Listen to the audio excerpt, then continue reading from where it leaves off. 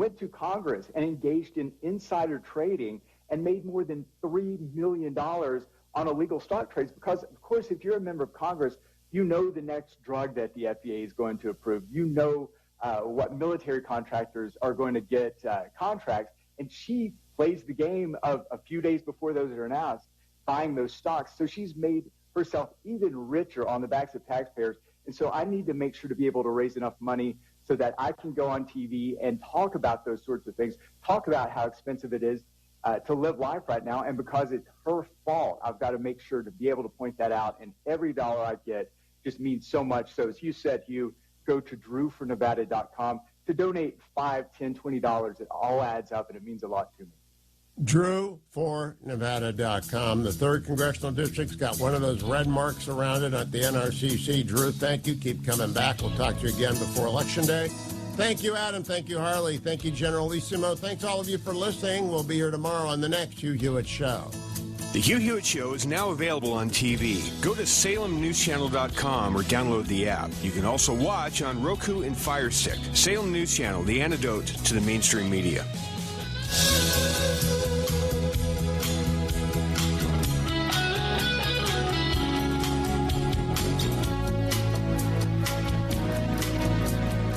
When you absolutely, positively need the truth, this is where you turn. This is the Hugh Hewitt Show. Hi, this is Hugh Hewitt for BestHotGrill.com. Solaire infrared tailgate grills heat up to searing hot temperatures in only 3 minutes and grill food fast, so you have more time to enjoy the pregame festivities. USA-made Solaire infrared will make you the master of the tailgater with the juiciest, most flavorful food in the parking lot or the backyard. Learn more about Solaire infrared grills from their unique try before you buy demo program at BestHotGrills.com. That's BestHotGrills.com. BestHotGrill.com. Hi, Eric here with Ultimate Tax Group. If you owe back taxes to the IRS or state, personal or business, my team and I want to help you take your freedom back.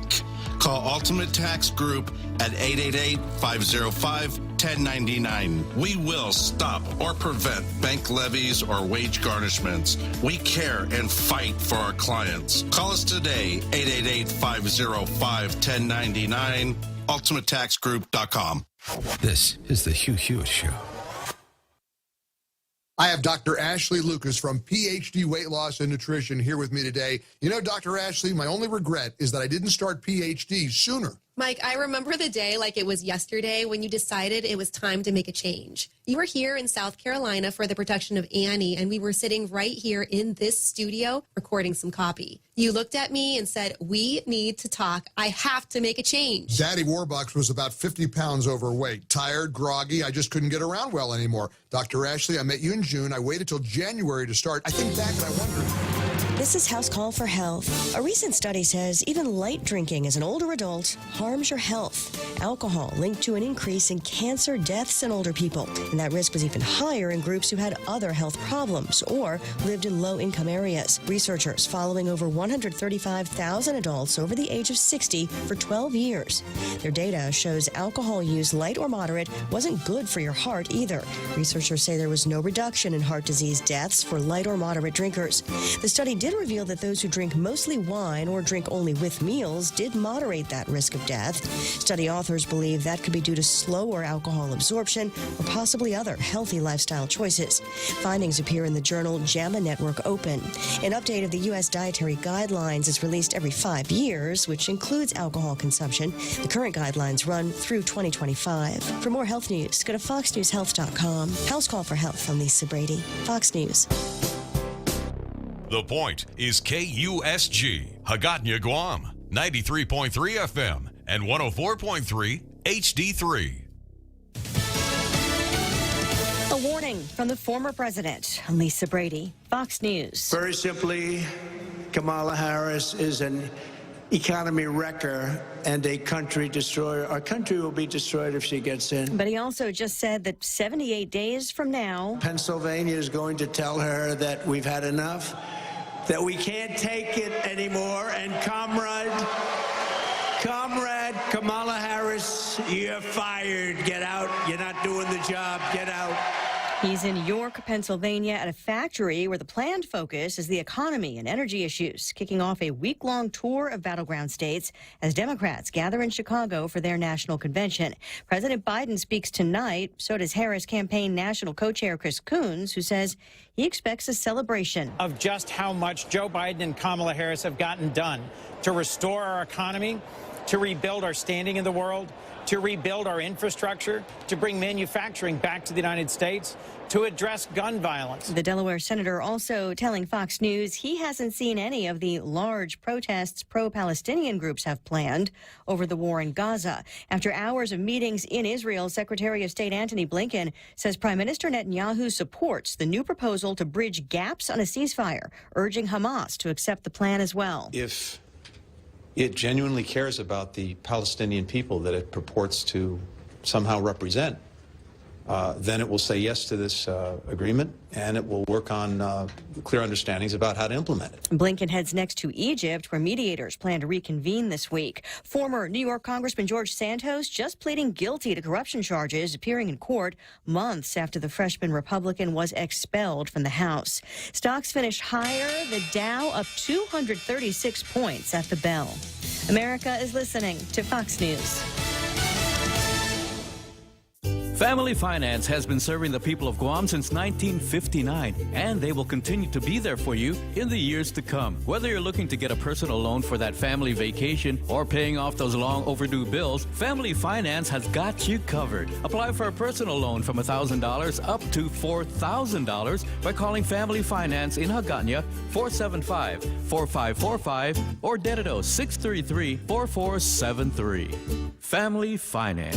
This summer, don't miss out on a hot opportunity. Save big when you upgrade to Docomo Pacific's Business Unlimited Max. Say goodbye to hefty fees and enjoy free roaming in the U.S., Japan, South Korea, and the Philippines. But that's not all. From now until August 31st, save up to $20 a month on payments. A whopping $600 in overall savings. Plus, receive $150 towards mobile accessories. Some conditions apply. Call 688-2677 to upgrade and maximize your benefits this summer. Says anti-Semitism played no role in Vice President Harris's choice of Minnesota Governor Tim Walz as her running mate. Former President Trump telling supporters at a Pennsylvania rally over the weekend, Vice President Kamala Harris turned Pennsylvania Governor Josh Shapiro down when it came to becoming her running mate because he's Jewish. Governor Shapiro, who was seen as a front-runner to become the Democratic vice presidential nominee, slamming the former president's remarks, telling reporters anti-Semitism played absolutely no role in Harris's decision,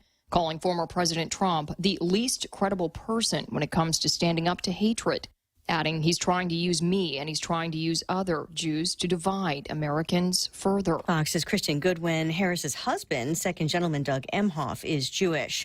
Days after the World Health Organization declared a global emergency over Mpox outbreaks in Africa, Congo expects to receive its first vaccine doses next week from the U.S.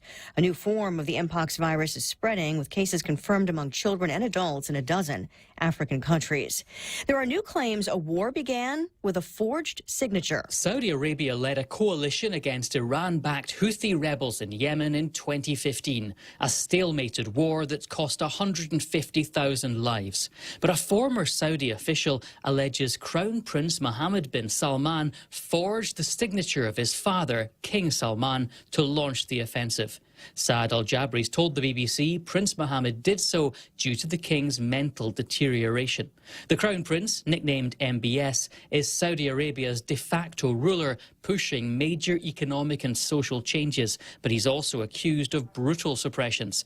No comment yet from the Saudi government. Jonathan Savage, Fox News. Recapping Wall Street's rally, the Dow up 236, the Nasdaq up 245, the S&P up 54. I'm Lisa Brady, Fox News.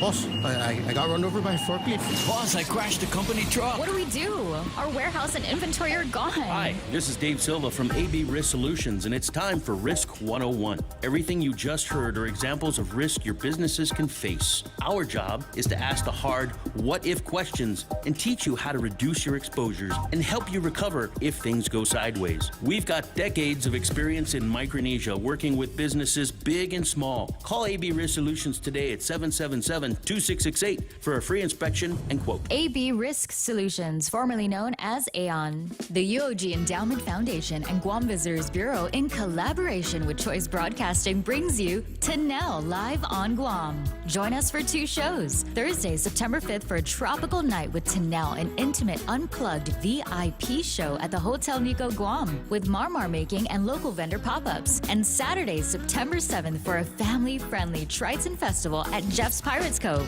Enjoy the cultural performances, UOG outreach booths, and a vendor pop-up of UOG alumni by the beautiful beachside. Tickets now on sale at Guam Time. Special thanks to our sponsors: United Airlines, KUAM, J&G Enterprise, Heineken, ASC Trust, GTA, Matson, Docomo, Raymond James, Pacific Medical Group, Trivision Media, The Dugout, and Alter Ego. Hosted by me, Shanzi B from Star 101, and Drew Arcee from The Dugout.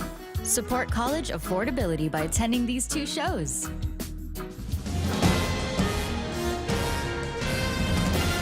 Day. Good morning, Guam. It's 6:06 on Tuesday, August 20. I'm Donna DeJesus with a look at your local news on The Point. Police arrested 38-year-old Joseph David Calvo Atalig on suspicion of terrorizing and other charges after he made death threats to a Bank Pacific employee in Hagåtña. The incident began yesterday morning when the woman reported seeing Atalig parked outside the bank after receiving the threats. Police responded but couldn't locate him initially. 2 hours later, he was spotted again, leading to a standoff near Carabao Brewery. Atalig refused to comply with officers and demanded to be killed, prompting a public safety alert. After an hour of failed negotiations, SWAT units breached his vehicle and safely extracted him. The case is now with the AG's office. Meanwhile, police arrested Gerald M. Springs on charges of family violence after he assaulted his common-law wife. The incident began on August 15 when Springs reportedly struck the woman during an argument at their Chalampago home. The following day, after another argument, he threw the woman's cell phone at her head. Both times he told her, "You deserved it." The victim reported the incidents to police. Springs was arrested after initially refusing to acknowledge his Miranda rights, claiming there was no evidence to arrest him. He is charged with 2 counts of family violence and is being held at DOC on $2,000 bail. More news after this. Wow, Bank Pacific, 70 years. That's right. Are you celebrating? You bet. For starters, we opened in 1954, so we're offering a very special personal loan with rates as low as 5.4% APR. 5.4? And you can borrow up to $50,000 for whatever. Summer travel, back to school, paid on credit cards. Can I apply online? Yes. And in any of our convenient offices. Bank Pacific. Where others put branches, we place roots for 70 years. Equal opportunity lender. Conditions apply. Senator Dwayne St. Nicholas has introduced Bill 340 to impose harsher penalties for those involved in the illegal entry of people or goods into Guam.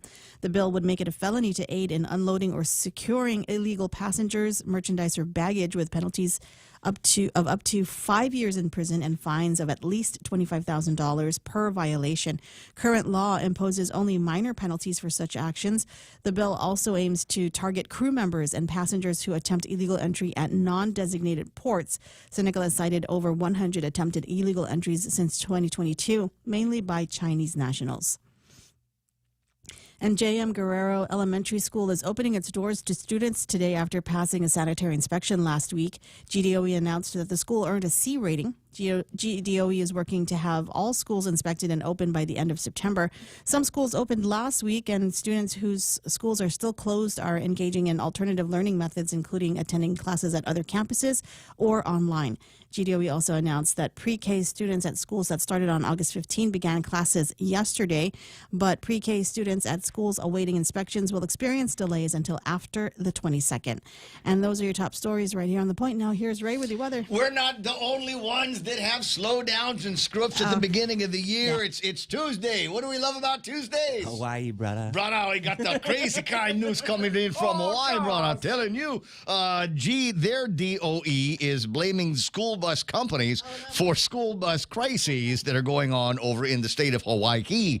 The school bus crisis happened last year, said Trish LaChica, Education Committee Vice Chair. Happened the year before that, so the issue is not new, yet we are really struggling. to understand why it happened yet again this year. Bus operators would be ready. That's what top school officials said the Department of Education was told before the school year started. If we knew 2 weeks ago what we know now, we would have probably maybe 3 or 4 weeks before school started sat down with the contractor and say, you think you're going to do it?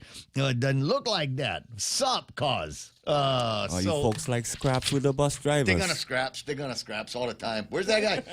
They need. Well, I don't know. I guess they got the. They privatized it, and I'm sure it's one of those things where they probably didn't pay the vendor, and now they're going, well, why don't you have any tires on your buses? How come we? What is it? Typical. It's or but I don't know. It's like Hawaii. Everything's weird there, right? When it comes to their bureaucracy and stuff. So I can see them saying, okay, well, you're our contractor, but we want you to use like solar buses or something like that, and these guys go out there and spend all kinds of money, and they're not getting compensated back. Well, there could be 100 crazy reasons why, including the same kind of crazy reasons why around here sometimes we wait until not the last minute, but the minute, and sometimes 5 minutes later, like 5 minutes after the minute, to get stuff resolved. Anyway, so there we go with that. We're not the only ones. Oh, welcome to the program. No, it's not time for welcome to the program. Excuse the mess. It's because I got to do the weather. I haven't done the weather. There's the weather music for you. I hear it now in the background. Thank you very much for pointing me in the right direction of scattered showers and thunderstorms in the forecast. Might still be some time for you to get out there and check out that Benidosu moon.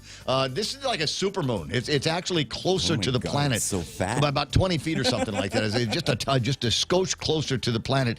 So it looks bigger out there. Jim Smith took this picture from IT&E a few minutes ago with one of his really, really good IT&E phones. Yeah, sunny, it's partly sunny later on with highs near 87 degrees, east-northeast winds 8 to 10 miles an hour. Got scattered showers and thunderstorms in the forecast. We had that in the forecast yesterday. Did anybody see any actual scattered showers and thunderstorms? Nah. The closest thing to, I think that's why they finally took that guy out of the car yesterday, because it's like, hey, it's getting hot out here. Wild. You got aircon in there. We don't have aircon. You out of the car now. Scattered showers and thunderstorms in the forecast for tomorrow with mostly cloudy skies during the day. Same thing happening in the evening hours. This is going to follow us around until Thursday. This is the Weather Service. Brandon and Landon covering their twin tails out there. We'll just throw everything in the forecast. Be like imprudent driving. It's a catch-all. Scattered showers and thunderstorms. Sounds good to me. Heat index going to make it feel like 94 degrees today. 40% chance of rain. Look out for rip currents and hazardous surf warnings if you're going to be out near the water. Sunrise this morning was at 6:09. Got some pictures from Pirates Cove I'll show you over the break. Sunset tonight is going to be at 6:40. There it is. News and weather together. Brought to you by Bank Pacific. Banking on the Pacific for 70 years. Are you planning a trip to the Philippines this summer? Why not come back feeling healthier and more rejuvenated? At the Medical City, we offer world-class healthcare services, including comprehensive executive checkups and top-tier aesthetic treatments for as low as $530. Imagine lounging on white sandy beaches, shopping at top-tier shopping centers, and indulging in premium healthcare all in one vacation. Book your summer getaway now and experience the best of both worlds. The Medical City, your trusted partner in health. It's sizzling out there, folks, and GTA's hot summer deals are turning up the heat. Switch to GTA and get up to $375 off a brand new iPhone 15 when you sign up for any unlimited wireless plan. That's $16.55 a month on our installment plan. But wait, there's more. We're waiving the activation fee and giving you a port-in credit. That's right, extra savings just for joining the GTA family. Limited time offer, terms and conditions apply. Visit GTA.net for more information. GTA, we start the summer with you. It's a 6:14 Ray Gibson Show brought to you by APL American President Lines, a global presence with a local home, and the team over at Guam Regional Medical City. Oh boy, you want to tell you? Did you see what our healthcare partners were up to? So they had this little. They had this. There was a tiff between GMH and Take Care yesterday, and everybody's already full, and so GRMC. I've actually got some pictures of it. Hold on, let me take this picture off the screen now and go back to my tab here. I can get you pictures. These guys, they were so concerned about it, they actually put together one of those hospital tents. Oh, nice. Yeah, out in the back because they wanted to make sure in any contingency that they would be able to see people. I think they actually did get around to seeing some customers underneath the tent. Yeah, absolutely ready for it. That's why GRMC is your healthcare partners.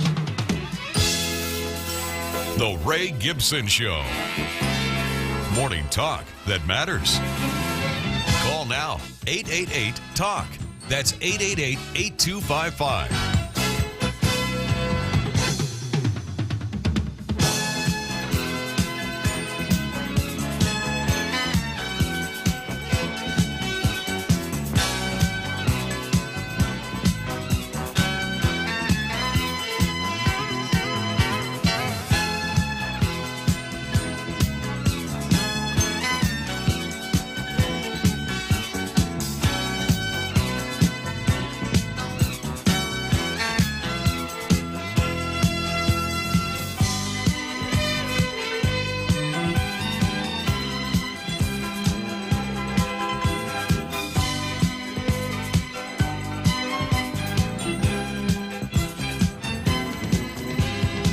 That's a good question. Donna's asking, what the heck is that? What is that in the picture? In the waiting room in the temporary hospital facility over at GRMC. What is that? It's anyone's guess. It looks like a fallopian tube. I see a baby in there. Yeah. It could be very good, Real Joe. I'm sorry. You're amateur. Everywhere it looks like a Tootsie Roll, man. Everywhere I look, it's a fallopian tube. That's right. Your years as an amateur gynecologist are paying off now all of a sudden. Yeah, I see a baby coming out of a tunnel or something like that. You kind of expected to make a noise when it pops out there, don't you? All right. Thanks very much for noticing. I was wondering if that was a monitor or something like that. It looks like they're maybe just a sign that they put up there, because I think there's another kind of doorway that leads you someplace else where the actual doctors and nurses are having their parties. So cool. I want one. Yeah? Sorry, I want one. How long did it take Please send one to the station for Ray. Charlie, Eric Plinsky, how long did it take you guys to put that thing together? Can we use that at the beach? Let's take that out. You know, they got that big sandcastle building thing that's going to be coming up in September. Can we take that out? Perfect. Use it there. All right. Lots going on here this morning, obviously. You can tell from the frisky nature in my voice. And might get around to talking about virtually everything that's on my docket here today in the program for the Ray Gibson Show. In the meantime, welcome to the program. Excuse the mess. My name is Ray. Thrilled to be here with you. A lot of news came out yesterday. Maybe we've got actual news, not just like school news, but we'll get you the absolute latest on that. In fact, the absolute latest about the schools we'll know a little bit later on. They've got one of these kind of press conference-y things that are going to be going on at 2 o'clock this afternoon. And who knows, maybe they'll come up with a decision on what they're going to be doing about the school lunches. Will that continue to be done by Sodexo? Or are they going to... And you might be curious and saying, Ray, what you have a survey on the radio station's website. What kind of numbers do we have here on this? And the numbers are right down the middle. Oh, the poll. Right down the middle on the online poll at ThePOINT.gu. Should DOE reopen their kitchens instead of Sudoku? 50% of the respondents say yes. Did I say Sudoku? I'm sorry, I meant Sodexo. Welcome to the show. Yeah, how about that? Maybe they should change their name. Yeah. Maybe they should, come to think of it, Sudoku sounds better than Sodexo. But anyway, so we... So we'll get some Sudoku, and we'll throw in some aji, and umami flavors. And 50% say absolutely nope. That's where we are right now. I don't think there's anything going to come from all of this, and obviously we're going to have to wait out what some of the numbers have got to say. And is this going to make fiscal sense for the Department of Education? We can't afford that. Or on the other hand, going broke everywhere else, might as well add this to the pile of things. Double down. We can't get more money out of the legislature unless we spend more money. So if we open up our own schools, and we got our own cafeterias and our own cafeteria ladies, and we'll get vans to drive stuff around, GDOE cafeteria service vans, we cannot get the money from the legislature unless we're willing to spend all of that kind of thing. I don't know. Well, there's, as I said, lots of time. They're still early in the program. Lots of time to put our focus and attention on that. But there's strange things going on with Guam Memorial Hospital. I think I'm going to start here before I jump into anything else. And I'm going to categorize this as kind of a lover's tiff. They've been in a relationship for a long time. Take Care and Guam Memorial Hospital, and they've had disagreements in past. I was reading an article this morning from the Guam Daily Post from 2020, which was the last time the Guam Memorial Hospital said, No more Take Care. We're not taking Take Care anymore. You can come here, but you're gonna be self-pay. There it is. We're just not taking Take Care. You want to get your medical costs reimbursed. You go talk to Take Care. You don't talk to me about that. It's not gonna be us. And so that's what they said yesterday. And I don't know. I mean, this must have been some behind the scenes bubbling up or festering going on between Take Care and Guam Memorial Hospital. GMH yesterday put out a press release at. Hold on a second. I have the timeline at 12:28 yesterday morning at 28 minutes after noon. They put out the original statement that said they were not going to be doing Take Care. At 2:39, 2 hours later, they issued a revision of the original statement. they did. But it was still basically the same thing. Yeah. We're not doing Take Care. And by 5:30... So five hours later, they came out with another statement. I'll read it to you. It's just like a one-liner that said, we're going back.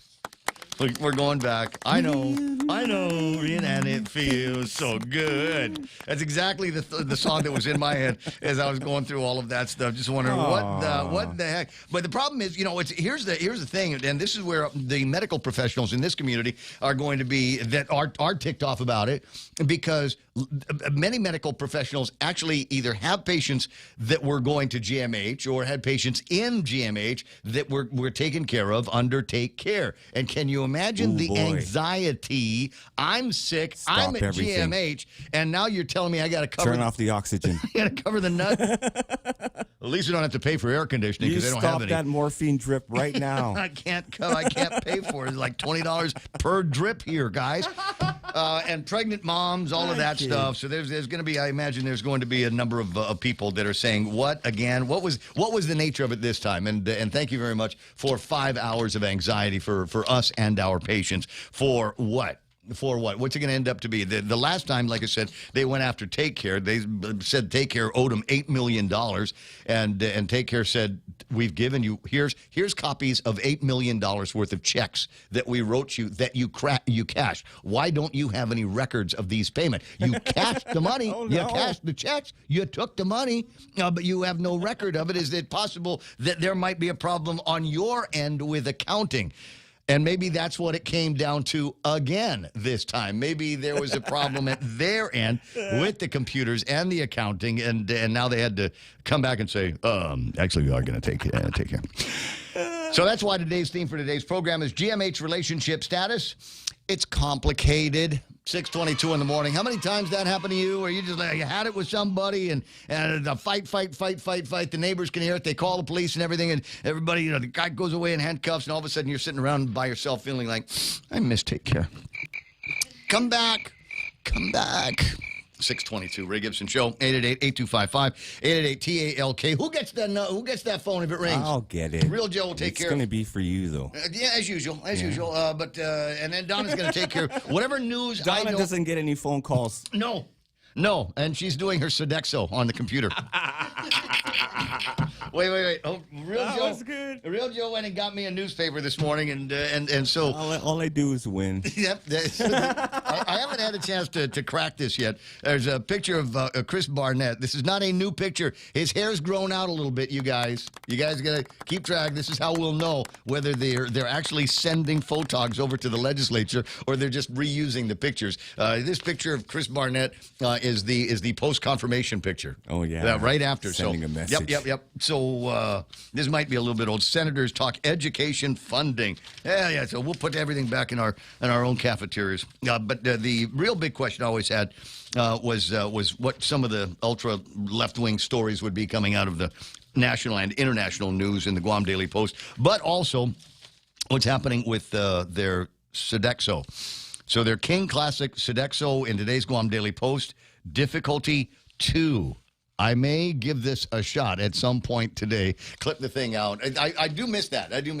I told you that's how I kept my sanity during grand jury. Yeah, I was doing Sodexo.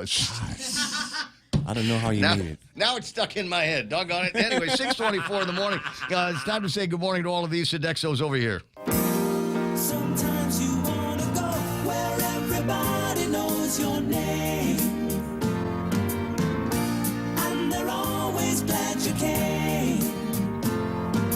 You want to be where you can see our troubles are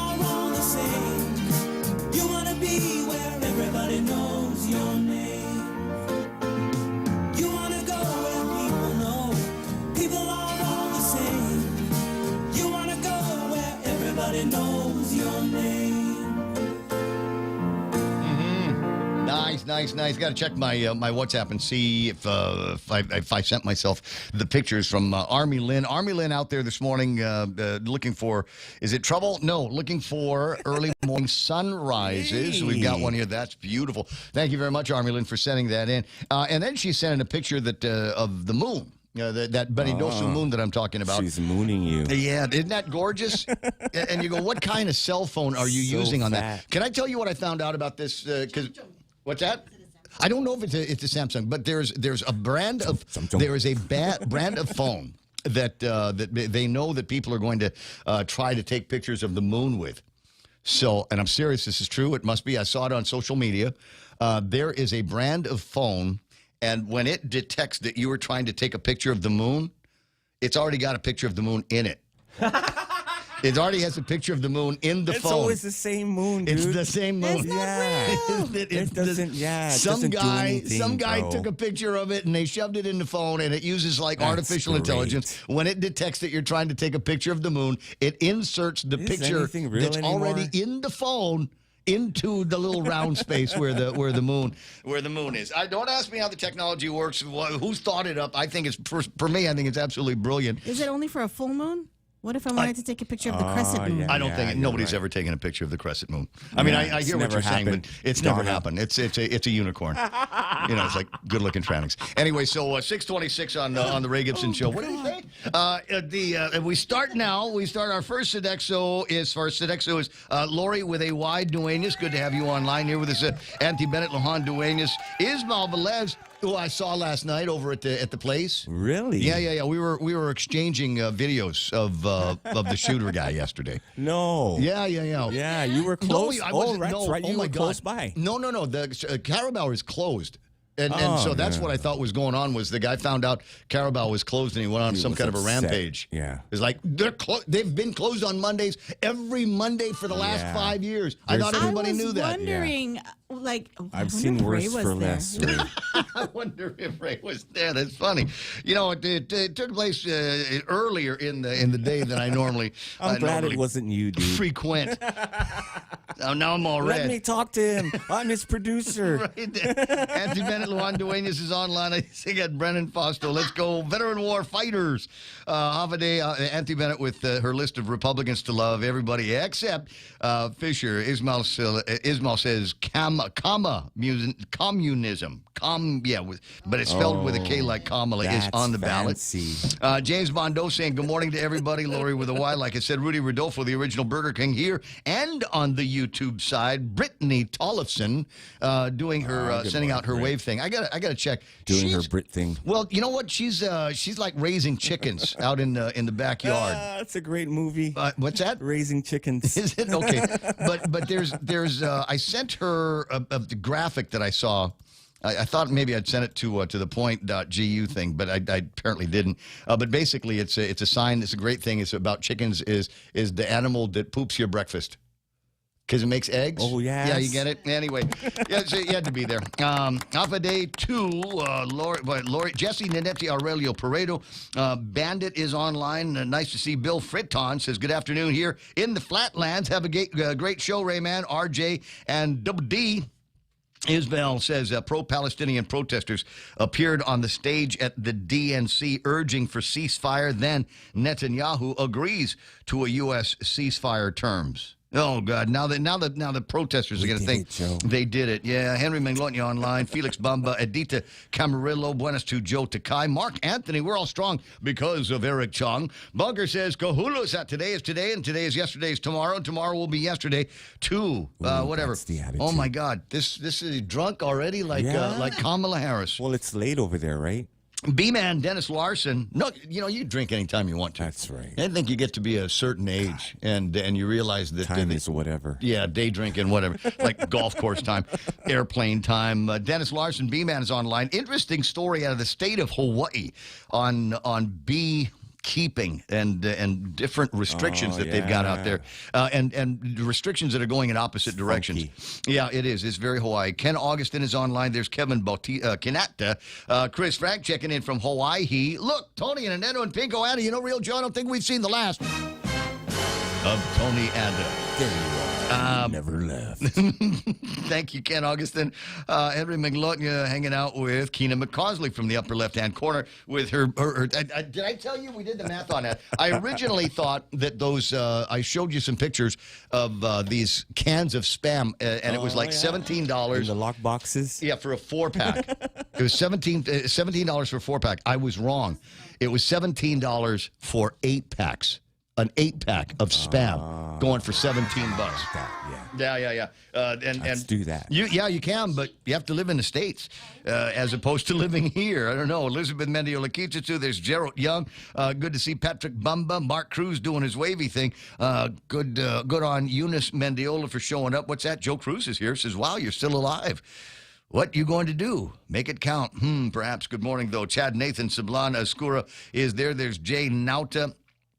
Ismail throwing more shade on Kamala, says she's going to raise the corporate tax to 28% while proposing price limits, minimum wage increases, giving first-time home buyers an extra $25,000.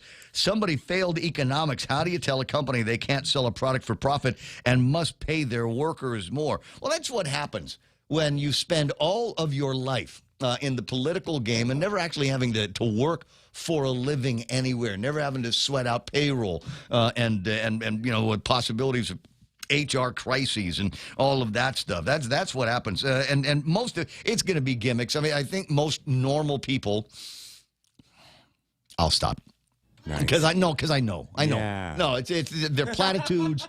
And people are going to go, oh, wow, minimum wage is going to be going up, free money from the federal government, and they wonder why everything costs more because the value of their dollar. They don't make a connection between all of this free love from the government and the fact that their dollar is spending less. It's not that the value of these commodities has gone up. They haven't. The value of your dollar has gone down, so you need more dollars chasing after those same commodities. That's the problem, and nobody's going to tell her because she's not going to understand it, and the majority of the people that are all in for her aren't going to understand it either. Stephen Blake is online. There's Bandit, Stephen Stetton Bands. That's right. Michelle Conception. Half a day to Sarita Garin, Magandan Umaga, Point Familia. Good to see.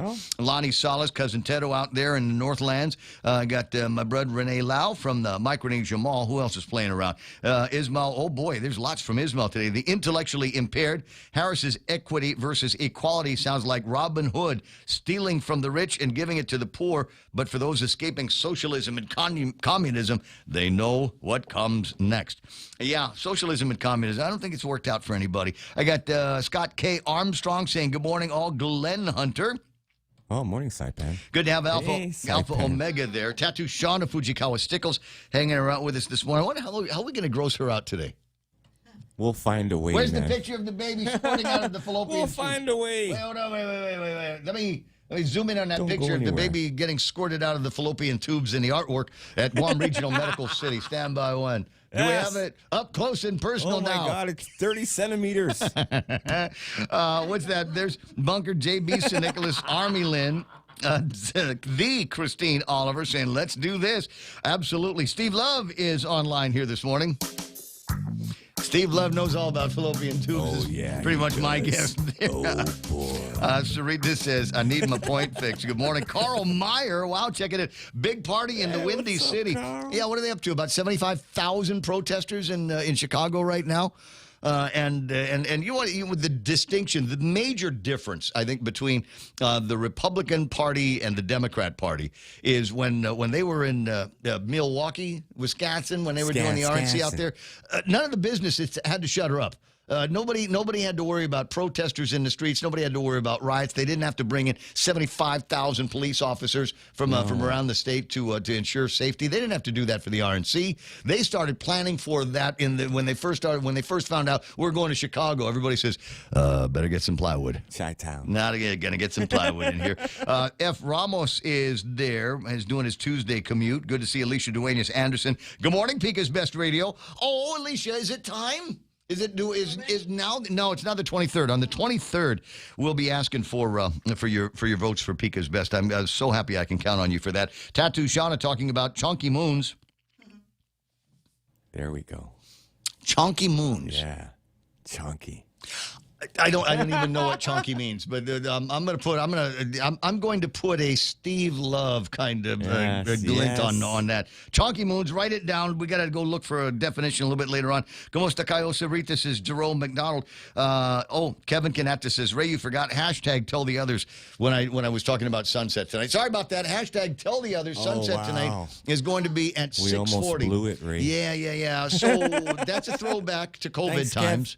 In case you're curious, it's throwback to COVID times when they didn't want us to gather. They didn't want us to, be outside. They didn't want us to be at the beach, engaging in whatever it is that we wanted to be doing. So me and my friends, we found clandestine beaches. We found some places where the Department of Public Harassment and Secret Service and the special COVID Gestapo could not find us. And that's why if one person knew, that was the code, tell the others, so that we can all hang out together at the same time. Who else is online? I got Gerard Estoy, Roberto Fraccassini, a legend in Guam's musical history. Roberto Fraccassini online saying, Buongiorno, Guam. What else do Italians say, Real Joe? Fraccassini. They say linguini.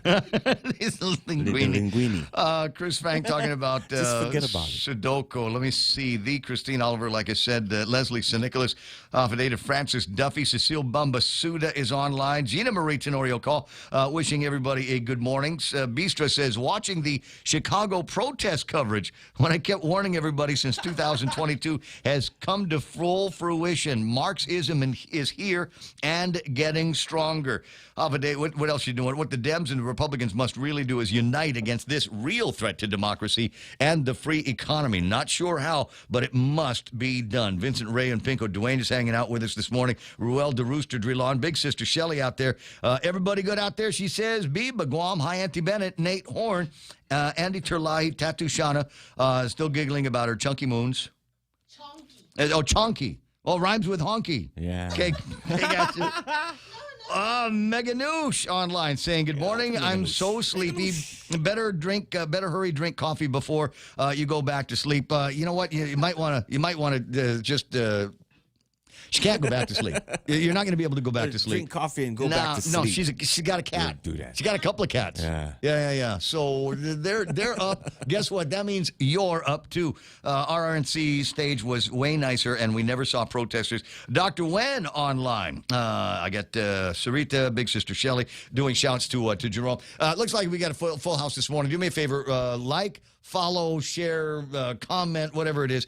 Make sure that there's a link between you and us here on 93.3 The Point.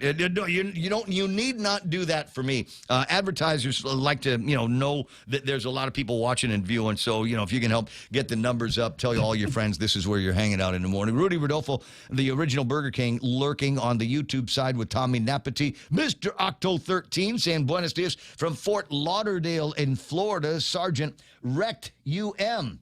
Hit that like button, he says. MP Ogo online. What's that? He says, hit the it's a thumb. UM. Yeah, okay, I get it.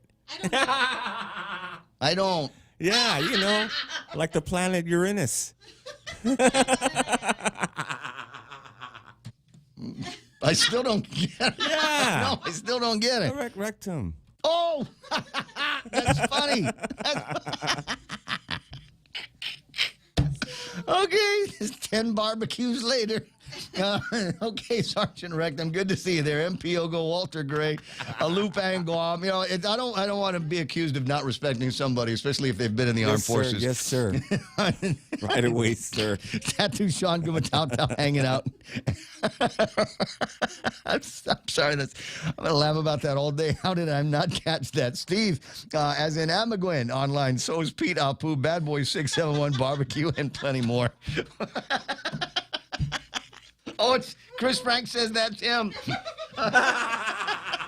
Jessica S. Yes, salute you, sir. That's my U-Rube handle. Okay, Jessica S.E. Cruz is online. Here's one. I don't know if I can go on. I got to catch my breath here. 6:39. Donna, you're going to need to catch your breath, too. No drinking coffee because it'll shoot out the nose and ruin the keyboard. It's time for our first look at news and headlines with Donna. What's going on? Olivia Palakiko has admitted to stealing copper wire from GPA power lines. She pleaded guilty yesterday. She'll serve 1 year of probation and has agreed to testify against co-defendant Paul Anthony Uggan. She was involved in the theft of 130 feet of copper wire line in August of last year. It's unclear if Uggan will take a plea deal or go to trial. And the District 204 Lions Club hosted a free medical outreach event on Sunday, helping around 200 residents. Services included physical exams, immunizations, and the first ever community ultrasound screenings. Dr. John Taitino emphasized the Lions Club's mission to serve those in need. Attendees who lack insurance praised the event, highlighting the community's need for more accessible healthcare services. And the Magalahan Hurao Chamorro Academy Charter School will now open tomorrow due to a delay in the permitting process. The school, approved in June, will offer K3 through 5th grade with instruction in Chamorro. About 120 students are enrolled. The school will be located in the old San Vicente Catholic School in Barragata. Other charter schools have already started their year. And those are your local headlines on The Point. Now back to Ray. Which one? That's Hirao in San Vicente? Mm-hmm. Or I thought their business school was going in there. They're sharing. Oh, I didn't know that. Yeah, they're sharing. So we can teach the kids in Chamorro and teach them how to run an economy at the same time. Yeah. Better than Kamala. Perfect. Very, very good. Well, I don't know. Apparently, there's nobody better than Kamala Harris. This morning, one of the big stories out there, Native Hawaiian and Pacific Island leaders announced support for Harris Walls. A new coalition, the Native Hawaiians and Pacific Islanders for Harris Walls, has been formed to support the election of Vice President Kamala Harris and Vice Presidential nominee Governor Tim Walz, comprised of prominent and respected NHPI community leaders from Hawaii, the continental United States, and Pacific territories. This group is dedicated to championing the Harris Walls vision for a more inclusive and equitable America. Wow. That's exactly what we need more of here. We don't need cheaper food. No. We don't need closed borders. We don't. Stop pampering us. We need, yeah. Oh, wait. Guam Governor Lulian Guerrero, State Senator Jarrett Keohokokole, and the Honolulu City Council Vice Chair and former Assistant Secretary of the Interior under President Obama, Esther Kia'aina, and Robin Noma'aea, and Willie Salava'eo, co-founders of the Pacific Islanders for Harris Facebook group with over 4,000 members, will serve as the co-chairs of NHPI for Harris Walls. They bring extensive experience and dedication to advancing the NHPI communities to this pivotal role. I'm not, I'm crazy about advancing whatever it is that I think, they think we need out here, but the idea they're getting behind Kamala and Walls. Why? I just wonder, from all of these people, and there's a long list of folks that have signed off on this, and there's a couple of familiar names here on Guam. Although if I read you the names from here on Guam, you'd roll your eyes. Oh, we would? Wait a second. Lilian Guerrero and who else? Oh, God. I roll. Yeah. Nobody supports that lunacy. You'd be, Again, you'd be surprised. It's just whatever. Come on, what, $25,000? Who's going to say no to a $25,000 down payment money from the federal government? Who's going to say no to price controls? That's what we'll do. I want my can of Spam to cost 75 cents. I want my ham, pork and beans. I want that one to be 75 cents. No higher than 80 cents. Chili? Well, it depends. If it's chili with beans. Chili no beans is 75 cents. Chili with beans will be 80 cents. Yes. And I want everybody that works in the grocery store to make more money than I do. And yeah, the beans are good. Just crash the economy. All right, so where we get to go next? 6:43. I don't know what I got lined up in terms of interesting people on the phone and interesting stories. I think I might go back to that conversation about the on again, off again with Guam Memorial Hospital and the guys over at Take Care. And then, of course, I wanted to spend a little bit of time reading to you what happened yesterday with the guy in Agania that barricaded himself in the car. They are using the phrase suicide by cop in the report. I'll have that for you in just a few minutes at 6:44. Be right back. Half a day. Kim Anderson from Security Title here to share some behind-the-scenes functions of a title company. First, we search the chain of title to property, and when a critical link is missing, we work with the owners to to correct their ownership. When it comes to a sale, we work closely with realtors and lenders to ensure a smooth closing. Finally, we back up our work with a title insurance policy that guarantees the buyer they actually own the property. Security Title has the management of real estate closings down to a science. Give us a call. We are here to help. At APL, their expertise and extensive work can help you grow your business and reach out to more global markets. As a responsible carrier, APL is also committed to a sustainable future, whether it's protecting the environment or investing their efforts in giving back to the community. APL's dedicated team in Guam and the U.S. mainland are here to support you. Call 588-4651 or visit apl.com. Now, it's 6:45, Ray Gibson Show. We got to take a look at what's happening on the roads. Oh, what? Yeah, well, that? Pretty soon, yeah. Okay. Wasn't sure. I wasn't sure. It's okay. I'm capable of doing both. I need to send everybody out to where the best breakfast on Guam is going to be found here, and that would be Wendy's. Guess what? They brought back the 2 for $4 breakfast deal to satisfy your morning cravings. Choose from the sausage biscuit or sausage and cheese English muffin, small seasoned potatoes, and a medium hot coffee. That's right. Pick 2 for just $4. Choose wisely. Choose Wendy's 2 for $4 breakfast deal today. There's the record. There's the sound for the traffic here. We got to put it on the map so everybody can see what's going on. Nothing major up in the north end. Maybe a tiny bit of traffic out of Jigo and on the way to Anderson Air Force Base. Otherwise, southbound's looking pretty good all the way through Dededo. Don't see anything major at Waisang Song 1 and 3 running fairly clear. Nothing major at Micronesia Mall. And all the way down to 8, 10, and 16 where it's rather clear here. It looks like we might see a little bit of traffic northbound just as you passing John F. Kennedy and the Kmart area, but if you're headed southbound, I don't think there's anything to slow you down all the way into the downtown Hagutnia area. Route 8 looking good, Route 4 looking pretty good. Route 10 is fairly clear right now, and that's always good news. I expect things to busy up over at 4 and 10 a little bit later on this morning. And as usual, we got that slowdown somewhere between the boat basing and where's that? The governor's office. Not sure exactly what it is. It looks like it's affecting northbound traffic, and wanted to check out and see what's going on over by the Dead Man's Curve, but that one there seems to be rather flat here this morning. Southbound Marine Corps Drive, just a couple of intersection spots that will slow you down between there and Big Navy and Sumai. All clear in Lockwood, Joe. Everything is looking good in Lockwood at this time. Nice. There it is, 647. There's your right now traffic. This is The Point. Imagine a place where Guam's homeless find comfort for a night. From the AG who brought you the Protect Yourself and Deport Air initiatives, now comes Project Dignity. A solid meal, a hot shower, a clean bed, a chance to rejoin society. Project Dignity. Work restores dignity. Coming soon to Guam. I'm Vince Borja, a business owner with an MBA, a combat veteran, and an educator. But life didn't start this way. My father was murdered in a drug deal, and I grew up on welfare in Guam's dollar homes. But I was determined to live a completely different life. Now I'm running for senator to help build an economy that gives Guam's next generations career opportunities that don't include drug dealing. And your vote can make that happen. My name is Vince Borja, and I approve this message. Are you looking for some eye-catching wheels? Need new tires? Maybe you'd like to spruce up the interior with accessories. Find what fits your ride at Proline. Call 646-5528. Follow them on Facebook at Proline Guam for all the juicy updates. 6:48 in the morning. I like the way she says juicy. Kind of reminds me of the way that Tattoo Sean is talking about it, the chunky moon. Okay, what have I got? 6:48, Ray Gibson Show being brought to you by the guys over at NissanGuam.com. And concerned that Kamala Harris and Walz might actually win the presidential election. How do you prepare for it now? I'd start liquidating. I'd get as liquid as you possibly can. Maybe you've got spare car that nobody's driving around, kids in college or something like that, and they're never coming back.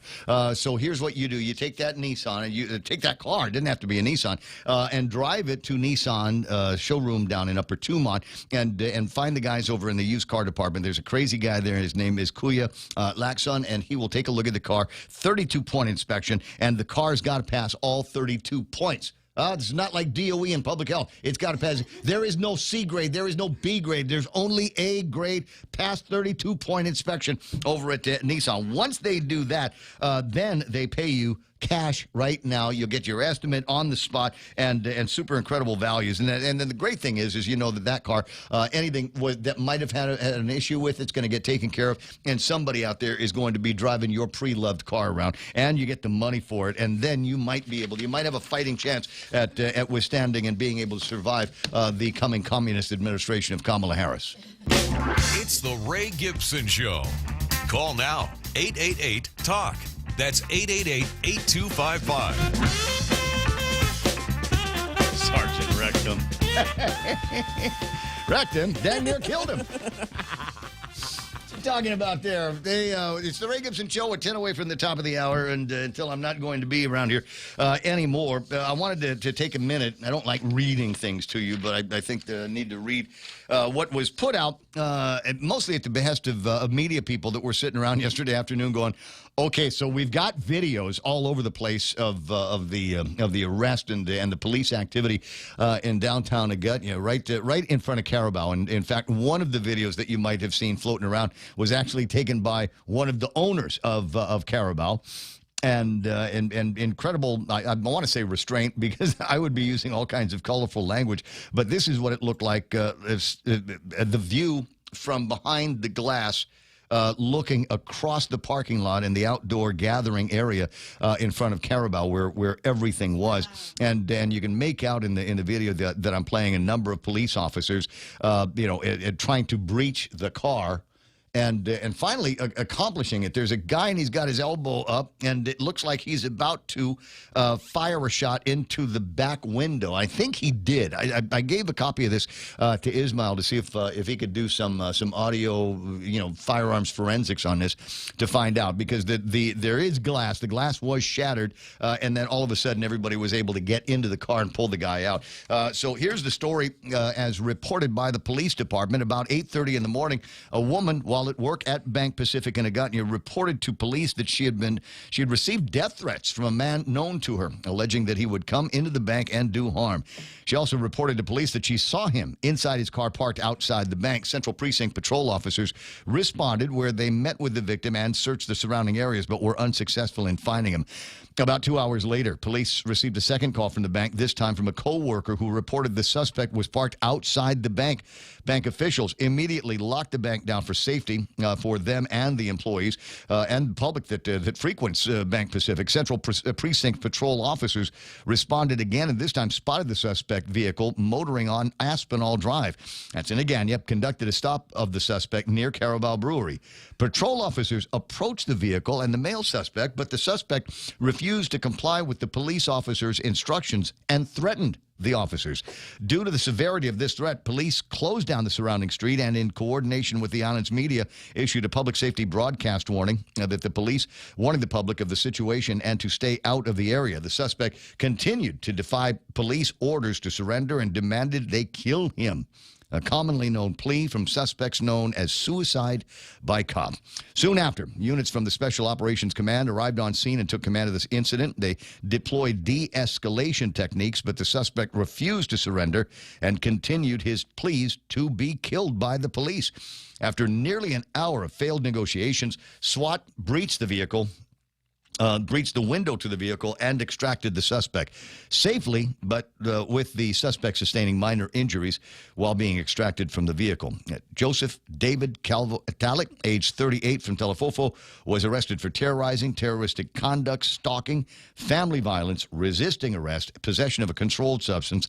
This is Schedule 2. Oh, that again. There it is again. That's the problem. What I was kind of looking for. I took a look to see if he had any connections on the magistrate reports. I wasn't able to find anything in my database of it, but maybe the AG's office. He was booked and confined. His arrest is forwarded to the Attorney General's Office for Prosecution. GPD extends their appreciation to the island media for their assistance with broadcasting the service announcement, and to the public for staying out of the area and to allow the police to bring this matter to a safe closure. They did have parts of the street closed off for quite some time, and as of the last report that I got about 7:30 or so last night, the vehicle may still be in front of Carabao. Oh, wow. It might still actually be in front of the place. I'm sure that there's obviously an active investigation scene going on with it to the degree that they were able to protect that scene in use on the prosecution. We'll watch and wait and see. Very, very interesting story. Among others yesterday, as I said, my watch was going off. KUAM did a story that said that Guam Memorial Hospital was not going to be accepting Take Care anymore. And they came out with a statement. Let me see if I've got that handy in my paperwork here. All right, it's not in that pile. Hold on. But they came out with a statement, basically giving the folks over Take Care a hard time and very expensive and soaring language. I thought, hold on a second, it's in here somewhere. There it is. GMH letterhead, effective immediately. Guam Memorial Hospital Authority will no longer accept Take Care insurance coverage from Take Care Insurance Company, Inc. as Take Care's members/subscribers present themselves for treatment at GMHA. Such subscribers will be billed as self-pay patients. This means patients subscribed with Take Care will need to request reimbursement directly from their Take Care insurance provider. This is, you've heard this before. In March of 2020, they did the same thing. Despite lengthy and repeated communications, GMHA engaged in with Take Care leadership over unadjudicated and uncontested or clean claims that are past the 45-day statutory deadline to pay from the date GMHA submitted to Take Care Insurance. Take Care continues to withhold payment for GMHA for the services they rendered to Take Care subscribers. As a consequence, GMHA is forced to make the unfortunate but necessary decision that it can no longer accept Take Care insurance. For services rendered after the date of this release, Take Care subscribers will be billed directly as self-pay patients. Take Care's continued delays and refusals to make legally mandated payments on time falls not only on its subscribers, but directly on GMHA's ability to meet the critical health care needs for all of Guam. And let me see, did they put the thing in there with the best nursing home from USA News? They did. They did got the little award logo in there. Yeah, they got to put that in there. Congrats, guys. Yep. And so that was at 12:28 yesterday when all of that started going down with GMHA and, like I said, the KUAM story. And before 6 o'clock that night, Hoffaday Media Partners, effective immediately, GMHA will resume accepting Take Care insurance. More information will be shared tomorrow in a news release. Thank you for your patience. Guam Memorial Hospital. So they broke up, and somebody had a change of heart. Come on, you guys are married. Yeah. Go back home. Go back home. We don't know what the amount is. Was it a big amount, 10, 15, $20 million? Is it like what happened last time where the accountant from Take Care shows up with the actual not canceled checks, but cash checks, copies of the bank's checks that were cashed by Guam Memorial Hospital in order for them to go, oh, I guess you did pay. All right, never mind. We'll take your. Okay. We'll take your sorry patience. for that. Yeah. Sorry about the anxiety. Hey, call GRMC. My bad. Call GRMC. Tell them they can take their tent down. They can take their little circus hospital circus tent can come down now. We're not going to need it. We'll go ahead and take the Take Care guys.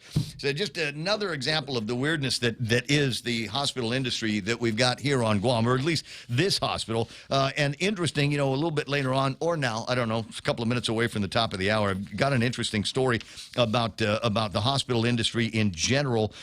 More than 700 rural U.S. hospitals are at risk of closure due to financial problems. More than half of those hospitals at immediate risk of closure. In that 700 hospital list includes 8 of them in Hawaii.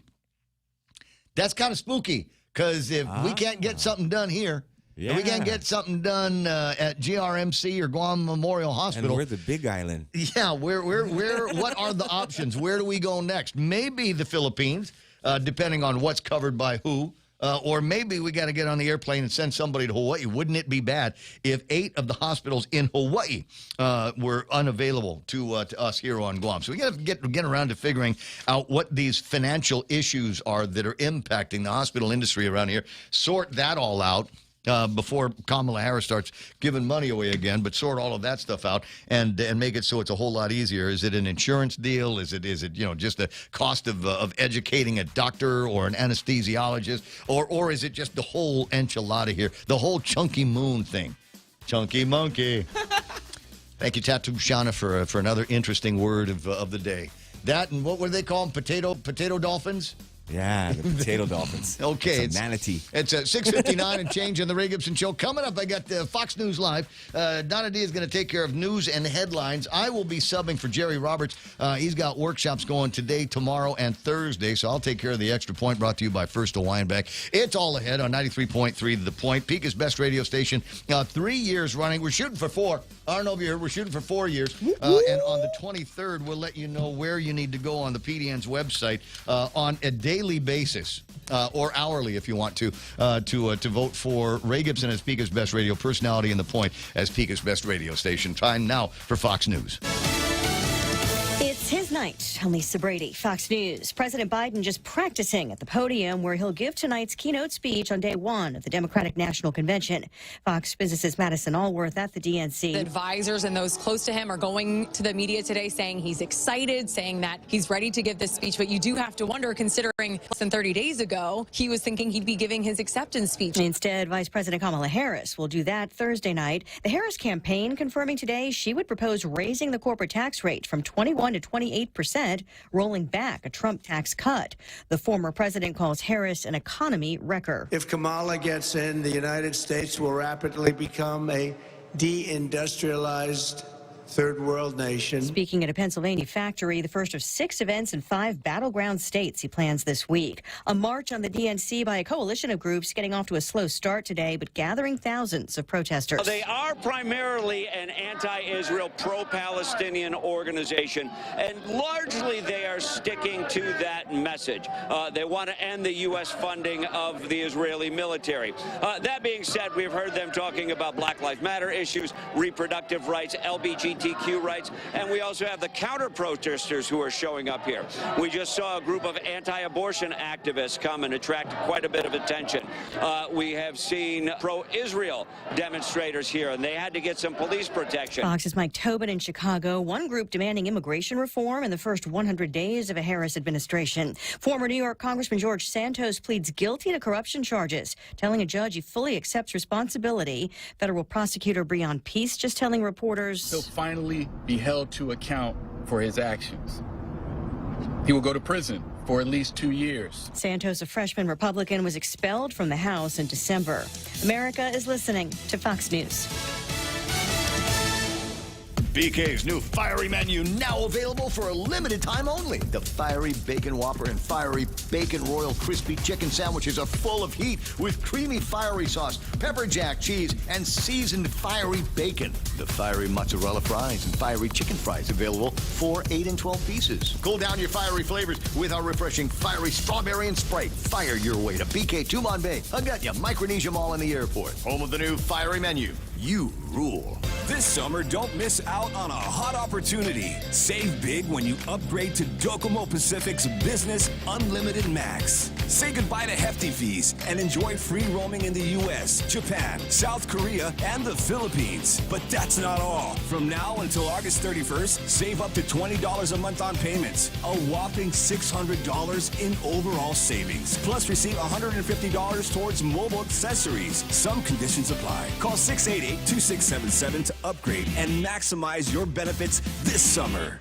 On a new Gaza ceasefire deal. Israel has accepted a bridging proposal from mediators handling ceasefire and hostage talks between Israel and Hamas, according to Secretary of State Antony Blinken. It's the single best way not only to get the hostages home, to ease the suffering of people in Gaza, it's also the best way to make sure that conflict doesn't spread, that we don't see escalation. Blinken is now encouraging Hamas to accept the proposal after his 2.5-hour meeting with Israeli Prime Minister Benjamin Netanyahu. The secretary is expected to travel to Egypt and Qatar Tuesday for more talks. In Washington, Ryan Schmelz, Fox News. So far, Hamas has rejected the new deal aimed at bridging gaps, accusing Israel of changing the terms of a previous framework. Ukraine's president says his forces now control more than 1,200 square kilometers in Russia's Kursk region, also suggesting today that incursion was necessary because of lack of permission to use Western weapons deep inside Russia.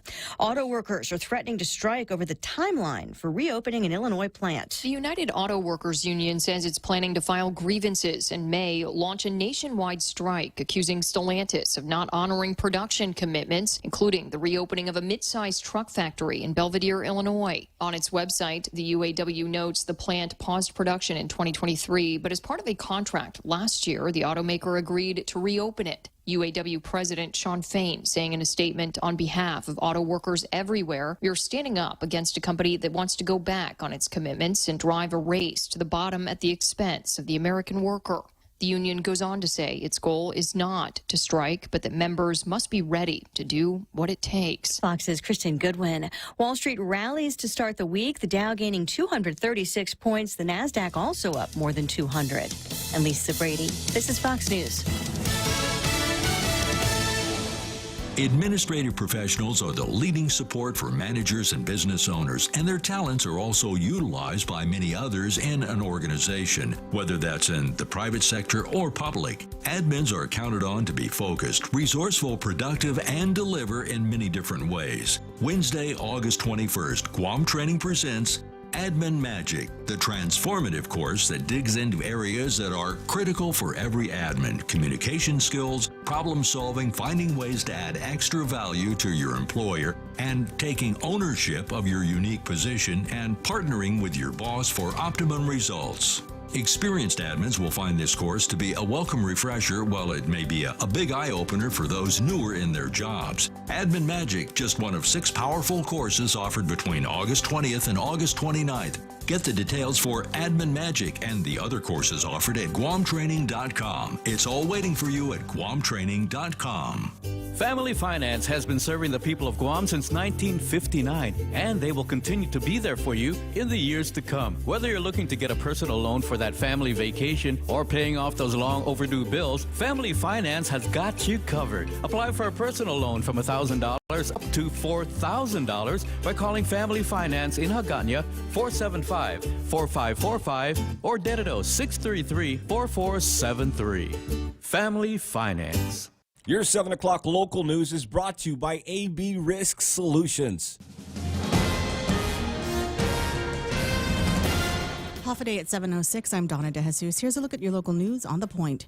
Sexual assault charges against former cabinet member Adrian Peter Cruz were dismissed yesterday. Cruz was set to stand trial for criminal sexual conduct, promoting prostitution and harassment, but the case was dropped after the mother of the 17-year-old accuser requested that her son be excused from testifying due to severe anxiety. Assistant AG Christine Tenorio explained that without the boy's testimony, the case could not proceed. Judge Vern Perez dismissed the case without prejudice, meaning it could be refiled if the boy is able to testify later. Meanwhile, a woman was arrested in Tamuning after driving drunk with 2 children in her car on Saturday evening. Police observed Erencia Willie driving erratically, including reversing across lanes and making an improper turn. When stopped, police found an 8-year-old boy without a seatbelt and a 12-year-old girl in the vehicle. Willie, whose license was suspended, showed signs of intoxication. Officers found an open can of alcohol in the car and a 6-pack of beer on the floor. Willie refused a sobriety test and was taken into custody. More news after this. Whoever said no risk, no reward has never been sued. Hi, I'm Dave Silva from AB Risk Solutions, and our job for over 70 years has been to help businesses just like yours manage risk. Manage risk? We will never be able to totally eliminate the myriad of risks every business faces, but we can help you manage them and recover when disaster strikes. From mom and pop operations to high-rise hotels, we're the experts businesses have counted on for many years. Call me today at 777-2668 for a free risk review and consultation. AB Risk Solutions, formerly known as Aon. GMH briefly stopped accepting Take Care insurance yesterday due to unresolved payment issues. The hospital claimed that Take Care was withholding payments for services rendered, violating legal deadlines. GMH announced it was forced to halt acceptance of the insurance as a result, but by late afternoon, the issue was resolved after discussions between GMH and Take Care leadership. Take Care stated there were no ongoing issues, and GMH confirmed it would resume accepting Take Care insurance immediately. This dispute is part of a rocky relationship dating back to at least 2020, when Take Care owed GMH $17.4 million. At that time, a partial payment and agreement for an audit helped address the debt. And the American Red Cross Guam chapter is preparing for its annual Red Ball fundraiser set for September 28 at the Dusitani. The event, featuring a 5-course meal, raffle prizes, and local entertainment, aims to raise $329,000 to support the Red Cross's mission. Over 90% of funds raised directly aid emergency relief efforts. This year's theme, Resilient and Ready, celebrates the volunteers who assisted during Typhoon Mawar. Community members are urged to support the cause through attendance, sponsorship, or spreading the word. And those are your top stories. Back to Ray with weather. Who's the band? Who's the band? This is always question number one. Mixed plate. Right, this mixed plate. That would be great. What a great combo that would be, though. Like Mike Hartendorp and a couple of the guys, and then everybody from mixed plate. I mean, I would be down. I would pay a couple $100 to go and watch that with the food and everything. 7:09 in the morning on the Ray Gibson. I'm just taking a look at the back of the newspaper today, see if there's anything, because the headlines and stuff. Yeah. But sometimes there's big news and always something to talk about in the back of the newspaper today. It looks like a big PSA about Guam Visitors Bureau and their board meeting that is going to be coming up before too much longer. A couple of job openings that are interesting. I guess they've got their surrogate openings. Yeah, I guess because it doesn't seem to be in there. There was an ad last week for somebody up in Saipan looking for a surrogate mother. Here on it was a $40,000 job. Maybe they only paid for that week of ads. Carry the baby. Well, you only need to get the interest from one person, but we just want to rent out your fallopian tubes here for about 9 months, and I couldn't do it, man. We'll give you. I get attached. There's just there's gender discrimination. You're right. There should be a lawsuit here. What is it? What do you mean I can't be pregnant? Kamala Harris said I could be pregnant. Who are you to tell me that I cannot deliver your baby? For Saipan, in my own boy womb. I know. That's the world that we live in today. 7:11 in the morning on the Ray Gibson Show. Who's there? What? Did you call for a doctor? Which one is it? There's so many that I'm dying to talk to. It's my favorite doctor. You know what? That's still not good enough. Dr. Akimoto. Dr. Vince Akimoto on the line. Thank you very much. 7:11 in the morning, and just because I'm curious. Remember last week I asked you about that referral to Medical City. Do I need to go pick something up, or is it done already? No, it's already been sent down, and so you should be able to get checked with your insurance company, unless it's Take Care. Maybe the hospital. Oh my God, what a mess that is. Donna in the reporting this morning, and me a couple of times already, talking about the timeline of the breakup. So they broke up at 12:28, but by 5:30, by the end of happy hour, they were back together again. Do we know, outside of what was already written in the press release from the hospital, what was it this time? Well, I think they must have had a really good marriage counselor, or maybe this was one of those junior relationships that, break up to make up. Can you just imagine how dinner went last night between Take Care and GMH? Who paid? Hey, remember that problem Who paid for it? 12:30 at lunch? I'm sorry we got a divorce. That's the thing. They made their drama everybody else's problem, and it's almost funny because at least they now are back together again this morning, but I mean, what about the kids? What about the children? What about the pregnant women who were in that had Take Care? I mean, and especially the pregnant ladies who were actually in the hospital. Their families were thinking, "Wait a minute, I don't have $5,000 to pay for this bill." This was a really serious blunder on, I think, GMH's side, because they seem to be the perpetrator here. They kicked out Take Care at lunchtime yesterday. And, they didn't tell anybody that this was on a Monday, right? They didn't tell anybody that this was going to happen. So there was a lot of companies that had to issue statements out yesterday afternoon explaining to their employees what they were going to do with their health care coverage. I mean, this was a serious mistake. And I think the Guam Memorial Hospital administration needs to apologize to all the people of Guam, because this, in the middle of other drama, criminal drama down in Agatna in front of the Carabao, we have this criminal drama going on at GMH where they're honestly creating anxiety, fear, panic.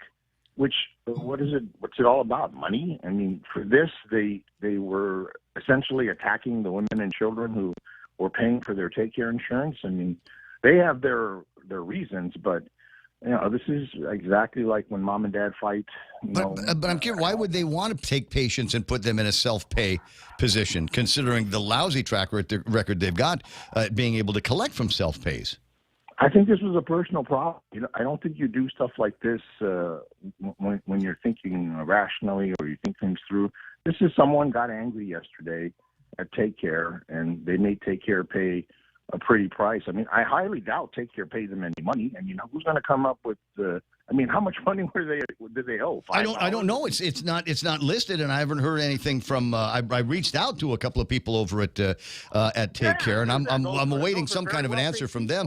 But the closest thing I got to an answer, Vince, was a link to a story in the Guam Daily Post from back in 2020, the last time they broke up. And they had to. It was so bad. GMH's numbers were so upside down. They needed to have the guy from Take Care show up with copies of all of the checks that had been cashed by Guam Memorial Hospital to the tune of about $8 million or something like that. And you get GMH going around saying, "Well, you're not paying us, so you're not paying us." And the guy said, "Here's the checks. You got them. You cashed them. We've paid you." And then it was oops, hey, never mind, basta. In the meantime, and we take our hats off and kudos to the guys over at Guam Regional Medical City who were already full and needed to establish another mechanism so that if Take Care customers could not go to Guam Memorial Hospital, they would be able to handle the overflow. And so they put together their little tent hospital, and that seemed to work. And I was told that there were actually patients that were seen in the tent hospital. No, Ray, the 10 hospital thing is not up because of something GMH did at lunchtime yesterday. 10 hospitals up because we're having a surge of COVID. We're having surges of flu diseases. I don't know if anybody noticed, but some of the schools are dirty and kids are being sent back there. They just realized they're dirty because school started.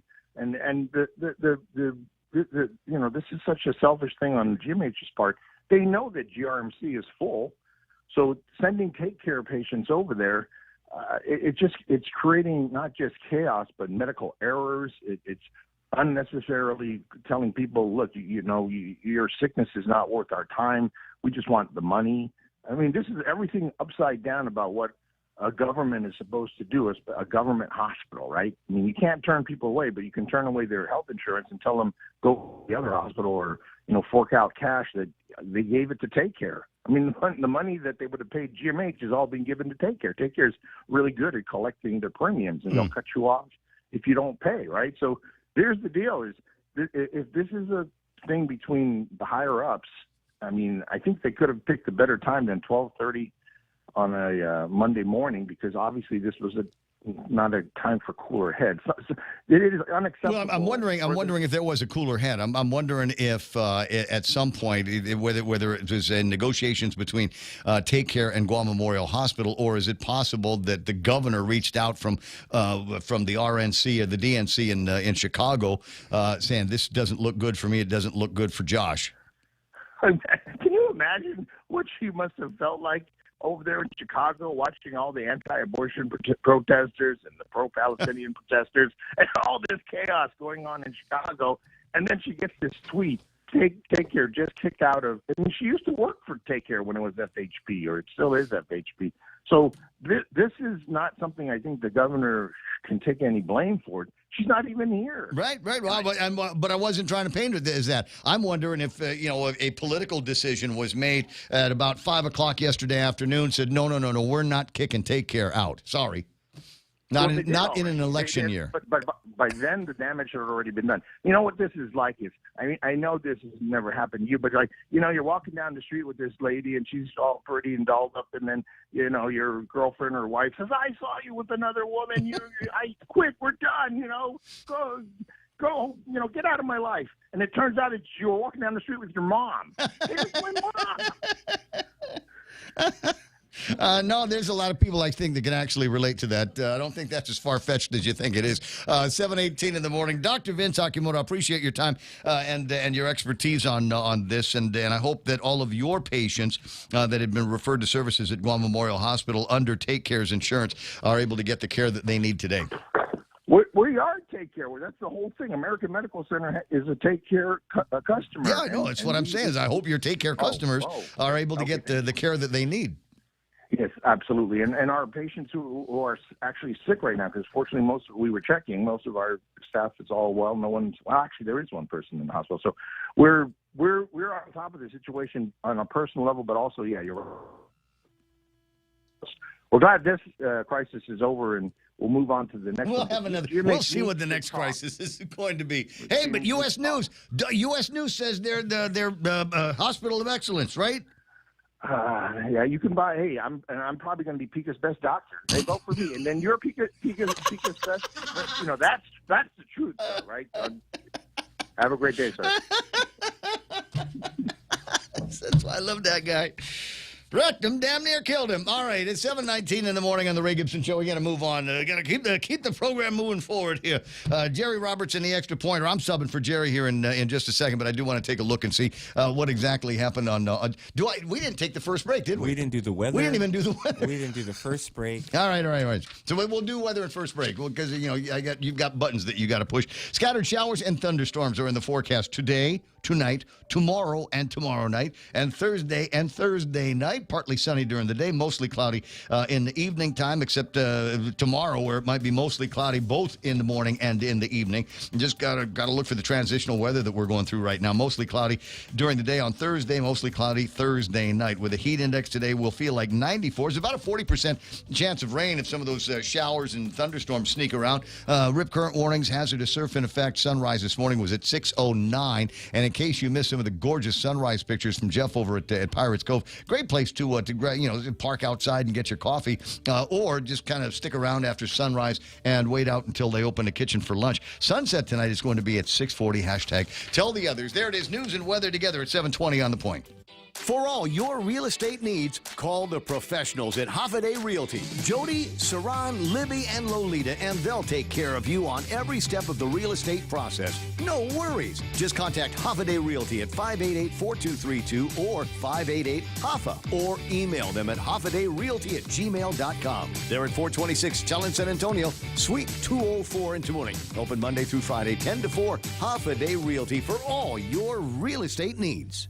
Family Finance has been serving the people of Guam since 1959, and they will continue to be there for you in the years to come. Whether you're looking to get a personal loan for that family vacation or paying off those long overdue bills, Family Finance has got you covered. Apply for a personal loan from $1,000 up to $4,000 by calling Family Finance in Hagåtña 475-4545 or Dededo 633-4473. Family Finance. You know what I was thinking about that ukulele music? You know what I was going to do? I was going to sing the names of all of those people in Hawaii that signed off on that. We're all for Harris and Walls. Kill me, dude. Yeah. Anyway, but I'm not going to. I don't want to rip off Joe Coy's bit that badly. It's 7:22 in the morning. Ray Gibson Show is brought to you by APL American President Lines, a global presence with a local home, and Kim and Ron over at Security Title. Kim and Ron, Security Title. And if you got questions about, what's happening with your property, how safe and secure is yours, whether you're selling it or not, these guys know all of the secret ways into and out of land management and how everything works out there. Actually, experts at it. You might want to check them sometime soon. That's Kim and Ron at Security Title. Rediscover talk radio here. Your FM News Talk Superstation. This is The Point.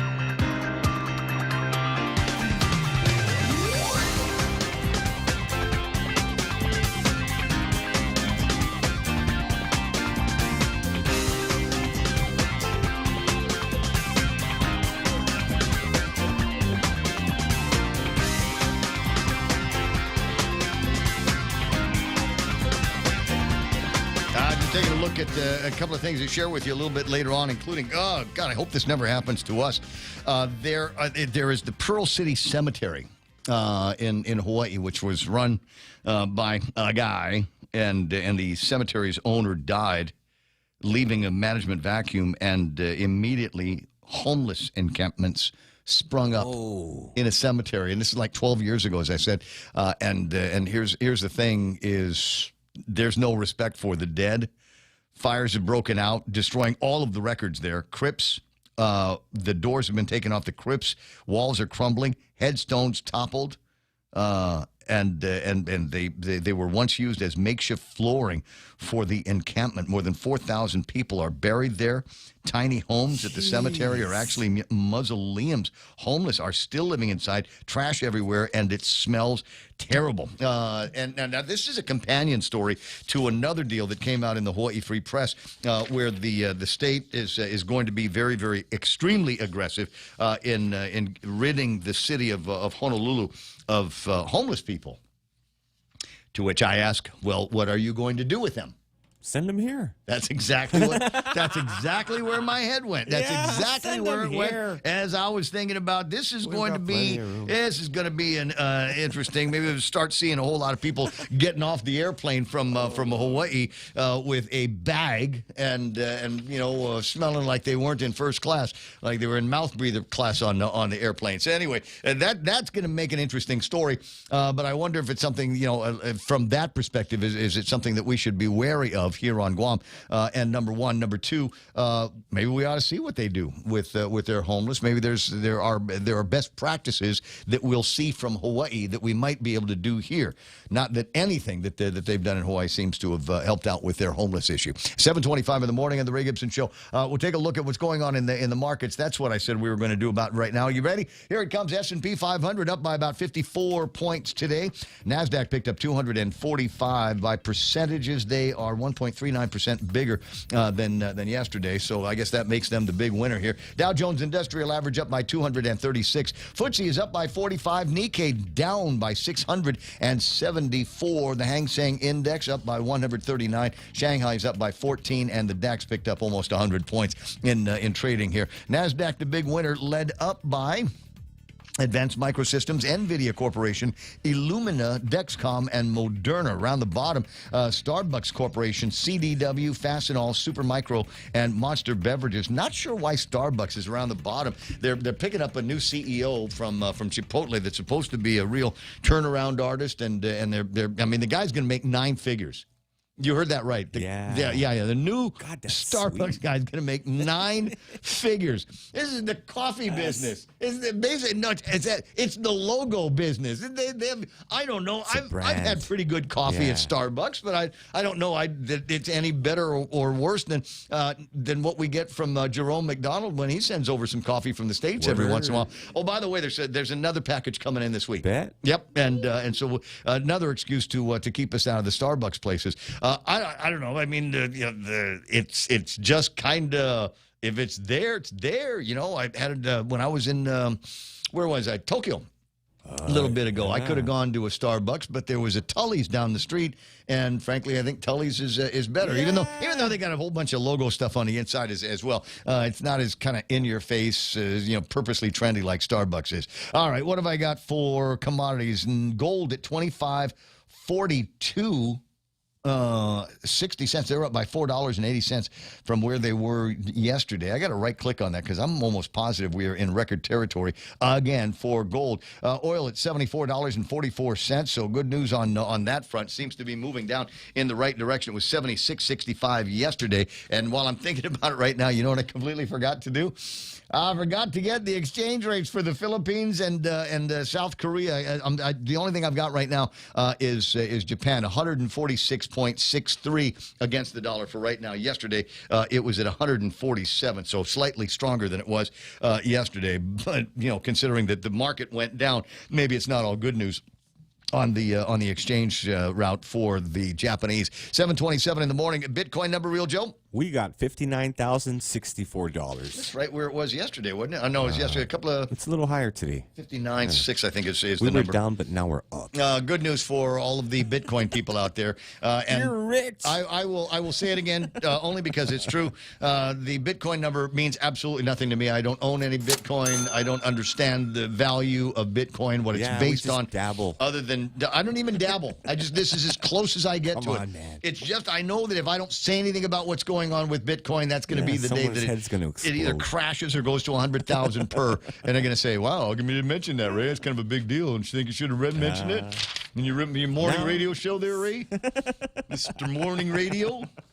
All right, it's 7:28 in the morning. Donna D's got news and headlines around the corner, but first we've got to take care of the Extra Point. It's brought to you by First Hawaiian Bank. You ready? There are a lot of little habits that hold us back from achieving what we're truly capable of. I'm not Jerry Roberts, but today we'll focus on just 3.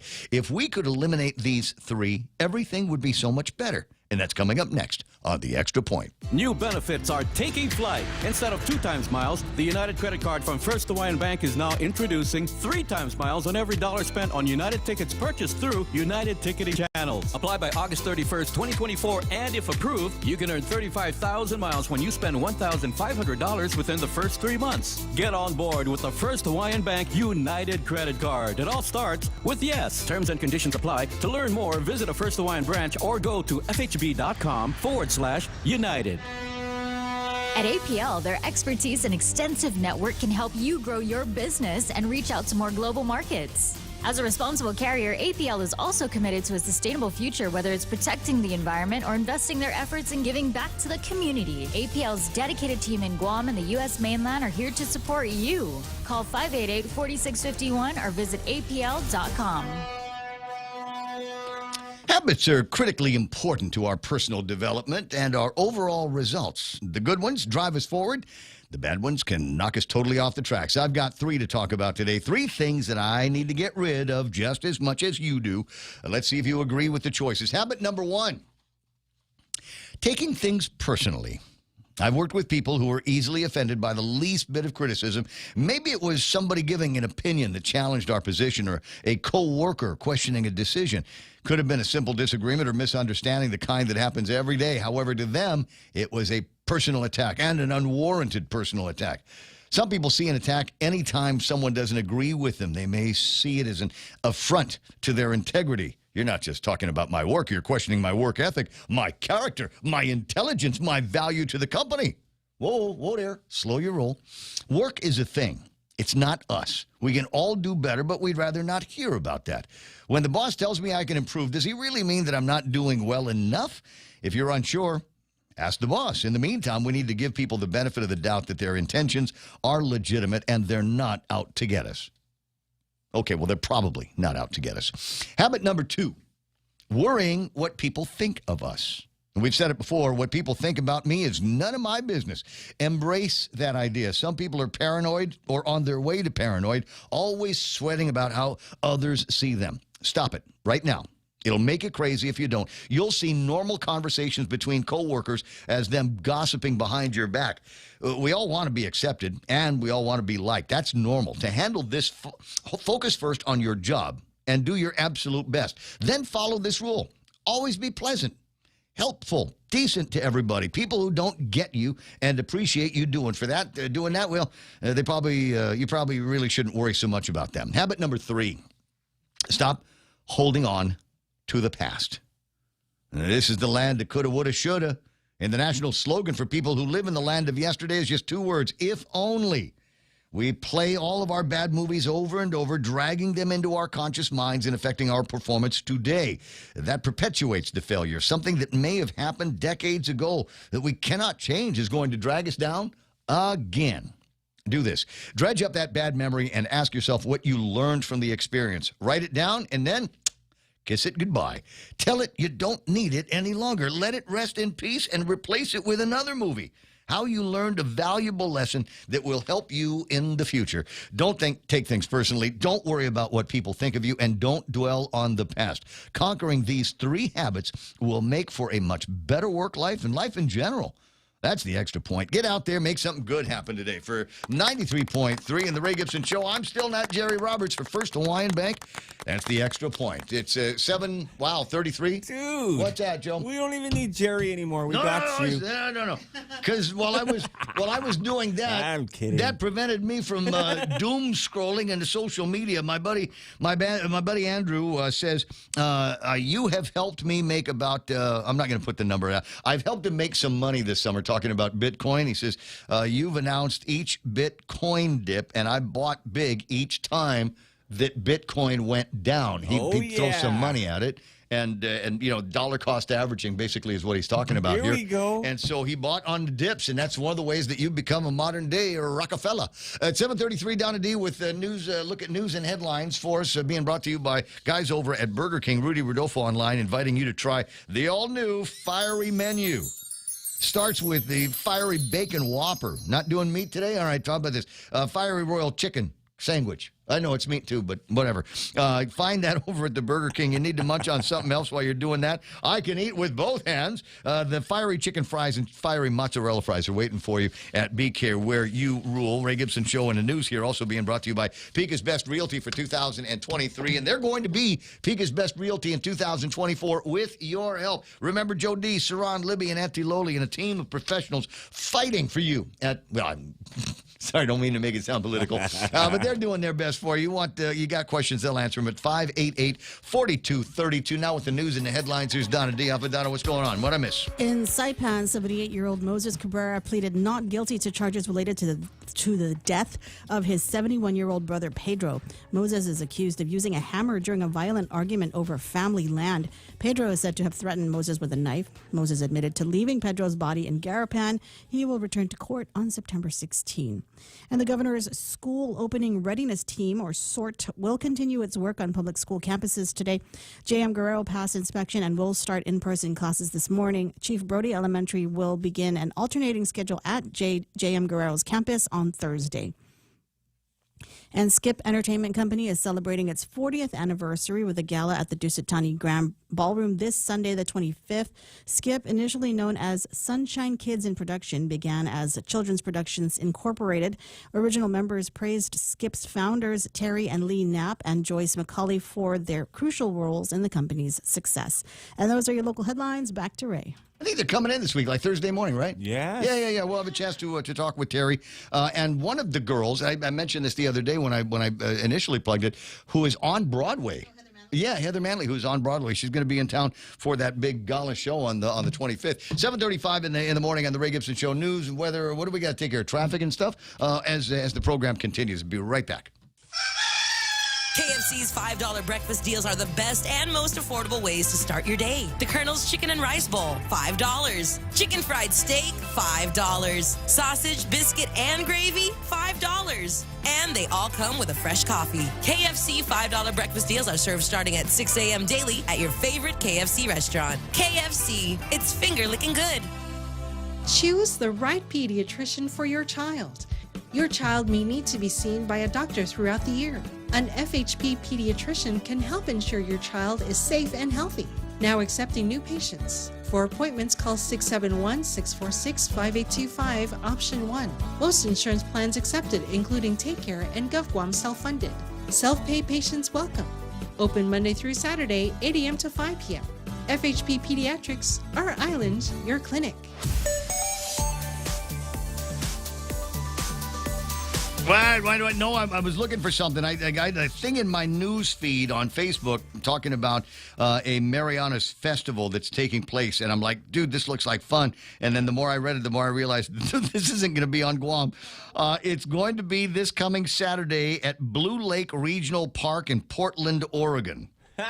That's not far, Ray. No, it's 20 minutes. 20 minutes. 20 minutes, bro. 20 minutes. We can get up there. Keenan McCausland, you got to check this out for me. Are you ready? Are you set? Now, listu hamzu. To our Portland and Washington familia, your Marianas familia is coming to party and enjoy with you. Please come out Saturday. Bring your friends and familia for a day of cultural celebrations. Our brothers, Pacific Cool. Right? Yeah. Going to take the stage. So get your cha-cha shoes ready. Great band. Yes, they are. Yeah. Saturday, August 24th. Again, Blue Lake Regional Park in Portland, Oregon. Being brought to you by those guys, frescoclothing.com. Always fresh and nothing but love. So if you're anywhere near the 5 right now. Oh, can we, public service announcement? That's how the restaurant is pronounced. The name of the restaurant? Yeah? Yeah. Nice. Okay. So it's kind of funny. No, bro, even a couple of brown people have come up to me and said, "Hey, have you tried the food over at Talou yet?" Talou. We'll help you. And maybe I'm the one I'm assuming too much. I believe that it is pronounced Talou, right? Yeah, like as in Talou, which is one of my favorite words. You can just throw that in there anytime you want to. You know, like Guam Memorial Hospital and Take Care yesterday. And the GM8 said, "That's it, we're through." And then Take Care said Talou, and then then they came back. I'm sorry, I should be more serious about this, but it's just the level of matopping that is in this town these days is crazy. 7:38 in the morning. All right, I heard the traffic music. Let me get the imagery for the 40th anniversary celebration off the screen and this on the screen. It looked like things were busy over in it's busy everywhere now. It was only busy up around Ipaupau. Now it's busy all the way through to Waiseng Song. Stop and go traffic all the way up in Dededo intersection of 1 and 3, Micronesia Mall intersection. Busy, but like on the Jack in the Box side, more busy there than anywhere else. Looking at also some traffic for folks trying to get to the Infusion next to, where's that, Kings up in Dededo. Looking at traffic southbound on Route 16 to 810 and 16. Heavier traffic on the Route 10 side, Untalon Middle School, past the Wendy's, all the way up to the intersection. You will see some traffic over at Happy Mart. You're going to meet up with some traffic getting on to Teeds in here this morning, and it's going to be stop and go. Maybe some dogging out traffic on Route 8 as well. 4 and 10, busy. The intersection leading up to Cost You Less on Route 4 is busy, as well as the usual spots up in Sinahanya and Afami, et cetera, et cetera. Down the hill should be a straight shot into the downtown Agutnia area. Expect slower southbound traffic right around Dead Man's Curve. Yeah, it might be a little bit, I'm overshooting on that one. That's not quite Dead Man's Curve, I don't think. A little bit closer to the port. And then we've got a little bit of traffic getting into Big Navy in Sumai. Is that all I need to tell you about? Yeah, that's it. That looks like it's it. I do see a little bit of a stretch of lousy traffic. Route 15 leading to 10 and 15. Is that right? No, it's the Atacao intersection. Sorry. Atacao running busy this morning, just FYI. There it is. At 20 away from the top of the hour, the Ray Gibson Show continues. Wow, Bank Pacific, 70 years. That's right. Are you celebrating? You bet. For starters, we opened in 1954, so we're offering a very special personal loan with rates as low as 5.4% APR. 5.4? And you can borrow up to $50,000 for whatever. Summer travel, back to school, paid on credit cards. Can I apply online? Yes, and in any of our convenient offices. Bank Pacific, where others put branches, we place roots for 70 years. Equal opportunity lender. Conditions apply. The UOG Endowment Foundation and Guam Visitors Bureau, in collaboration with Choice Broadcasting, bring you Tanel Live on Guam. Join us for 2 shows. Thursday, September 5th for a tropical night with Tanel, an intimate unplugged VIP show at the Hotel Nico Guam. And Saturday, September 7th for the general concert at Jeff's Pirates Cove. Enjoy the beautiful concert space down south, complete with UOG booths and vendor pop-ups. Tickets on sale at Guam time. Hey, what? Again, portions of the broadcast made possible by the guys over at BTB. That's short for Beyond the Box. Incredible technology, Tomorrowland technology that is available today for your digital life. First floor of the Micronesia Mall. Ray Gibson Show also being brought to you by Wendy's, and they've got breakfast waiting for you. If you're going to be stuck in traffic going to 8, 10, and 16, there's a Wendy's right there. Never mind, you're late already. Pull in and get yourself the 2 for $4 breakfast deal for your morning cravings. Choose in the sausage biscuit or sausage and cheese English muffin. And they got the small seasoned potatoes, medium hot coffee. Pick 2 for just $4. Choose wisely. Choose Wendy's 2 for $4 breakfast deal. The Coconut Wireless is back. The Ray Gibson Show. Call now, 888-TALK. That's 888-8255. 742, it's the Ray Gibson Show, your healthcare partners, Guam Regional Medical City. And I got pictures yesterday as certain members of the medical community were reaching out to me on my WhatsApp saying, OMG, I can't believe all of the drama that's going on between Guam Memorial Hospital and Take Care. And included with that were images of a temporary kind of standby, almost like a colorful MASH unit they've apparently got over at Guam Regional Medical City. I was under the impression that was put up in response to issues that GMH has got with Take Care, and I was recently corrected on that by Dr. Vince Akimoto. But what the heck, I'm going to just reach out to talk to the guy that whose decision it would be to go ahead and erect something like that. Eric Plinsky from Guam Regional Medical City joins me now. How you doing there, Eric? Good morning, Ray. Thank you for having me on. I got word you wanted to ask me some questions, so glad I could make it before you had to sign off today. Well, I really, really appreciate it. Just a couple of questions on how what was happening yesterday between Guam Memorial Hospital and Take Care. How that was impacting what I'm told are already busy operations at GRMC. How did was there an impact? Was there an effect? I'd say I don't think there was. We've been just slam busy prior to that even happening, and the Blue Med tent that you just mentioned had nothing to do with the bit of a squabble, I guess, Take Care and GMH had, which I think got resolved within hours. So we were preparing, because we were so slammed with patients coming in. We have, as I mentioned on some of our prior interviews from the show, Healthcare Partners, we started 2023 with 100 beds staffed in the hospital, and we had to start ramping up because there was so much demand for acute care for adults. We found nooks and crannies and converted admin space to beds and all of that, and we're up to 145 staff beds right now, but they're all full. Wow. And that backlogs us down into the emergency department, and we had to introduce something called hallway beds, and I know GMH has been familiar with that for decades. So we got hallway beds. We got 10 hallway beds in addition to all our ED rooms. I think we have 27 beds in the ED. These are not inpatient supposed to be, but they're becoming inpatient beds while patients hold and wait for a bed upstairs to open up. We've had more than 20 inpatients holding at one time in the ED waiting for a bed upstairs. We're talking telemetry, heart patients, surgical patients, and ICU even. So we had our waiting room was getting inundated. There was no more space left. So we decided we need a waiting room outside the internal waiting room because the internal waiting room needs to be set up to be able to take care of patients now. So we're curtaining that area off and setting up recliners, adding recliners and nooks and crannies of the hallways, still meeting all the fire codes. But that was really what it was because the cold and flu season's about to hit us. And we were like, wow, if we don't get prepared, even though we may still get overrun, we got to do something to help decompress the emergency department. So that was the purpose of the Blue Med tent, create a waiting room. Now it's air conditioned. I don't know, there's got to be at least 20 seats in there. Dr. Mike Cruz, went back in the pandemic time, the storm, he was able to allow us, I guess, to keep a tent at the hospital and with aircon units and the whole shebang. So we pulled that out, and miraculously, this thing fit on the canopy. It's a concrete structure right outside the emergency department. Previously, we set them up in the parking lot, exposed, to the wind and the rain. This time, we set it up. It fits perfectly in there, so it's under a concrete structure.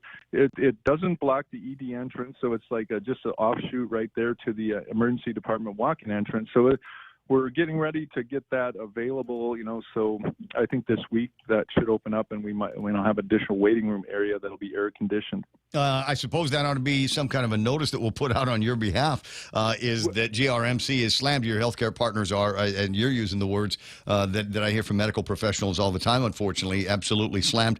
And so the waiting area where you would normally go into the lobby of the hospital is now a waiting area over by in the back over by the emergency room. It's in transition. I think we have curtained off. Yeah, we had still a waiting room inside, but sometime this week we may transition that waiting room inside where we suddenly curtained off little areas with recliners where, patients who are being, examined or whatever, waiting to be triaged, will be there now, and the waiting room primary might be out in that Blue Med tent. So it's kind of a flux situation where we're working with our ED team because you got to have staffing for all this too. So, it's basically getting all that in place so we can decompress the emergency department and see the patients, that come in, the walk-ins and everybody else. And still be able to handle those inpatients that are waiting for beds upstairs as well. I don't want to sound overly dramatic, but it feels like there's a thin line here that we're dancing on when it comes to capabilities of our healthcare facilities. As you say, we're about to get hit with the flu, cold and flu season. Dr. Akimoto was talking about a little bit of a surge in COVID patients, and so I imagine that there's going to be longer wait times. There's going to be more facilities that need to be brought out for before all of this. What are you telling people about how to avoid going to the hospital these days? Well, the first thing I'd say, yeah, you're right. I mean, it's the longer wait times. You're going to experience that, unfortunately. Hopefully, we're going to be able to give it, the longer wait times is going to be, comfortable in a recliner, or if you're, air conditioned at least, so we're trying to do the best we can there. But, if you're thinking, you need a lot of times patients are using emergency rooms for what would be normally urgent care. I agree. We'd encourage you to go to urgent care rather than the emergency department if it's really not an emergency. So that might help decompress GMH, GRMC a bit in that emergency department with some of the folks that maybe are that lower, we call it acuity, but it's colder. I've got a colder, that sounds maybe more like in my mind urgent care than maybe in my mind it sounds like the medicine aisle at Payless. or even ABC. They have all of the virtually everything. Look, if you're a bachelor, you're somebody like me. There's nothing that can't get cured with a quick trip to the ABC, or even the gas station might have some of the things that you're looking for just to get over some of these issues. Eric Plinsky from Guam Regional Medical City, normally right in front of me when we do interviews and conversations about specialty treatment that you can find and in most cases can only find at Guam Regional Medical City, is with regards to the Marianas. I got an interesting, if not alarming, story from Hawaii Free Press. Concerns that are being expressed nationwide. More than 700 rural U.S. hospitals are at risk of closure due to financial problems. And the Center for Healthcare Quality and Payment Reform took a look at some CMS numbers and their reads of financial information, and are considering that there are many hospitals that are financially at risk of closing down. The bad news is there are 8 of that 700 that I'm talking about. 8 of them are in the state of Hawaii at risk of closing. None of them are at immediate risk of closing over the next 2 or 3 years, but there's a chance that they could unless things turn around at this point. Question I've got here for you is, what is your read on the financial state of hospitals, and what's driving the financial instability?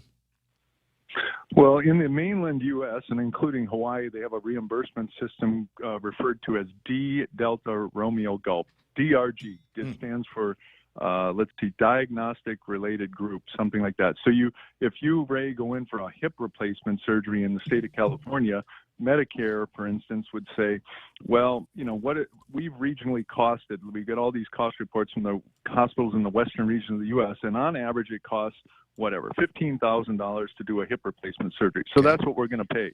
But if you in a rural hospital, it costs you $25,000, well, you're out of luck. We're paying you $15,000. You figure out a way to get lower. But if you're doing it for $10,000, well, you're making money. Good job. The problem is the rural hospitals have a very difficult time having economies of scale and providing that care at a cost competitive rate, to where they get stuck in this fixed DRG reimbursement, and they either got to cut services, there's lack of doctors that want to be out there. You got to pay doctors more to go to a remote location. We're well aware of that here in Guam. Mm-hmm. And so those are some of the predicaments. We are not on the DRG system in Guam. We're under the TEFRA. It's basically a cost reimbursement system. So if in essence, if your costs go up, your reimbursement can go up on your cost report. The dilemma GMH has is that once you have a base year, and I think their base year was in the 1990s, you get a fixed rate based on that cost year, and I think their daily rate is somewhere in the $1,200 to $1,500 a day rate for for their hospital stay, and that's way below their cost. So they're you could ask Lillian, I think, or Yuka, but they'd give you the lowdown. But that's their predicament. Even though they're in a different reimbursement system, they do get cost adjustments each year, but I don't think they're ever up to the par of really meeting the cost for Medicare per se. Wow. And Medicaid follows Medicare here, so they may be at risk of being under reimbursed by both Medicare and Medicaid at GMH below their actual cost. Interesting. These are fascinating times. I learn something new from you every day. So there's a couple of different ways that we're basing that reimbursement. Fortunately, we're on a different system than they are. But then you run into also problems of will that care, will that therapy, will that specialty be available in these small rural areas? And generally, if they are, they're going to be that much more expensive, right? Right. And the contrary for us, our plan is growth, and we hope to have another 25 beds. As you may know, Dr. Bo, our CEO, and our exec team have been working with our board to look at the garden. I know it sounds bad. There's a garden on the 3rd floor, beautiful, rarely used, that likely is going to become enclosed and become admin space, rehab maybe, so we can free up more space to make beds over the next 2 years and get us to about 175 adult beds. Well, my daughter's looking for a rehab gig out here, and she sure likes the folks over at Guam Regional Medical City, so maybe she'll be one of the early occupants when she's done with college. We've been waiting for her. I know it. 7:53. It's always a pleasure talking with you. And one other note here. I guess the blessing in the phone call is we also got word. It kind of answers a whatever happened to question, and it's whatever happened to the inflatable bounce house hospital that they had lined up during the COVID time. I don't remember if it was used for any longer than that, and it was folded up, and then it was taken over to your place so you guys could watch it. Yeah, I mean, I understand there's like 10 Blue Med tents on Guam. We have one of them, but, where the other 9 are, that's a good question. Those are in good use when there's a catastrophe of some sort, storm, hopefully no more plane crashes. But, when you got to set up something quick, those would be the best way. Then the problem then becomes who's staffing it, because they need to fly in some Fed healthcare people real quick, because nobody here is ready to staff up that kind of extra capacity. I was going to say, it's all hands if we get into a mass casualty event anyway. 7:55 in the morning. Eric Plinsky from GRMC, appreciate your time, appreciate your insight. Thanks, Ray. Talk to you later. Ray Gibson, Joe, always feel smarter after talking with you. You ever notice that? Of course, yes. I feel like I could walk into the medical part, any medical admin office, and just spout some stuff out. That's not what the DRG said. I tell you what, we got to take a look at this, the CMS numbers, and see what they jive with. There's a whole PDF. I'll be emailing a PDF about there a little bit later on. A couple of other things that are interesting to me, and it goes back to a story in Hawaii about how they're going to be dealing with the homeless. Let me see if I got it right in front of me. I probably should have shuffled the papers while I was talking with the guy here. Blangiardi? Yeah, Rick Blangiardi said he'll take 1,000 people off the streets within a year, and he's not worried about legal challenges, emboldened by a recent U.S. Supreme Court decision that gives local governments more power to clear homeless encampments. Honolulu Mayor Rick Blangiardi plans to double down on removing homeless people from the streets. Quote, I'm going to be very aggressive about that. You're just going to have to begin to see it now. His team is still figuring out what that looks like, but during a recent interview, Blangiardi said that he interprets the court ruling to give officials wide latitude, allowing city workers to remove homeless people from sidewalks on the charge of trespassing. Counties can determine how they want to enforce trespassing anywhere. About 2/3 of Oahu's roughly 4,500 homeless people sleep outside rather than shelters. That's a big change from a decade ago. To help with tougher enforcement, the city's legal team is reviewing a new state law which allows police officers to call for mental health professionals to treat homeless people who appear incapacitated and unable to care for themselves. And the city is setting up a command center to keep track of individual homeless people's whereabouts and status. The intention is to help connect homeless people to shelters and services, according to the folks there. More details will be released in the coming months as city officials discuss ideas with service providers. Reed, how many travel agents are we going to need to send 1,000 people to Guam? Oh, my God. What a waste of time, We've always Ray. believed that. Let's just harvest their organs. Kind of a conventional wisdom that we've had living on Guam, because back in the 70s and 80s and the end of the 90s, it would just be like, hey, there's a new guy walking up and down the streets. And here it is in 2024. There's a lot of new guys walking up and down the street, and many of them are from around here. COFA migrants that have come to Guam that have found themselves on hard times. Locals that have hit the ground hard and find themselves in tough times, and they're homeless. But every once in a while, here comes somebody with a complexion similar to my own. And maybe with a beard a little bit scruffier than my own. Definitely not the receding hairline. Some of these guys, you remember the one like that reggae-looking guy that we used to have running around here? Wonder whatever happened to those guys. Is the big all visitors enthusiastically. I wonder if that will be a continuing practice. Listen, we can put you in jail, because now we can clear this place out legally. Give us your tired, hungry, and drugged out. Or How about this? What's an airplane ride cost? You just jump on United, and the airplane ride from United in Honolulu to Guam.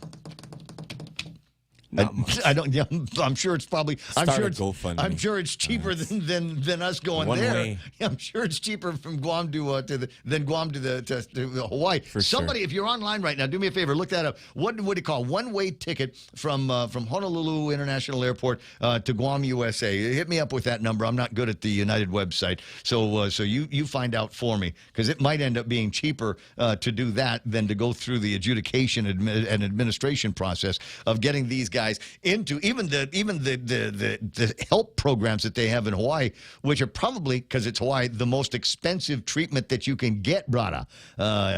Big price to be homeless in paradise. I'm sure the administrative costs would be much higher there, and it might be easier. Look at the balance. Be easier to get this guy on an airplane out to Guam than anything else. 888-825-5888 TLALK is the telephone number. It's 7:58 in the morning. Fox News Live is coming up before you know. Can I tell you a piece of disappointing news I got yesterday? Yeah.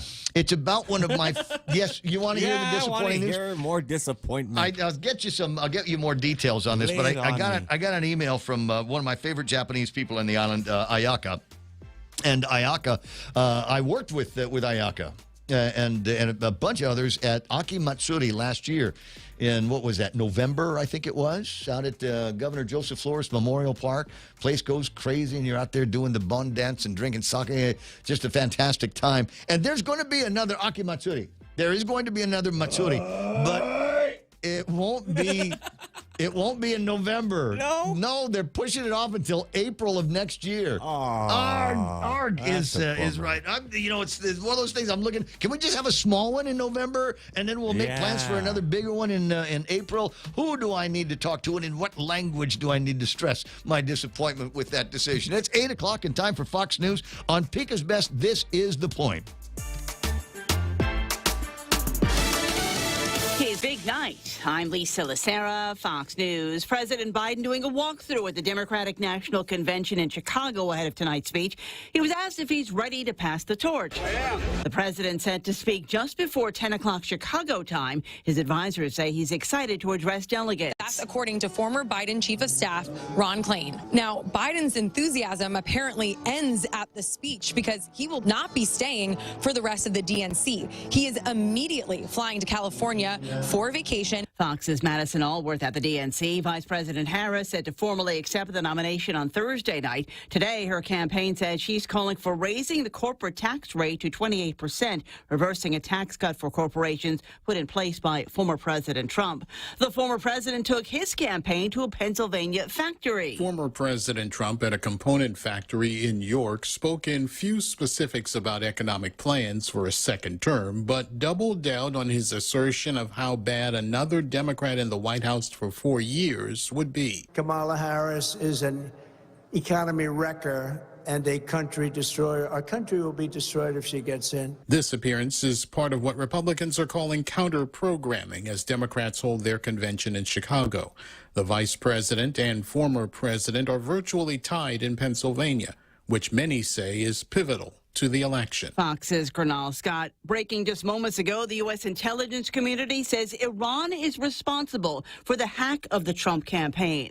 A tearful George Santos after he pled guilty to wire fraud and identity theft. I hope that by facing these consequences head on, I can begin to demonstrate my commitment to change and to earning your forgiveness. Sentencing for the former New York congressman is set for February. America's listening to Fox News.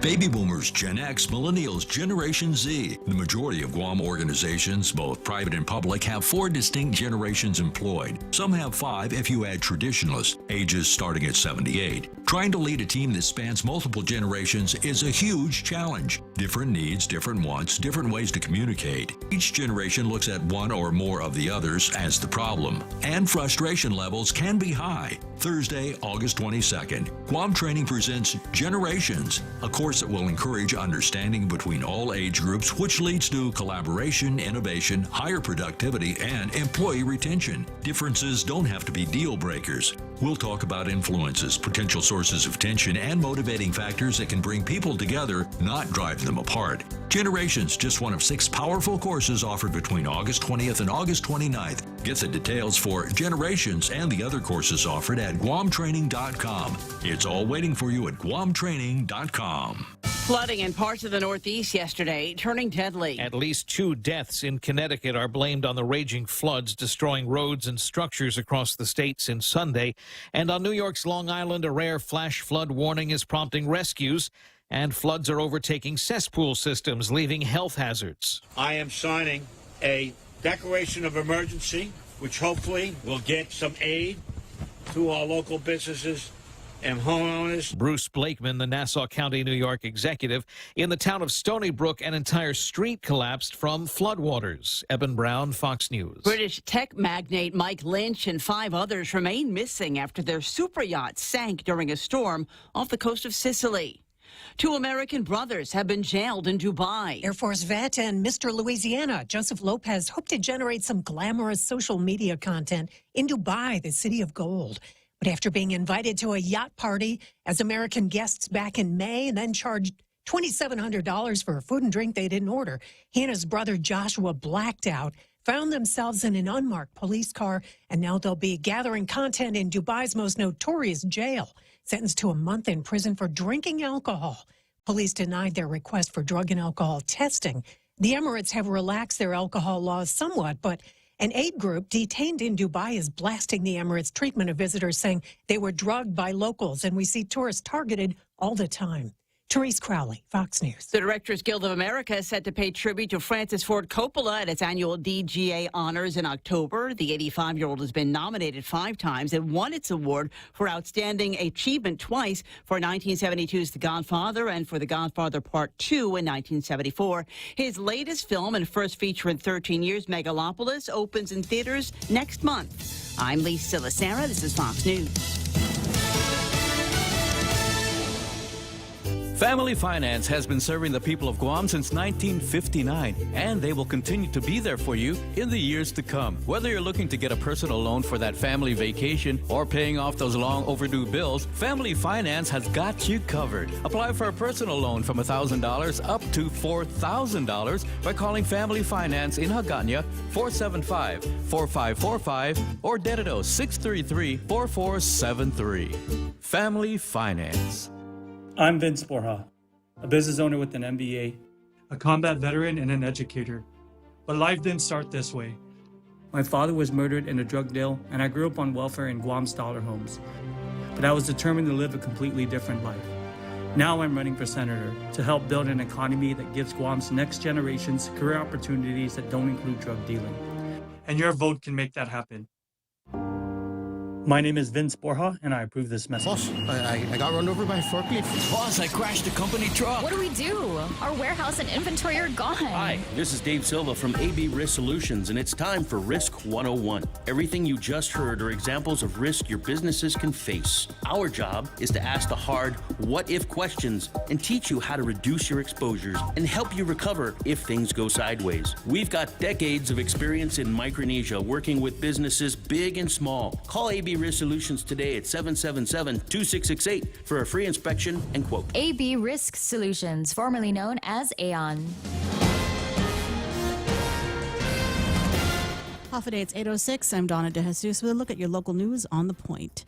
Joseph Guinness Perez was found guilty of meth possession after a jury deliberated for 45 minutes yesterday.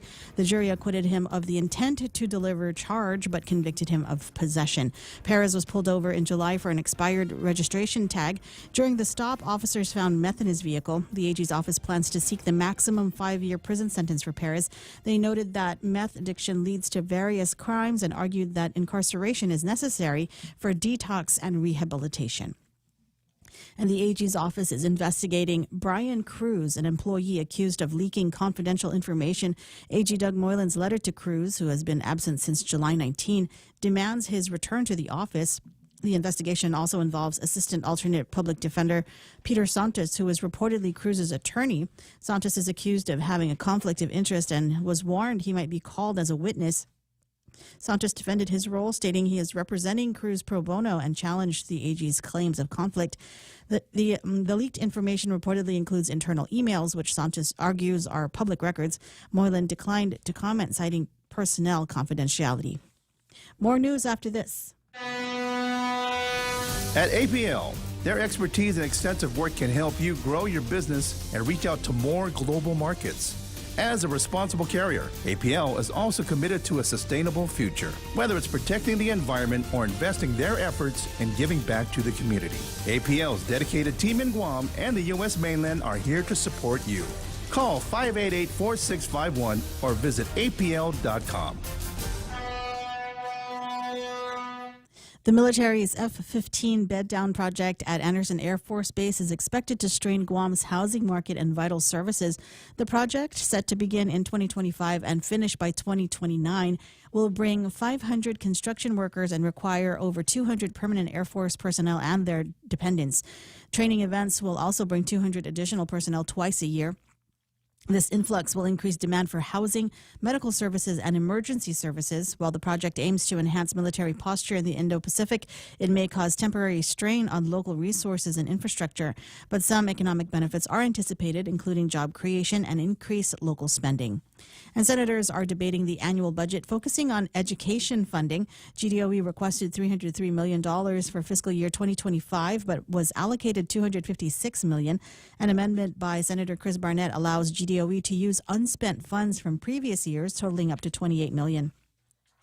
Senator Will Parkinson's amendments directs 50% of cannabis excise tax revenue to GDOE for maintenance, though its impact is uncertain due to the newness of the industry. Vice Speaker Tina Munoz-Barnes proposed an amendment to correctly allocate funds from the Public School Library Resources Fund, ensuring about $775,000 goes to GDOE and $332,000 to the Guam Public Library System. And those are your top stories. Now back to Ray with weather. Weather. I'm sorry. I was getting lost on looking at some material that we're going to use to kill the next 2 hours. Yeah, so it's vitally important that I pay significant attention to that. Otherwise, here's the weather today. Partly sunny with highs near 87 degrees. I got east-northeast winds 8 to 10 miles an hour. Scattered showers and thunderstorms are going to be in the forecast tonight, and expect some mostly cloudy skies under all of that. I hope some of that blows away because we are in full moon season, and it's one of these like super moons. So it actually is, I believe, physically closer to the planet right now because of the way, Newtonian laws of physics and all of that. So I think it's actually closer to the planet. So it will appear larger depending on when you're taking the pictures. So get out there at moonrise tonight or wake up super extra early tomorrow and check out where the moon is setting. By our reckoning here, I don't want to say it's directly south, but it lines up with southbound traffic on Marine Corps Drive, right around the Kmart area. You look down south of what we refer to as south, and there's a great Banidosu moon that's going to be out there. Showers likely, possibly thunderstorms in the next couple of days. Mostly cloudy during the day and mostly cloudy at night. Expect in and out weather like we got in and out traffic there. Heat index 94 degrees, 40% chance of rain. Rip currents, hazardous surf warnings are in effect, and we'll have sunset tonight at 6:40. Sunrise, I got to get a sunrise picture up on the screen right now. This came in, Alicia Duenas Anderson, and I think maybe they've been gone for like the summer or something like that. But she sent over some gorgeous sunrise pictures from down in beautiful Inalahan. You know where I'm talking about? That spot right there. Yeah. Great shot, and it's great to have you and your camera back to work for the morning show. It's 8:11 in the morning on the Ray Gibson Show. More like that on the way. Half a day. Kim Anderson from Security Title here to share some behind-the-scenes functions of a title company. First, we search the chain of title to property, and when a critical link is missing, we work with the owners to correct their ownership. When it comes to a sale, we work closely with realtors and lenders to ensure a smooth closing. Finally, we back up our work with a title insurance policy that guarantees the buyer they actually own the property. Security Title has the management of real estate closings down to a science. Give us a call. We are here to help. Imagine a place where Guam's homeless find comfort for a night.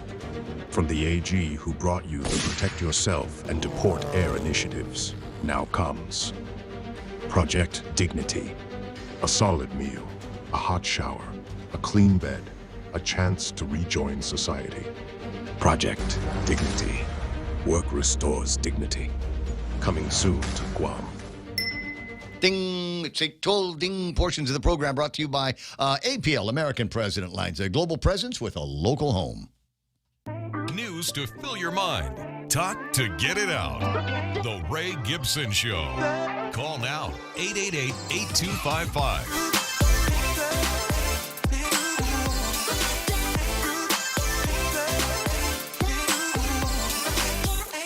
Time 8:31, Ray Gibson Show until it's not going to be anymore. Trying to get it all the way to 10 o'clock this morning. That's our plan. That's our the format for today is to take this all the way to 10. Incredible conversations with incredible people because we have had some really, I'm not going to say the last couple of days have been interesting.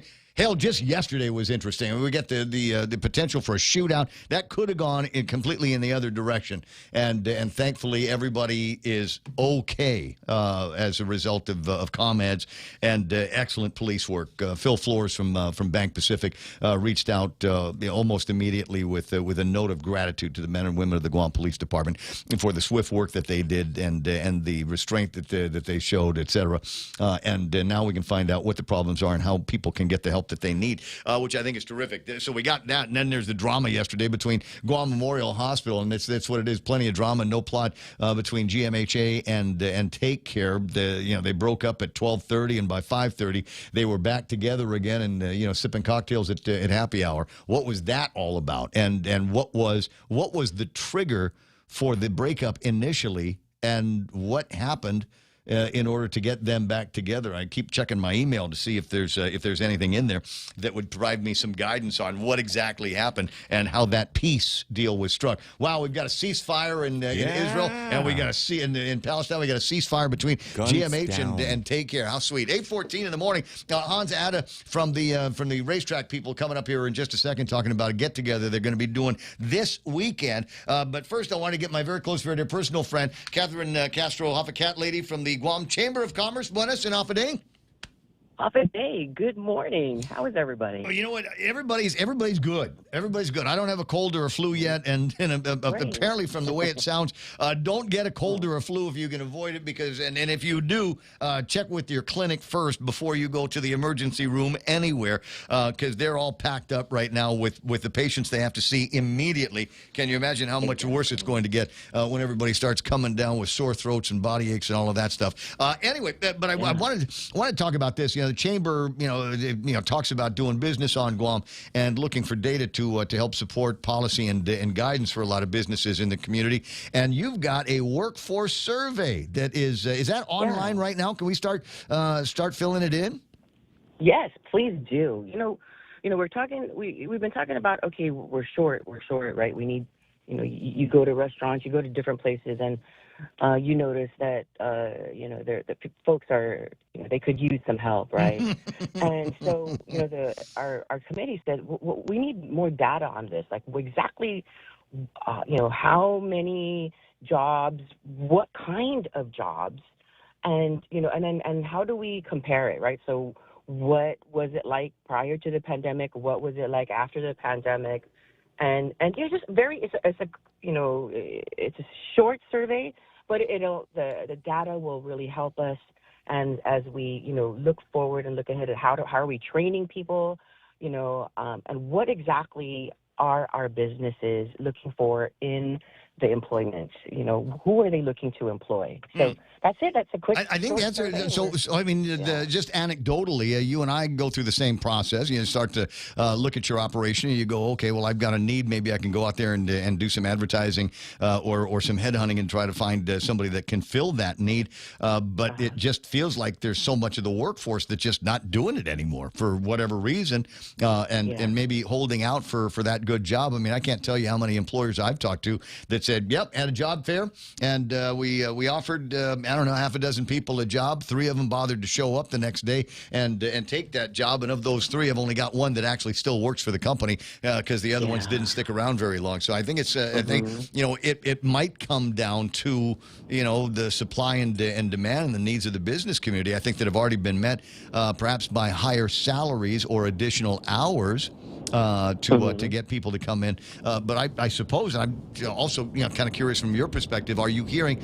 about businesses that are going back to a culture of benefits and bonuses not seen on Guam since the 1980s? Well, certainly, you talk to some, they're doing what they can to keep their employees, right? And if the employees are, there's businesses go through so much to train, so much, and so you want to keep those employees. You want to keep them, and figure out like, okay, is it benefits? Is it the work environment? Is it wellness? I mean, all of these things that businesses are thinking about now, right?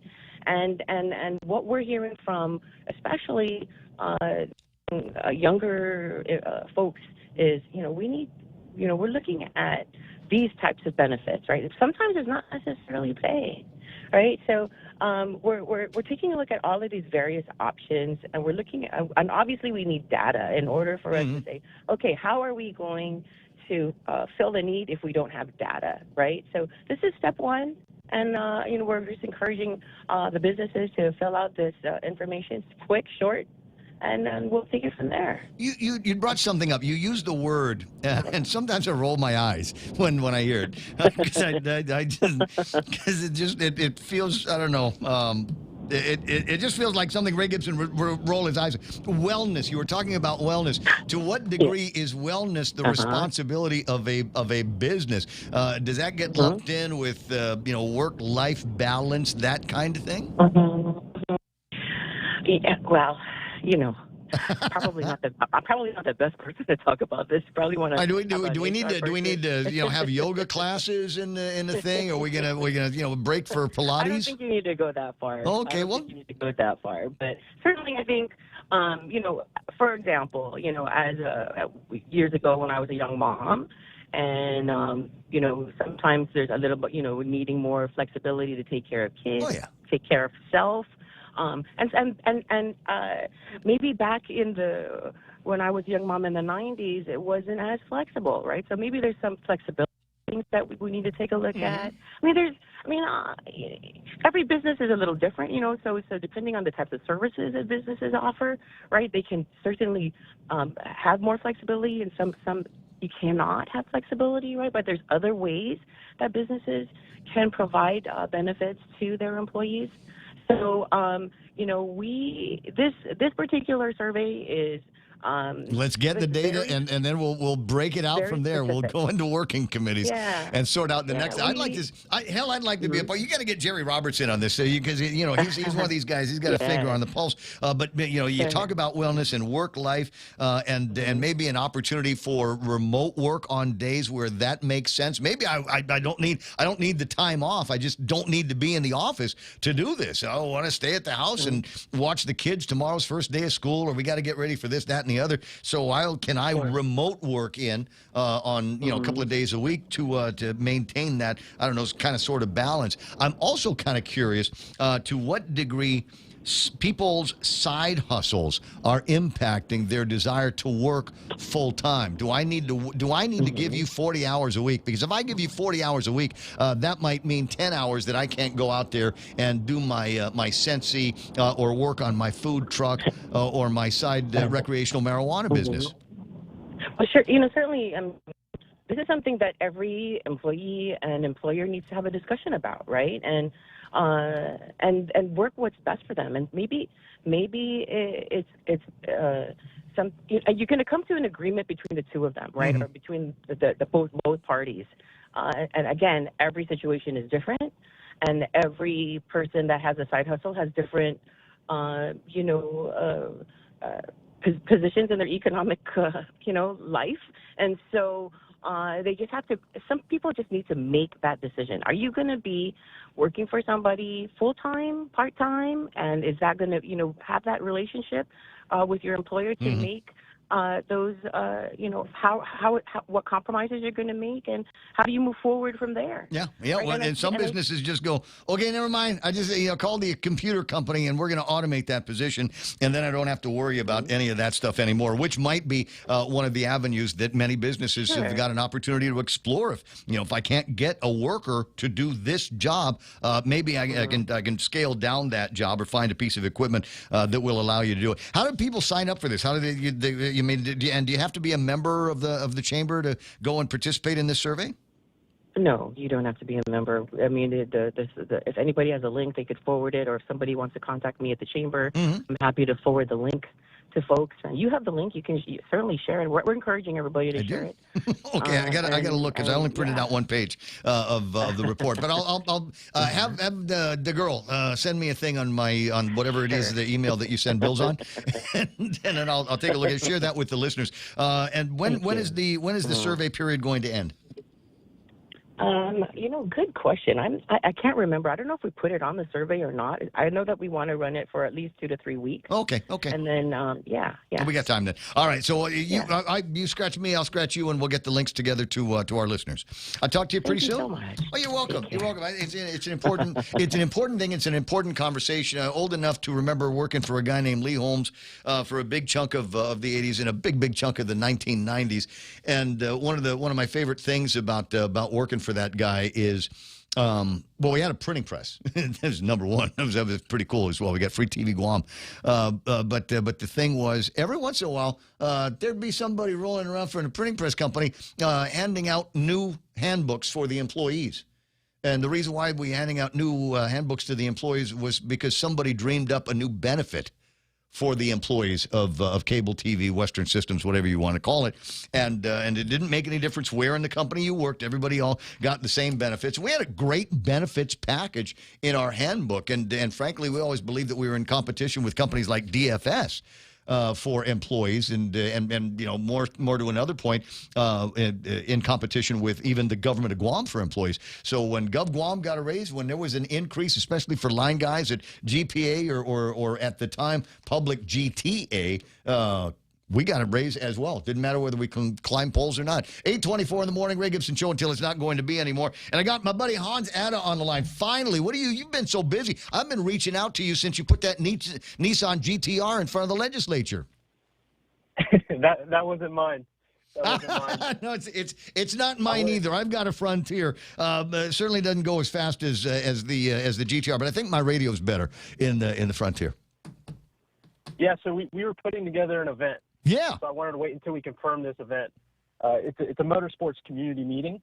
It's August 24th, 2 to 4 at the Sinahania Senior Center. Right. And we're going to be going over, who's Guam Motorsports Association, what has GMA been doing during this effort to open the Raceway Park, and bullet points on why Senator Amanda Shelton's Bill 325 is a fast track for success and why Speaker Terlahi's Bill 287 sets the track up for immediate failure unless, we could come together in a bipartisan way like these 10 supporting senators did and make a compromise. Right. I spoke with Senator Jesse Anderson Lujan, who is in support of the Raceway and what will be, I suppose, a new kind of federation that you are a part of, and spent a little bit of time talking about the event the other day, kind of the basis of it, and I think you shared that with the listeners just now pretty adequately. There's a couple of pieces of legislation out there. One of them that could go to work almost right away and get guys back on the track, get people back in the trails,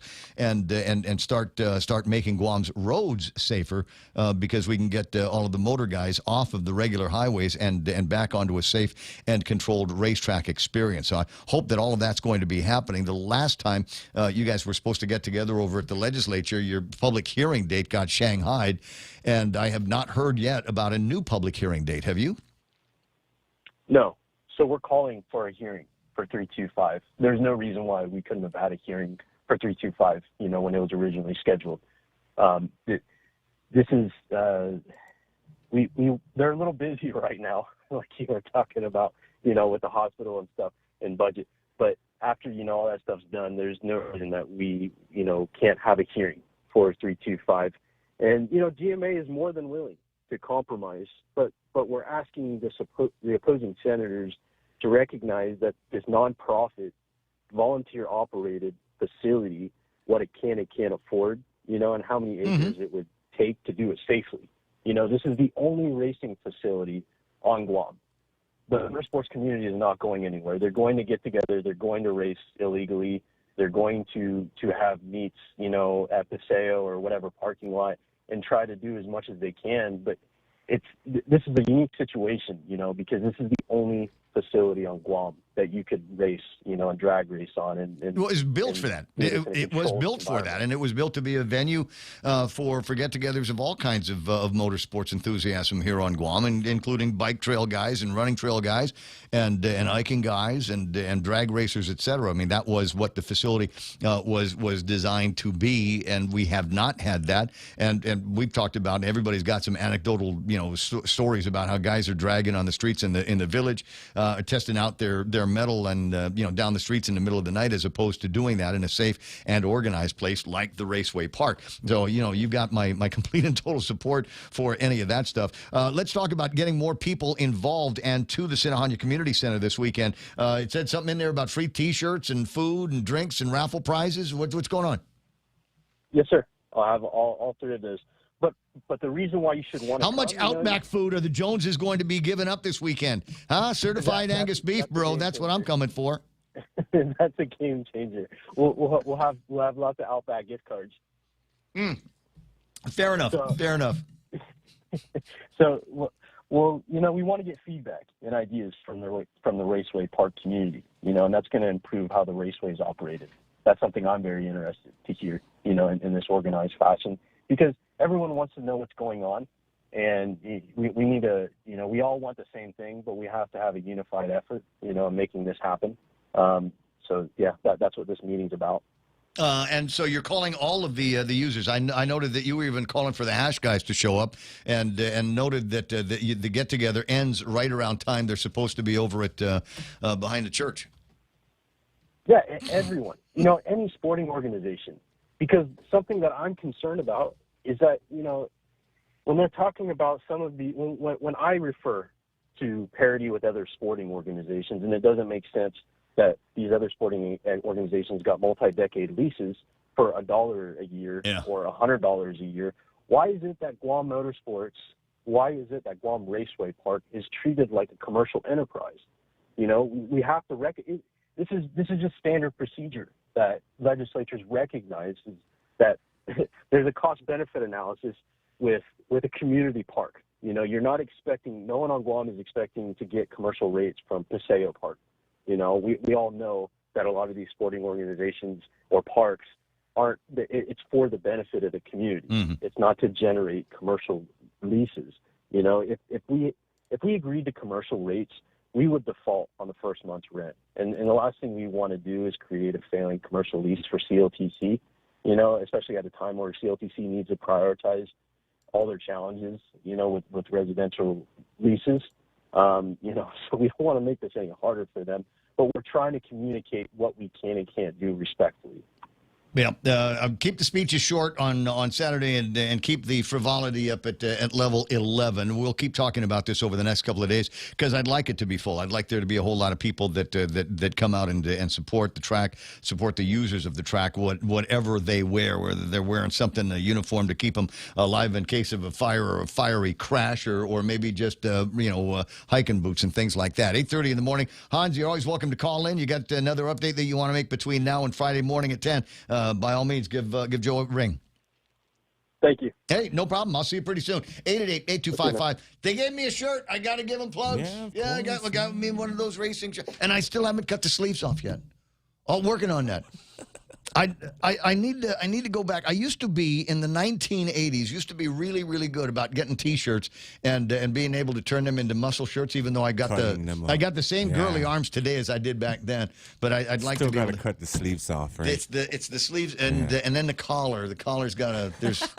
I always droop it down too much, so when I bend over, you can see my susus. Oh, yeah. I know it. It's 8:31 in the morning, and the Ray and Donna D's looking at me like, what is he talking about now?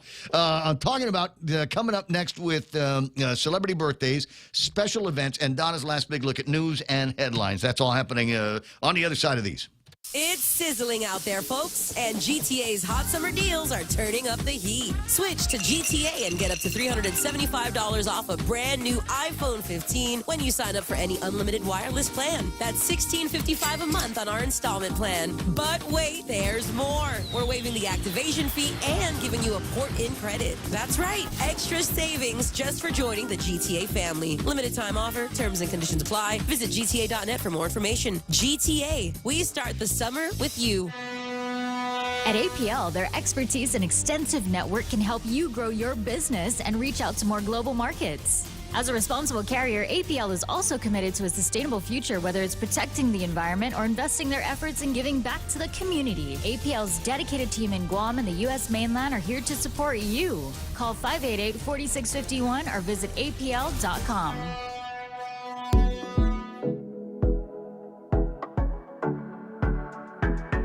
At 8:32, it's the Ray Gibson Show. The survey says most Americans say they never order from the healthy menu.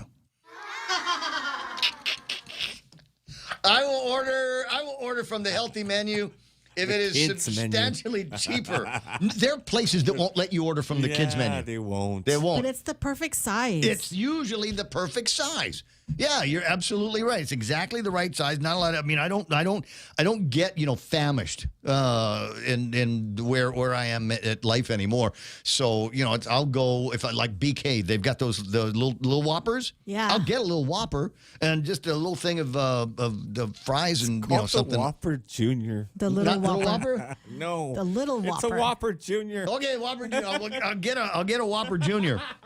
Is what I'm saying. Whopper. It's smaller, the size is right, and it's cheaper than the regular Whopper is what I'm saying. I'd like to see more of those kind of options in places I like to go. I'm not so crazy about the healthy food options because I find A, there's no meat in them, and B, there's no flavor in them. Yeah, no They flavor. take out the salt and all of the. It's kind of dry. And it's kind of, yeah. Anyway, I was going to make a crack about cafeteria food, but I think I'm going to leave that alone. 8:34 in the morning. Donna D with the last big look at news and headlines. Tattoo Shauna says, I will order from the healthy menu if it has bacon. I think that's... Like turkey bacon? I think that's mutually exclusive. I don't know if you can have bacon in a meal that's on a healthy menu. We'll check in with the... You can if it's keto, I think. Ray Gibson Show nutritionist. Now with the news and headlines, here's Donna D. 38-year-old Joseph David Calvo Atalig of Talafofo was arrested after a standoff in Hagåtña yesterday morning. It began after a woman reported receiving death threats from him while he was parked outside the Bank Pacific. He resisted police demanding they kill him. SWAT team members eventually extracted him from his car. He was booked and confined. And a bill proposed by Senator Dwayne St. Nicholas would impose severe penalties on illegal entrance to Guam. Bill 240 seeks a 5-year prison term and $25,000 fine for illegal entry. This move responds to a rise in Chinese nationals entering via inflatable boats. The bill aims to address risks like espionage and drug smuggling and strengthen local enforcement. And Senator Will Parkinson supports GPA's feasibility study to expand its smart grid with broadband access and evaluate data center development. Parkinson stressed that this project will enhance energy and digital infrastructure, boost efficiency, and support economic growth. The study aims to improve power distribution and potentially attract investments and create jobs through local data centers. And that was your last look at local headlines on The Point. Now back to Ray. Well, you better, if you want to create jobs, they better have a good work-life balance. I don't even know what that means. It means no emails after 6? No. No, get out of here with that nonsense. What are you, Frenchy? Is that French? Yeah. Was that the French? I can't remember. Yeah. The near as I can tell, and I hate to be overgeneralize on this because it might be considered offensive and patriarchal and misogynistic to some of my liberal French friends, but and because there are French people that I know that are to the contrary, appreciate the value, the dignity of hard work, as opposed to everybody else in the country that are like, no, we're done working, and I want a 4-day work week, and you cannot contact me after 6 o'clock in the evening and before 6 o'clock in the morning. I hate it when they do that. And I want to take 3-month vacations. That's what I'd like to have, is access to a 3-month vacation. When are you coming back? Next year. I'm coming back in the fall. That's called unemployment. And I don't know where all these people get their money to be able to do all of that stuff, man. They must have YOLO budgets like you can't believe. All right, it's 8:36 in the morning. I want to take a look and see where we are on the celebrity birthdays today. Former anchor woman Connie Chung is 78 years old. No way. Oh, it's true. Kawasaki Toyota. She was one of the original Asian voices. I remember watching Connie Chung. She spoke better English than everybody. Correct. There is something about there's a timbre of an Asian woman's voice that she. I don't know. I think timbre might be the word that I'm looking for, but I don't know. She just there was something authoritative about her reading and everything. She's 78 years old. Robert Plant from Led Zeppelin is. Oh, yeah. 76 years old. Planet. Yep. I think I saw a picture of him recently, and it was one of those things where you look and say, whose grandfather is that? I was expecting him to be older. Peter Horton from 30-something is 71 years old. Al Roker, the weatherman, turns 70. Fred Durst from Limp Bizkit, 54 years old. Wasn't there a rivalry, Limp Bizkit and Eminem at once upon a time? Yeah, because I think it Did was it all for the about cookie? Christina. Was it Aguilera. Christina? Okay. Yeah. All right. I thought it was. It was about a girl, Ray. They always are. They always are. Was it Christina? I guess it was be. Brittany. Was not Brittany. Brittany's was one of those girls. Just getting crazier and crazier as the day goes by. Ki Wei Huan is celebrating a birthday. So what movie do you know him from? Indiana Jones? Is that him? The little Asian Tiger? kid. Oh. No, he recently in Everything, Everywhere, All at Once. But he probably best known for people in our age group from Indiana Jones and the Temple of Doom and Goonies. Stand by to have your brain explode. He's 53 years old. Short round is 53. This one blew my mind. Amy Adams from the Superman movies is 50 years old. And I don't care. I'm still crushing on her. I think she's hot. I just watched All-American Enchanted girl. recently. Enchanted is such a great movie. That really is a terrific movie. Let me see. I got her birthday.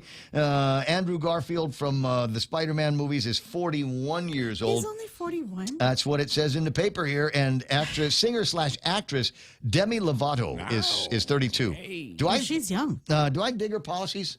Or is she crazy like everybody else? She was crazy. She changed her gender, I think, 3 or 4 times. Right. She did. Yeah. Now she's back again, though. She's okay. What? As a woman. As a woman? Yeah. Congrats, she came out of the Wait, closet. hopefully you didn't cut anything important off, as many of the people in your age group are after these days. All right, if you're looking for something special to recall today, it's Brake Safety Week. Oh, brake safety. Yes, is in the car. Check your brakes. Safe at Home Week, and if you don't know how to get yourself safe at home, I would begin with in a couple of places, including Bargain Tactical, and see just how much caliber. And I forgot my application in the printer. You must have seen. I did see it. Okay. I did see that. I was wondering. Wait, like, oops. Who here I is was like, applying wait for a minute. a permit? I was like, man, I was like, oh, maybe nice. I won't. She's tell gunning Ray. up. Like, I won't 44 Magnum, the most powerful handgun on earth. This? No, it's okay. I want everybody to be armed. I might forget my gun one day, and that'll be the day that somebody comes in. I want you to be just. This is what I want to hear Donna say. Gun. Get behind me, Ray. Get behind me. I got this. You're on your I own, got bro. this. All right. What about World Water Week? Be Kind to Humankind Week. Blah blah blah blah blah. Day of Medical Transporters. Let's hear it for all of the ambulance drivers and what the hell, all the ambulance chasing lawyers out there. It's speaking of bacon. Kevin Tattoo Bacon. Oh. Tattoo Shauna. Today is Bacon Lovers Day. Oh. Meat candy, as we say. It is also Hawaiian Pizza Day. Oh, yeah. And I'm sure... Pineapples and Pineapples. Canadian ham. Do they call that... Canadian bacon? Canadian bacon. Is that what they call it in Canada? They call it bacon. They call that bacon in Canada? Do we have any Canadians here? I hope not, man. We got Stand them. Chocolate Pecan Pie Day, Lemonade Day, Virtual Worlds Day, World Mosquito Day. No. They're actually celebrating World our Mosquito Day. favorite. They spread disease. Well, I mean, I'm just not celebrating it, I guess. Not dengue. No, they don't. Oh, awareness? Don Sulat spread awareness. What? sent a press release yesterday. About mosquitoes? Yes. Oh, boy. Mosquitoes spread awareness. This day serves to raise awareness about the diseases caused by mosquitoes and ways to prevent them. DEH would like to stress the vital role we play in mosquito bite prevention and control and is urging the community to take the following steps. And then he's got all this stuff, insect repellent, protective clothing, controlling mosquitoes, using screens and things like that. I should not make a joke about it because the deadliest animal on the planet is an actual mosquito. They are capable in some places of spreading diseases here that will wipe out populations. Now, back in the olden days, we took care of that with DDT. But now, we're not supposed to use the DDT now. Oh, that. Oh, no. Leave me the birds and the bees. No, yeah, they were fine. And the spots on my apples. They were okay. They were all right. they were okay. DDT went a long way to eliminating a big chunk of the bug population in places where it would wipe out the populations. And then all of a sudden, what's her name, Phony Joni or whoever, did that song about the birds and the bees and all of that stuff. And then we're not allowed to use DDT anymore. I say we bring it back just for fun. Whereas and finally it's Radio Day. Wow. Yeah. It's the business to which I've pledged my life to be a radio guy, and also from time to time what I do to kill time with my amateur radio. Oh my God, there's people outside. We made our vows. Who the hell is that, Joe? We made our vows with radio. Doesn't matter. They don't have food. Oh, if they don't have donuts, I don't want to talk to them. Right? It's 8:42 in the morning. We've got some folks coming in about a big tree planting deal coming up. Oh, that's today. Is it? Yeah, I know. It's right? Love Guam, this organization that does a lot of community work. With and the Department of Agriculture will be here as well. All right, so groovy. We'll get them in, and don't tell them what I said about DDT. I won't. I probably promise. take that the wrong way. Did I tell you about that? I had a dream. I had a dream where I was interviewing somebody. It's like, and I'd made a crack about transes and LGBTQ+. Oh, boy. And as it turns out, the guy we were going to interview heard it and still came in to do the interview, and he was a transy LGBTQ+ type. Yeah, that told you, man. That was a weird, embarrassing for you, weird bro. dream. 8:43. We don't have to take a break, right? They're not going to be until 9. No, yeah, okay, not till 9. Groovy. All right, because I want to say thanks to Nate Horn. Earlier, we were talking about how the mayor of the city of Honolulu, Hawaii, is going to be taking very firm steps to rid the area of the homeless. They're going to do their best to be able to connect up the homeless with a variety of very, very expensive services, therapies, and treatments for homeless individuals, especially if they've got issues with substance abuse of one kind or another. Or maybe if a trip to Guam one way might be the cheaper way to do it, I wonder if they'd head in that direction. And I haven't done the full-blown economic study, but you can thumbnail this. And it looks like, Guam might be a more viable solution to rid Honolulu of their homeless problem. I will details on that after these. Wow, Bank Pacific, 70 years. That's right. Are you celebrating? You bet. For starters, we opened in 1954, so we're offering a very special personal loan with rates as low as 5.4% APR. 5.4? And you can borrow up to $50,000 for whatever. Summer travel, back to school, paid on credit cards. Can I apply online? Yes, and in any of our convenient offices. Bank Pacific. For others put branches, we place routes for 70 years. Equal opportunity lender. Conditions apply. The UOG Endowment Foundation and Guam Visitors Bureau, in collaboration with Choice Broadcasting, bring you Tanel live on Guam.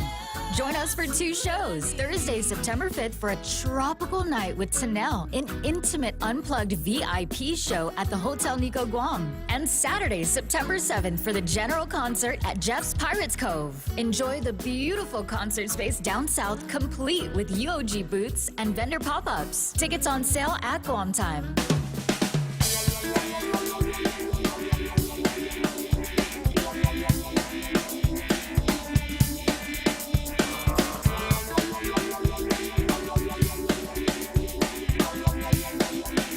This just in from Guam Memorial Hospital Authority. The GMHA has received a payment from Take Care Insurance Company in response to a press release sent out by GMHA announcing it would no longer accept its insurance.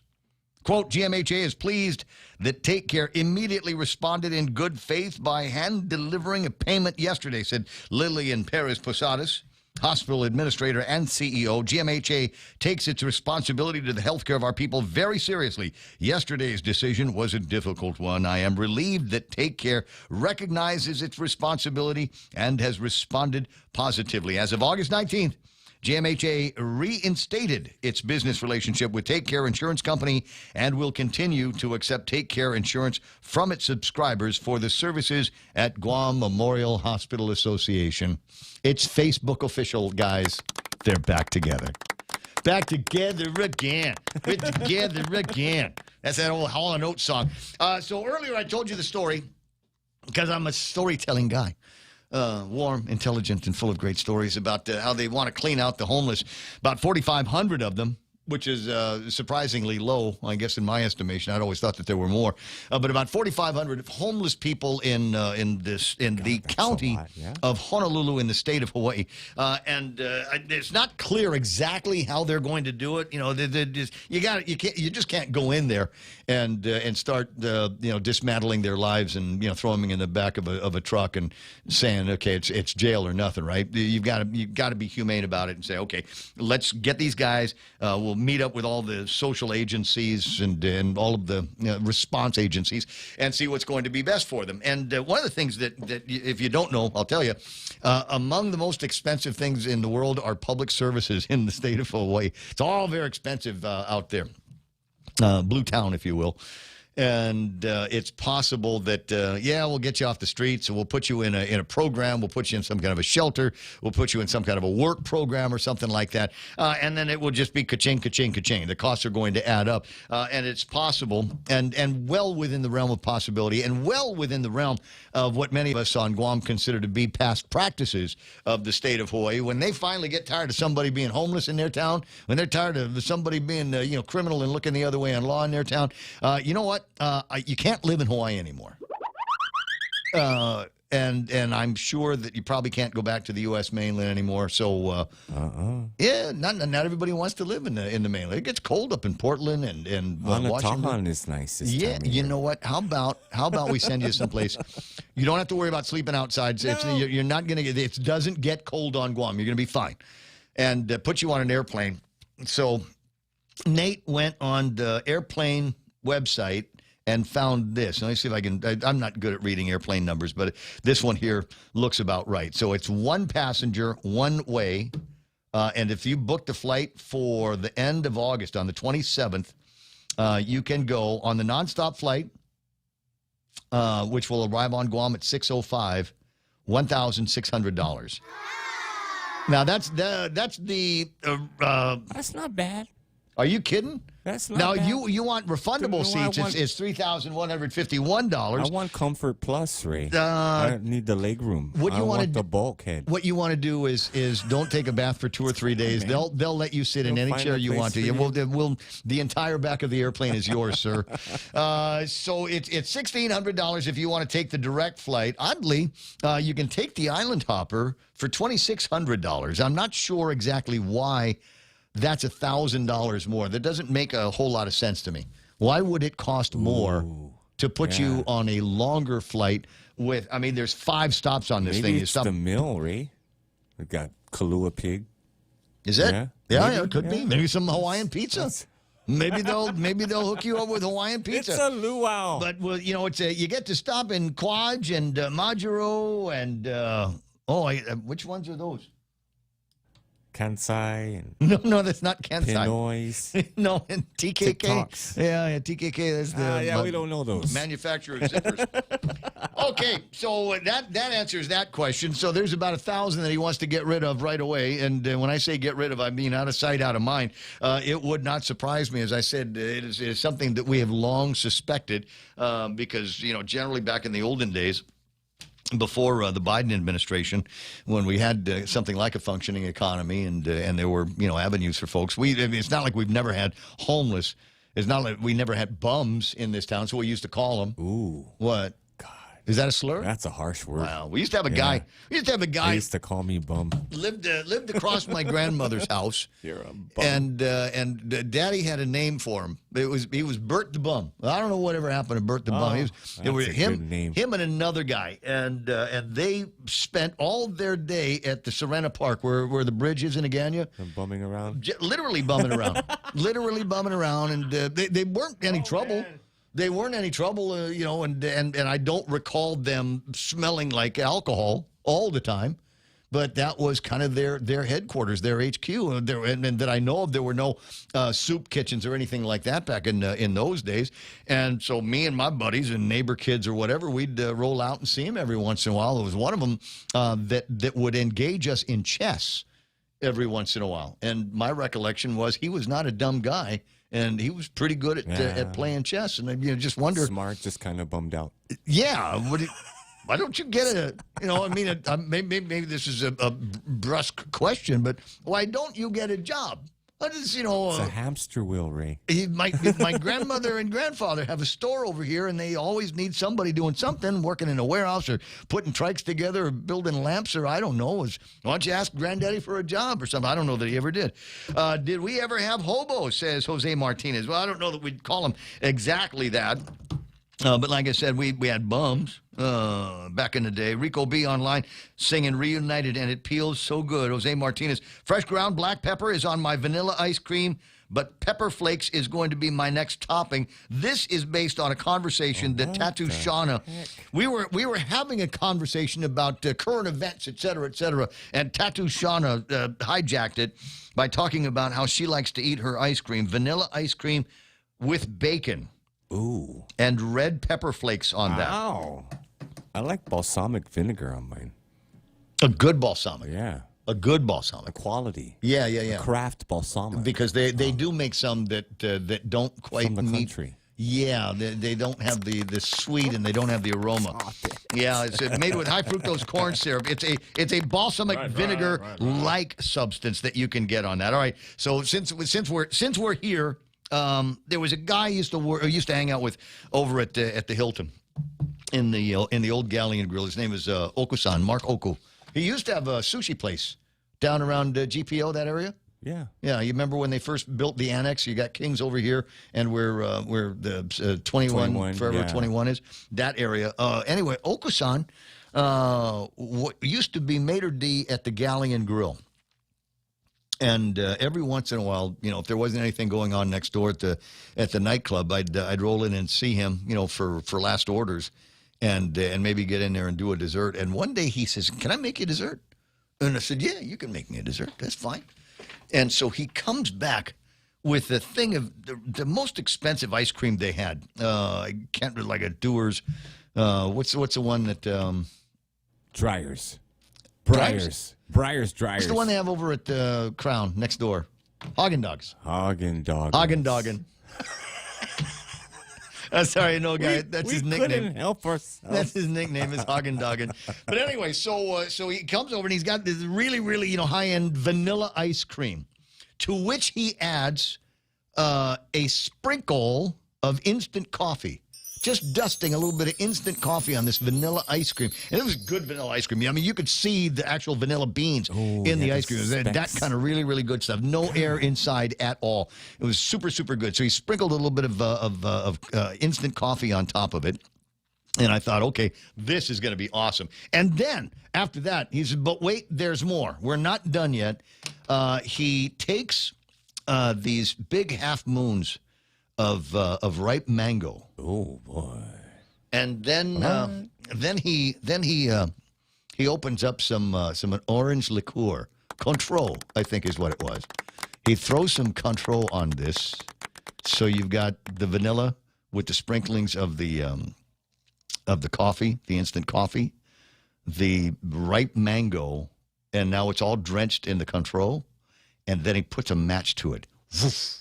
Lights up in your face. Nice. And the sugars start to caramelize. Eyebrows, eyelids gone. You got the coffee mixing with the vanilla, and you've got a little bit of a little bit of an alcoholic kind of sweet kind of flavor with the Cointreau, and it might have been one of the best things that I've ever put in my mouth in my life. Now you don't want to know all the stuff.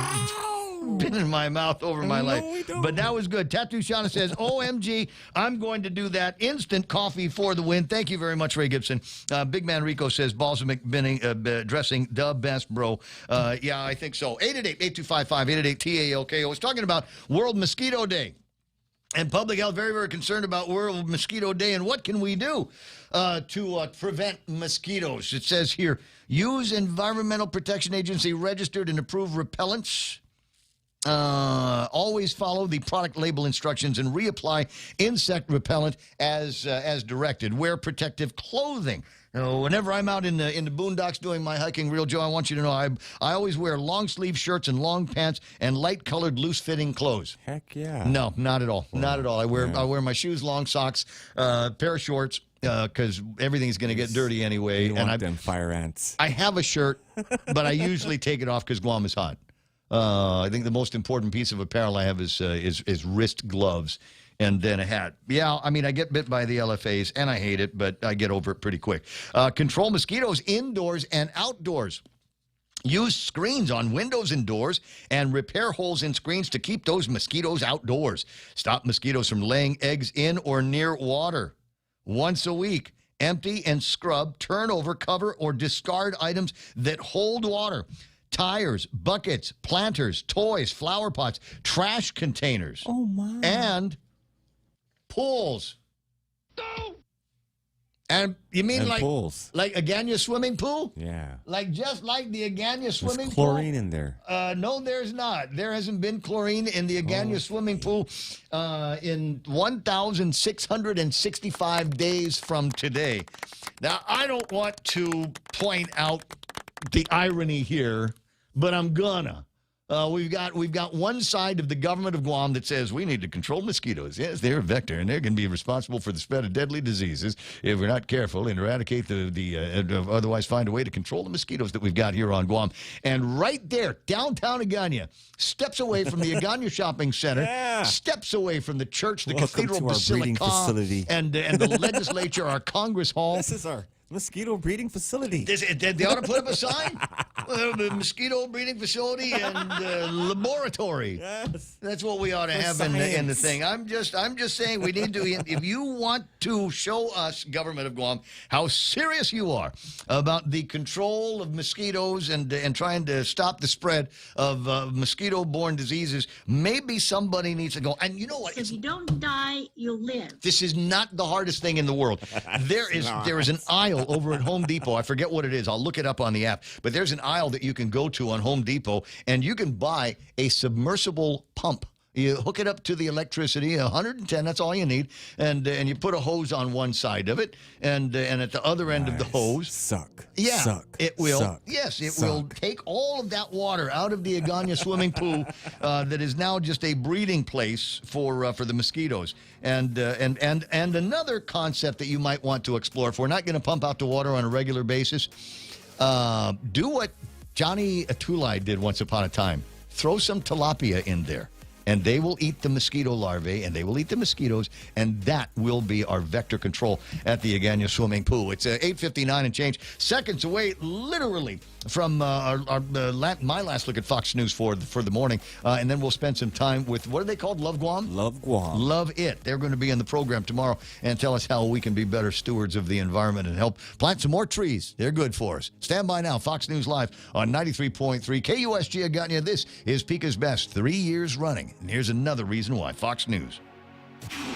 This is a Fox News alert. He wants to pass the baton. I'm Lisa Lacera. The Democratic National Convention officially underway. President Biden set to address delegates later tonight. Harris-Walz campaign co-chair Cedric Richmond says the president put the future of the Democratic Party above himself when he decided to end his re-election bid last month. I think he looked at the situation and said the best thing I can do for the future of this country is to exit the race.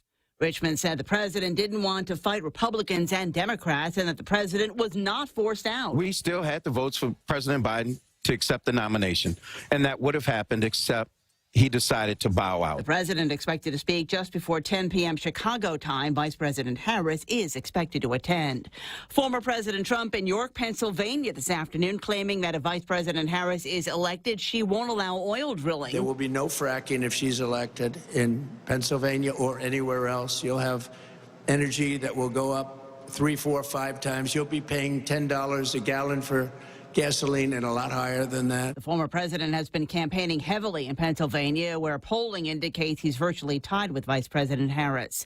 Secretary of State Antony Blinken calling on Hamas to greenlight the ceasefire deal negotiated with Israel. If it genuinely cares about the Palestinian people that it purports to somehow represent, then it will say yes to this agreement, and it will work on clear understandings about how to implement it. A senior Hamas official says the deal raises many ambiguities because the deal was not what was presented to them or what was agreed on.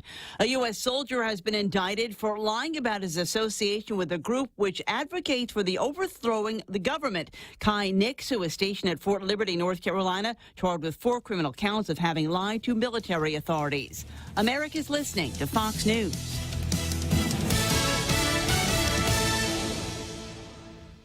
Family Finance has been serving the people of Guam since 1959, and they will continue to be there for you in the years to come. Whether you're looking to get a personal loan for that family vacation or paying off those long overdue bills, Family Finance has got you covered. Apply for a personal loan from $1,000 up to $4,000 by calling Family Finance in Hagåtña 475-4545 or Dedido 633-4473. Family Finance. Experience the magic of the Super American Circus with Circle K. Spend $25 at any Circle K and receive a free adult ticket. Or make any purchase and show your My Rewards ID at checkout for a free child ticket. Don't miss the chance to experience the Super American Circus at PIC. Grab your free tickets at your favorite Circle K. Promotion is valid until August 31st, 2024. Fuel purchases are not included. Other conditions may apply. Visit 76circlekguam.com for more info.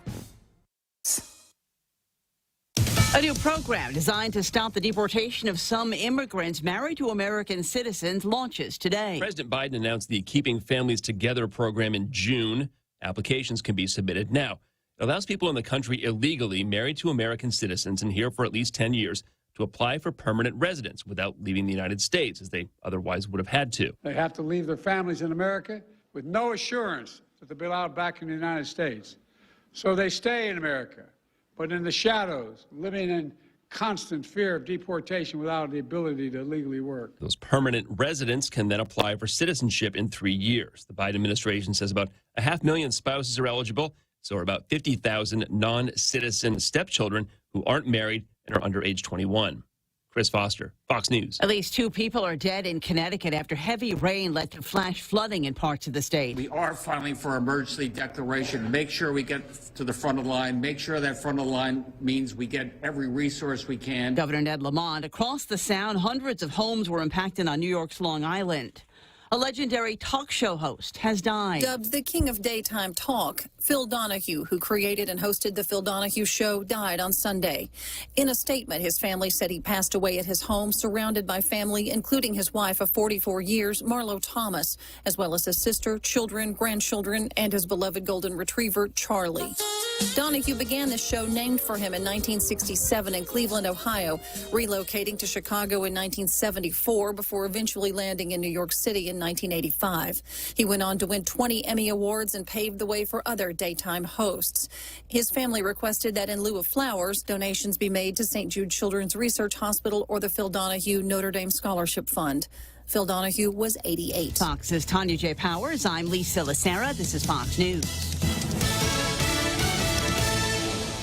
Whoever said no risk, no reward has never been sued. Hi, I'm Dave Silva from AB Risk Solutions, and our job for over 70 years has been to help businesses just like yours manage risk. Manage risk? We will never be able to totally eliminate the myriad of risks every business faces, but we can help you manage them and recover when disaster strikes. From mom-and-pop operations to high-rise hotels, we're the experts businesses have counted on for many years. Call me today at 777-2668 for a free risk review and consultation. AB Risk Solutions, formerly known as Aon. New benefits are taking flight. Instead of 2 times miles, the United credit card from First Hawaiian Bank is now introducing 3 times miles on every dollar spent on United tickets purchased through United ticketing channels. Apply by August 31st, 2024, and if approved, you can earn 35,000 miles when you spend $1,500 within the first 3 months. Get on board with the First Hawaiian Bank United credit card. It all starts with yes. Terms and conditions apply. To learn more, visit a First Hawaiian branch or go to fhb.com/United. Hafa-day. Kim Anderson from Security Title here to share some behind-the-scenes functions of a title company. First, we search the chain of title to property, and when a critical link is missing, we work with the owners to correct their ownership. When it comes to a sale, we work closely with realtors and lenders to ensure a smooth closing. Finally, we back up our work with a title insurance policy that guarantees the buyer they actually own the property. Security Title has the management of real estate closings down to a science. Give us a call. We are here to help. Good plan. It's a 6 after 9 Ray Gibson show is being brought to you by the guys over at APL. American President. Wait, selfie time. I got selfie. In the studio, selfie. Sorry, American President Lines, a global presence with a local home, also being brought to you by Wendy's with their 2 for 4 breakfast deal for your morning cravings. Sausage biscuit, sausage and cheese English muffins, small seasoned potatoes, and a medium hot coffee. Pick 2. It's only $4. Choose wisely. Choose Wendy's $2, 2 for $4 breakfast deal today. Real Talk Radio is back. The Ray Gibson Show. Morning talk that matters. Call now, 888-TALK. That's 888-8255. It's going to be an incredible morning. It's kind of already an incredible day. Great way to start off, get the week started off. Lots of stuff going on. A decent day for news yesterday with the police activity in the downtown Higunya area. I mean, you don't get much downtown than that, and it wasn't that long ago that right down the street from there was the old police station, which meant nothing like that has ever happened in a downtown Higunya area in the history of history. And as an old Higunya hand, I was taken aback by the amount of police activity and the potential for violence there yesterday. We got the good news. Bad news was that GMH wasn't talking to Take Care anymore, but the good news is they made up. Take Care came over with some dough, and everybody's happy again, and will be until next time. Because that's the way things always work on Guam. Until next time, we'll see what happens. 8 after 9, but we got in the studio, and I'm trying to remember exactly where it was and who it was that said, Ray, you need to be following a group on Facebook because they're like really, really concerned about the environment, want to help out, and kind of along the lines with groups that you already kind of hang out with. And I said, okay, who are they? And they said, it's Love Guam. And I might be among the list of people in your Love Guam followers on social media, and that's going to be cool. I need to adjust your microphone here. It's sticking out in... there we go. Because I want you to talk right into the middle of it because I know you're shy. Yes, you're I am. You're going to end up being the only shy Korean girl I know. Is that even possible? I guess so. I don't know. I follow a lot of women and Korean women in social media, and I've noticed that there is more of is it a cultural revolution that is going on with all of the K-pop and boys and girl bands, and there's a ton of Korean influencers that are out there on Instagram. Is there something going on? Is there a revolution of kind of a... I feel like it's been existent. Mm-hmm. It's just more global attention has been being focused on it, which is like being the thrive of why people want to do more of it. Right, so production is just full send on it now. Where do you suppose that genesis was? Was it Gundam style? Was it the Korean couple in Lost, the television show from a few years ago? It could be, I feel like slowly as they started being introduced within the American Hollywood scenes, people are like, who is this person and where are they from? And that just slowly started introducing people to K-drama, music, and so forth. So as I'm going to assume a born and raised in America Korean.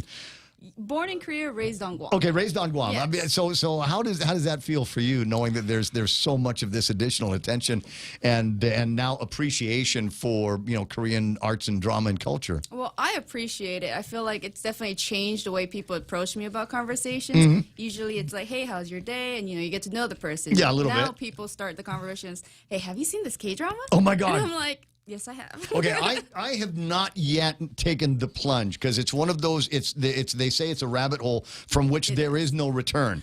Yes, with the K-dramas, and they say you take everything that you know about Shakespeare, and there's a Korean drama that's kind of based, if not loosely on it, almost directly. All of the characters are the same, all the plots are the same, all the backstabbing opportunities, and the real soap opera nature of it. That's got to be cool. Yeah, I feel like if you could think of a story you would like to write, I feel there's a Korean drama already made of it.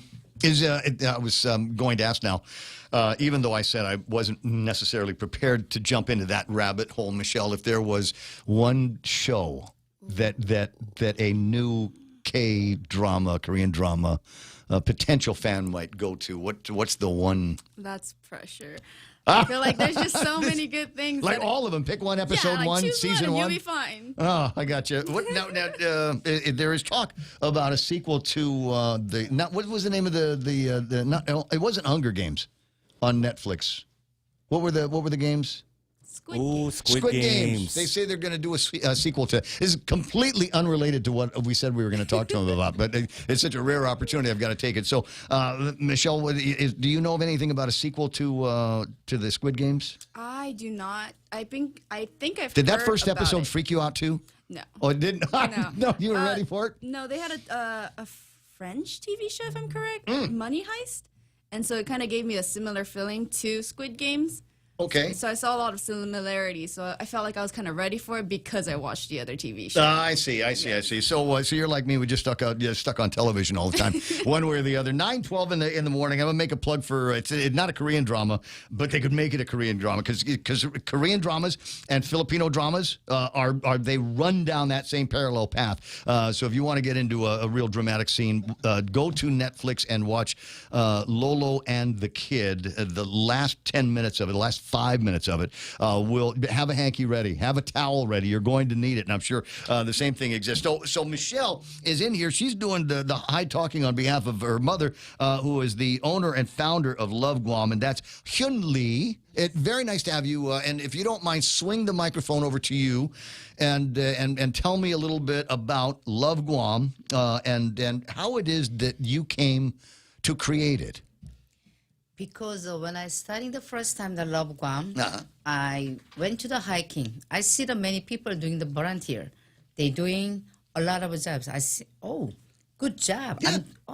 But next morning, I will be there, same location. They doing the good job, but making for the trash again. Yes. Because not on time, trash pick it up. It means the wild animal pick up the trash. Trashy going to more trash, so more worse. And we're starting to talking about all my friend, and they say, "Mama, you can do it. Do it." Oh, okay. We support you. So, oh my God. And I just doing because I'm going to hiking and pick up the trash one piece. All my friends follow me, pick up the trash again. I said, "What? I can do it." That's why we're starting the Love Guam. So when you go clean something up, do you take the trash out with you now? No, I just learning before I'm studying Love Guam. If I doesn't finish at the moment, pick up the trash out, it means I'm making more worse the nature. It's on time. That's mostly Love Guam doing. I doing with the agriculture with the planting. So good, yes. And we're doing with the cleanup with the mayor office always come to pick it up trash on time. So it's not there. The animals aren't going to tear it apart. Okay, I totally understand. I think it's a great idea. And you are not, and I need to amplify something. I don't know if anybody knows this or not, but there's a stretch along East Agania, and it's a very large stretch along East Agania. It's over by where Bayview is, if you're familiar with the church up above. That area along the beach side is maintained and cleaned up by the Korean community on Guam. If you get out early enough on a Saturday or Sunday morning, you'll see all of the mama-sans and the daddy-sans out there, and they get tons of bags and stack them up on the sides. And I think the Agania mayor might be the one that comes and picks all of that stuff up. But that's not you. That's a whole different organization. Yeah, but the problem is I just want to tell the true story. When we pick up the trash, people passing through us, they say, "Oh, thank you. We have a room. We can throw away tomorrow." So, tomorrow? Please stop throw away. This is not our job, not mayor's job, not government's job. This is everybody's job. Don't throw away trash at the moment. Is mean we can do the more. We can go more planting. We can do more development. Not to stupid pick up the trash. Wait a second. I'm sorry. Michelle just hit you. I'm not sure why, but Michelle just hit the mom. This is a crazy moment, all captured on video, et cetera, et cetera. So that's the story. A little bit of background on Love Guam. And I, as I said, after seeing a couple of posts online, that was one of the reasons why I wanted to bring them in. And among the posts that I saw, that I think I copied and sent to Joe to make the arrangements on, is a tree planting that you guys are going to be doing. It's like this weekend. Yes. We're going down to Molesso, right? Yes. Okay, so and that's going to be help. A big chunk of help coming in from the guys over at the Department of Agriculture, and so I'm going to bring in so Rudy Estoy in the studio, and you're the only one that doesn't have a microphone that's like face level with you. So we'll start with how'd you hook up with Michelle and Hyun? Well, we had a mutual partner. His name is Patrick Keeler, and he used to work at Bureau of Statistics and Plans. And he brought us together because that's coastal cleanup guys. Yes, yeah. Yes. And so we needed volunteers for our tree plantings. We've had tree plantings since 2018, and so he knew this group, and they brought him into the fold, and it's been a great partnership ever since. When we needed volunteers, they were there. And, I think that's fantastic. You don't hear that very often, where you've got all of these opportunities for interplay between a department and agency in the government of Guam and kind of a third party out there, nonprofit organization, community volunteers to come forward and help you out. So I'm glad that you guys were able to make that connection, because I know that the mission of the Department of Agriculture, that a lot of moving parts, and I wish there were more hands to help out with all the things that you guys are involved in. Yeah, that's absolutely correct. I mean, the project site that we're on, the goal was to treat 100 acres. Right now, we're at 87 acres, and that's only going to keep continuing with the problems of the area, which include fire. I mean, we reforested, we planted thousands of trees since. Where in Molesso is this? This is the Ascado project site in. Closing my eyes, trying to see on the map where that might be. What's the landmark? Manal Watershed area. Okay, getting a little closer. Yeah. So I mean, thousands of trees planted. But each year a fire just seems to go in, and well, I'm familiar with that. Yeah. I'm familiar with that. There was a group of friends of mine. We were all setting trail for a big get together with a bunch of hiking buddies, and we thought, oh, this is going to be fun. We're going to make them go up that hill, and it's all swordgrass, just covered with it's going to be fun. And sure enough, the weekend before we were supposed to take on that trail, there was a fire, and so basically it was not the challenge that I thought it was going to be. It was basically a walk in the park, and so we decided that we're gonna do something else. We're gonna make people rappel down a cliff or something. We got to throw a challenge back into it. And unfortunately, as we know, a lot of these fires are not, they don't just happen. They're generally set by people looking to get an early start on deer hunting season. Yeah, well, it's not only them. I mean, the fires are 100% human caused, and some of them are just escaped backyard fires. Some of them are, arsonists. Poachers! Come on, use the P word. It's okay. We understand. Yeah. So that's Bruno on that side. Yeah. It's a big challenge. Well, here's the challenge to reforestation. But the thing is, I don't understand why the poachers need to do that. It's not like you're going after pigs, or you can shoot pigs year round. There's no season on pigs. I think there is on deer, right? I think they have the reason for them to be cleared, for them to hunt right away. They don't want any kind of hindrances. Want to be able to see them out in the. They want to be able to see them. Yeah. So that's the deal. Is you burn the hill down, and then the grass, the shoots come back up. Those are tasty and tender, and the ungulates go after that, and they're easier to shoot if you don't have to try to shoot through the sakati and the swordgrass in the area. So around that watershed is what you're talking about. 100 acres, and you have planted now 87 acres worth of trees. Yes. What kind of trees? It's so. I mean, if you look at if you're looking at the hillside, it looks healthy, right? Because it's all grass. But if you go up close, it's the soils are very poor.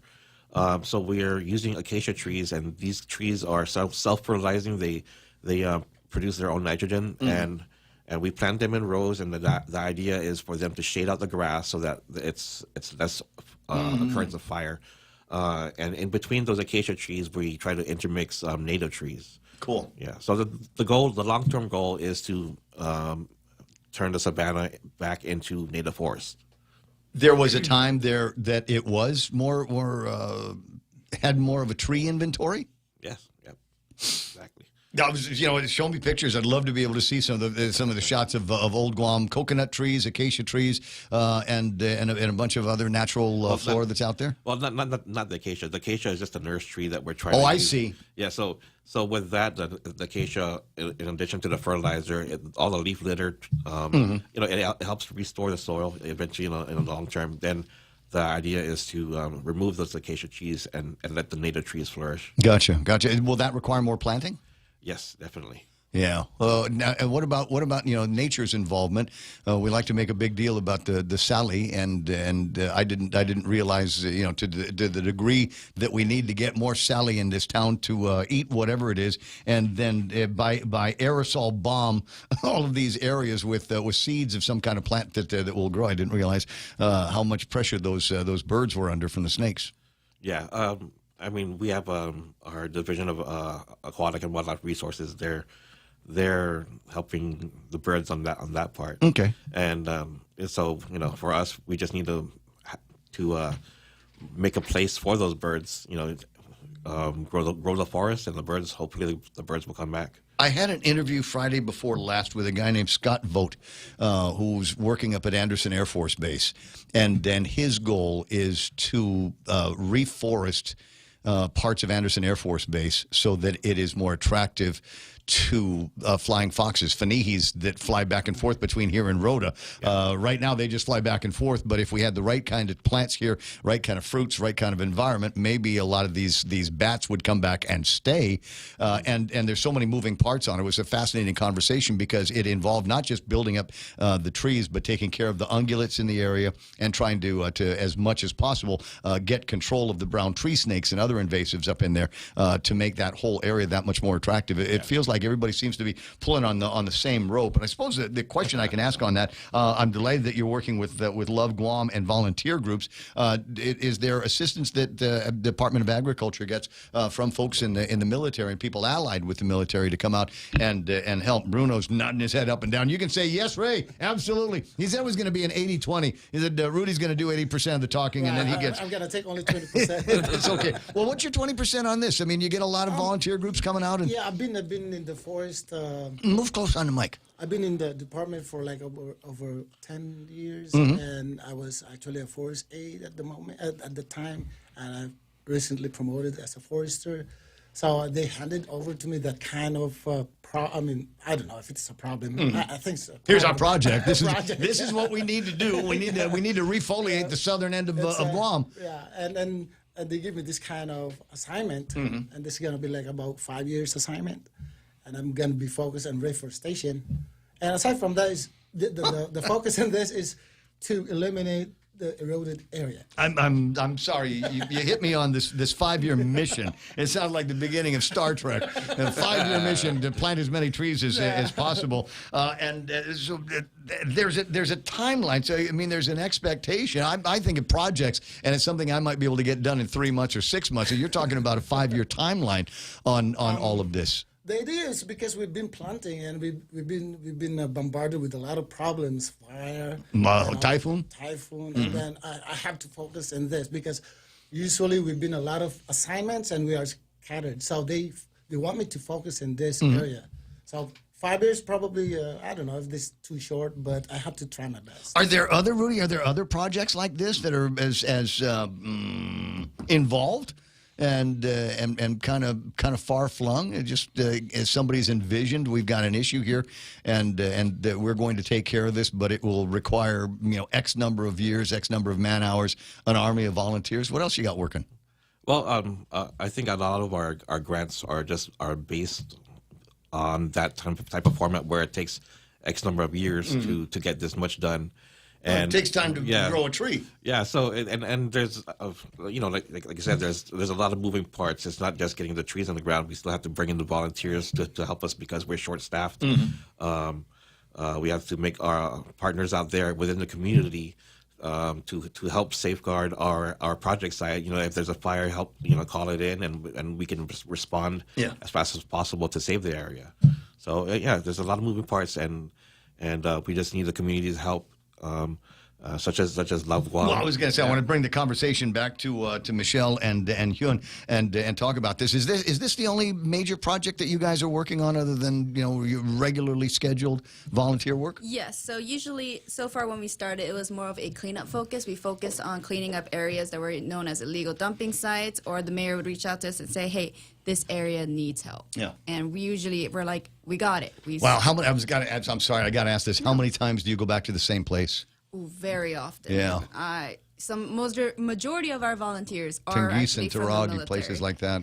And I tell them, I'm like, the last time I was here, I had people drive by and say thank you. I've had distributors as well come back with drinks for all our volunteers. Nice. Yes, but they look back at me. They're like, "You're saying you were here before?" And I'm like, "This is our sixth time coming back to this location."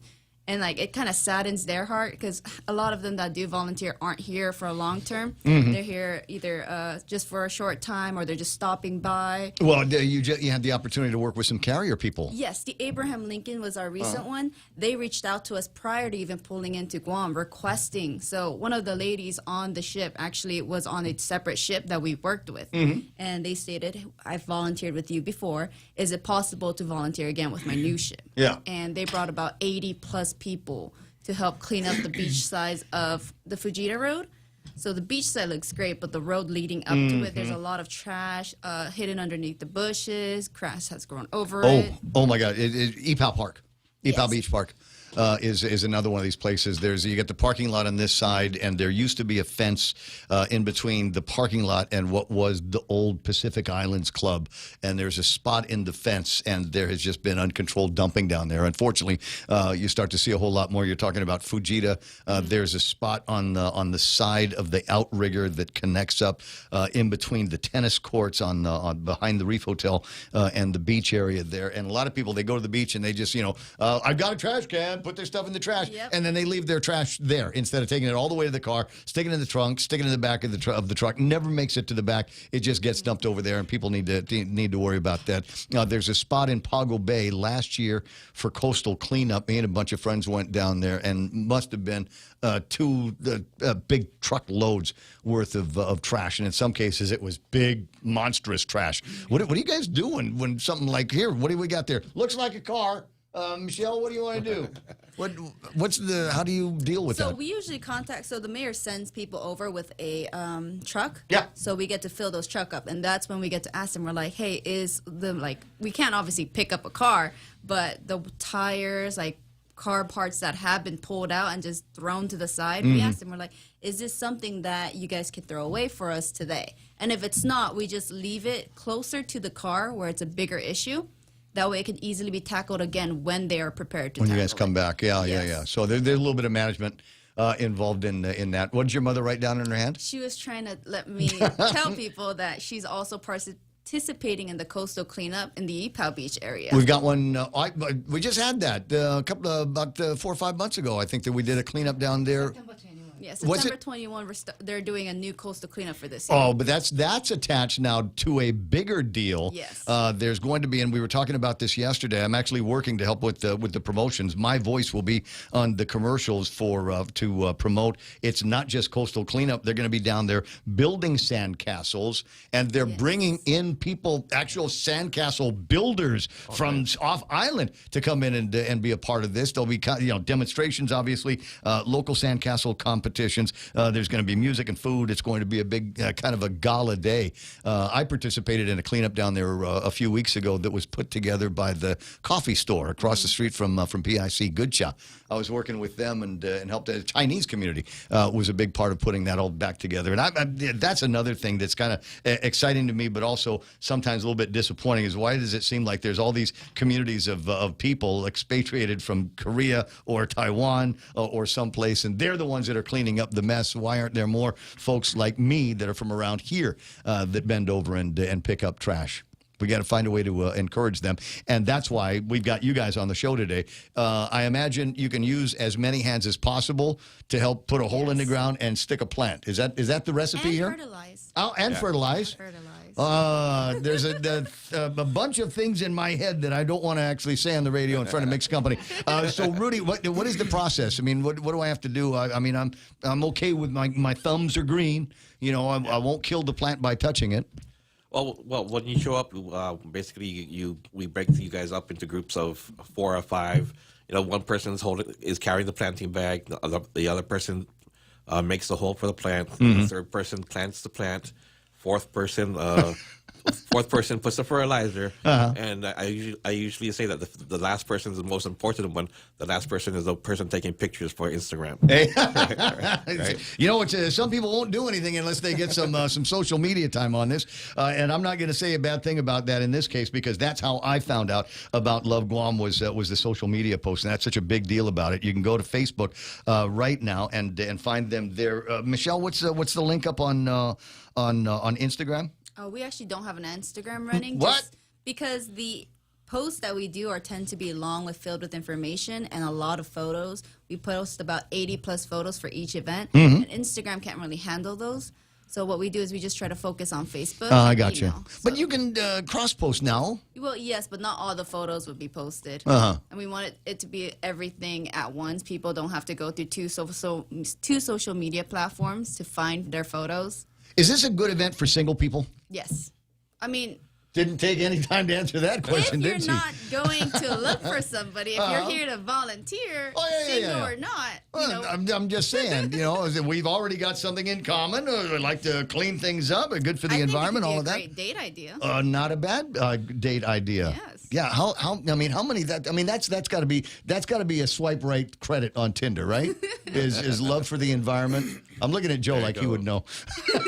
So this is great. If you want information, trying to amplify this here, find social media. Love Guam is if you type in Love Guam on it, that's the first thing that will pop up on the feed here, and so click on that, and it will give you information, obviously, on what's going on here. Do you already have enough volunteers for this weekend's work? So we don't really set a max number of volunteers. We try to take as much as possible because I say, more hands. Yeah, we keep track of the Guam heat. So even our cleanups, like some days we can make it last 2 hours, but with like 100 people, that we can get done a lot of trash. But if on those very sunny days of Guam where they're not ready for that heat and they're not prepared, we try to keep it as short as possible. So I don't want our volunteers to think this is a work. This is hard. What do you guys do for a living? She owns a restaurant. Okay, what restaurant? Which one? Which one? Fusion Tavern. Fusion Tavern. Yes. Okay. What's good there? What's the special? Chicken katsu curry and Always. sweet and sour chicken. Okay, gotcha. Is that on Facebook as well? Yes. Okay, very good. So Fusion Tavern, go eat there because they're supporting the environment and doing the Love Guam thing. Oh, that's what it says on the business card. It says Fusion Tavern, established 2008. Okay, now I know.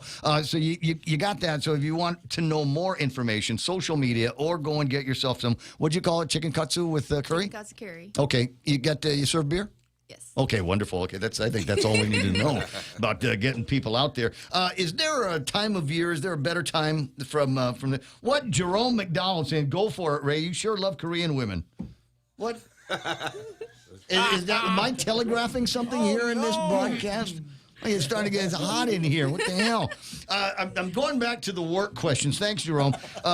Rudy, this is for Rudy. And if you heard me say his last name, Estoy, and going, why is that familiar? If you remember the running community, once upon a time, Shirley Estoy used to be out there running, having a good time, and then she got married to one of the Landon boys, or the Idlet boys. She's married to Brandon. So she doesn't run as much as she watches Brandon and the boy go off in the stroller and do their thing. What's it like being in-laws to twins? Well, is it okay? Well, what I like is that they're Star Wars nerds. Well, you could have just stopped at nerds. You didn't have to put a qualifier on it. Really not. Do you get shanghaied when they start to do those the building events like they just finished up? They just did the Empire State Building over at the. Oh, you're not there. You're not there. Is there a reason for that? Well, are they worried that you're going to knock it down? No. I'm just. I'm with my daughter at her dance class. I gotcha. So I'm somewhere else. I gotcha. All right, so it's a whole different world. It's a whole other kind of cult that he's talking about than that one. Is there a certain time of year that is best for these kinds of things? Well, for tree plantings, it's always best during rainy season, which is July through December. Yeah. And so, when you Sunny, rainy season, but as Michelle says, among the hotter times of the year. It's still hot out there. It's a good work. So if you go out there, be prepared for either a hot, humid day or a cool, overcast. Refreshing showers from time to time. Gotcha. Yeah. Do I need to bring anything? If I show up on Saturday, what do I need to bring? We ask that you bring sun protection, closed-toe shoes, and a reusable water bottle. That's it? Yes. Okay. And reusable water bottles, so as not to contribute even more to the trash that's out there. I recalled the last time I was working with Eric Chong for the coastal cleanup down at Pago at my thing, and one of the questions that he asked us all to take care of in the beginning was to download an app that was attached to coastal cleanups that were going on planet-wide. Is there, when you guys are cleaning, do you ever make a count of what it is that you're carrying out there? This many cans, this many bottles? So I understand. I think for the International Coastal Cleanup, because it's on a bigger scale and they receive grants and so forth, they statistically provide information such as, hey, if we would like your sponsorship because we picked up this many trash this year, last year this. For us, my mom actually funds all of our supplies other than when we work with Department of Agriculture. So cool. Like trash bags, gloves, sticks to pick up, stuff. She provides all of it with her own money. Okay, and so it goes now to the other question. Outside of this phenomenal feeling that I get from helping the community and doing something positive for the environment, what else do I get? A letter of certification. Rudy, hey, wait. Well, so for these plantings that are upcoming with this weekend and future plantings with La Guam, there is an opportunity for stipends. If you're 18 years old and over and a U.S. citizen, you have an SS number, you can apply for a stipend. You just have to fill out a W-9 form and turn it into either one of us, and you get a stipend for. Dude, I was just thinking of a T-shirt or a towel or something. I don't know, a patch, stickers. Young people like stickers, I'm told. We cleaned up or we planted. Yeah, but so there is an opportunity for stipend work.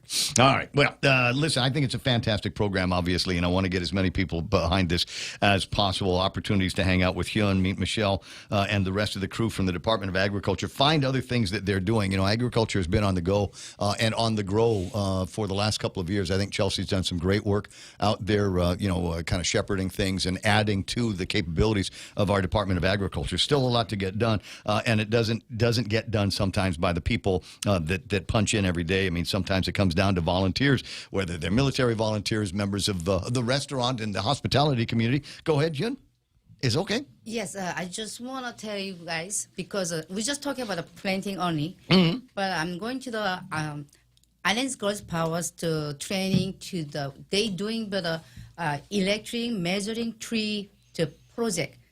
For us to and the agriculture they're doing the planting and they measuring for the how they grow up the protecting program also too. Okay. So mostly people so we're going to gather data. Yeah, just people just think about only plantings. No, this is for the future program. We doing the planting and we just maintenance also tree also too. This is not only for me, not only for you, all the island people. Future program. I'm glad you're working with Island Girl Power. I'm a big supporter since the very, very first day, and we'll continue to do so. Great source of volunteers too, as a matter of fact. Just start something. They're gonna plant from 700 to 1,000 saplings this upcoming. This weekend. Okay, so you got your work cut out for you. There's a lot of work for empty hands. So if you've got some on Saturday, want more information, like I said, Love Guam on Facebook, or bounce it back to me here at the radio station. I'll be happy to share my contacts. I got to break away. We got to go into a break, and we're going to jump into news and headlines from our friends over at KUAM, and I'm going to do some selfies.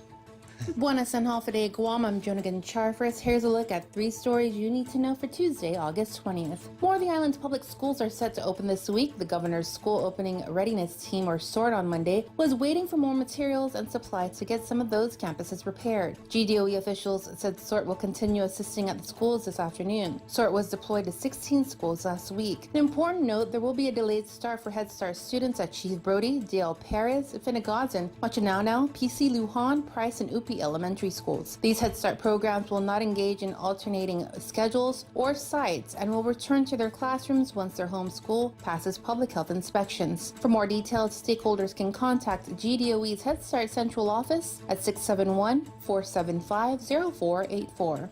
And Juan M. Guerrero Elementary School, the latest Guam Department of Education campus to pass public health inspections. The Dededo campus received 26 demerits, resulting in a C rating. This means the home of the Dolphins are expected to return to their school today. Education officials noted in a briefing to the public last Friday that pending J.M. Guerrero's passage of inspection, the school will play host to students at Chief Brody Elementary School on an alternating schedule starting Thursday, August 22nd. And a woman is spared jail time after she admitted to her part in stealing copper wire from Guam Power Authority power lines. Olivia Palakiko admitted guilt before Judge Vern Perez in Superior Court Monday. She will serve 1 year probation for her crime. Palakiko also agreed to testify against her co-defendant, Paul Anthony Uggan. In August of last year, the pair were arrested on theft charges after being accused of stealing 130 feet of copper power line. No word if Uggan will take a plea deal or take the case to trial. For these stories and more, make sure to visit KUAM.com. Also, make sure to follow, like, and subscribe KUAM News on Facebook, Instagram, X, and YouTube. You can also watch our exclusive local channel now on Peacock by visiting peacocktv.com/local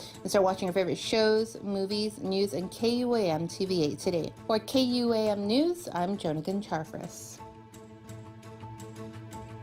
At Guam Regional Medical City, world-class heart care is just a heartbeat away. GRMC is pleased to welcome board-certified interventional cardiologist Dr. Mahesh Gola and Dr. Bishoy El Babawi. Together, they specialize in advanced heart interventions to treat heart attacks, various heart and blood vessel conditions, arrhythmia, and more. For more information, visit grmc.gu or contact 671-633-GRMC. That's 671-633-4762. Calling all chicken nugget lovers. It's time to get saucy with Wendy's. Their flavor-packed nuggets are freshly tossed and sauced to create 7 mouth-watering combinations of flavor, featuring crispy or spicy chicken nuggets tossed in one of 4 delicious sauces: honey barbecue, garlic parm, buffalo, and spicy ghost pepper. The Wendy's saucy nugs are available in 4, 6, 10, or 20 piece and served with a side of ranch or blue cheese dipping sauce for the next level nug experience. Choose wisely. Choose Wendy's saucy nugs.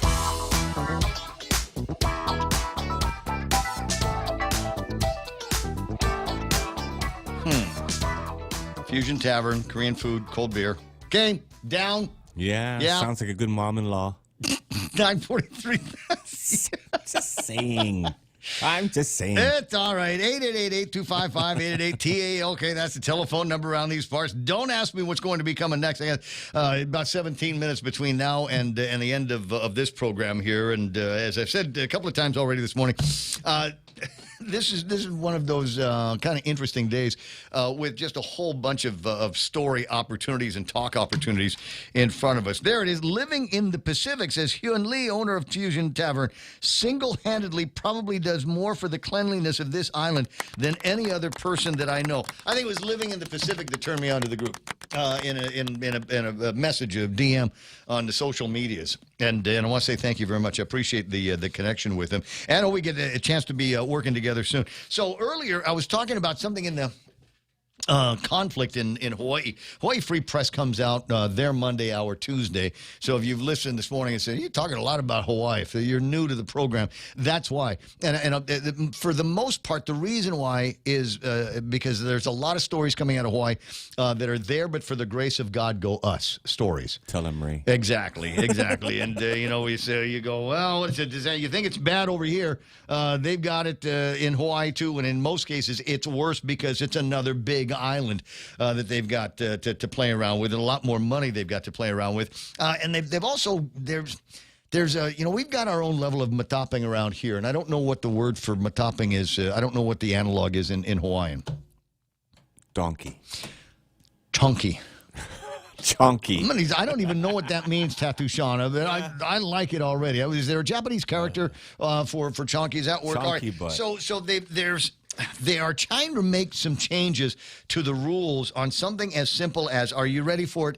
Beekeeping there are apparently restrictions in some parts of the state of Hawaii on beekeeping, and they only apparently, according to the law, want to make it so that only farmers get to keep bees.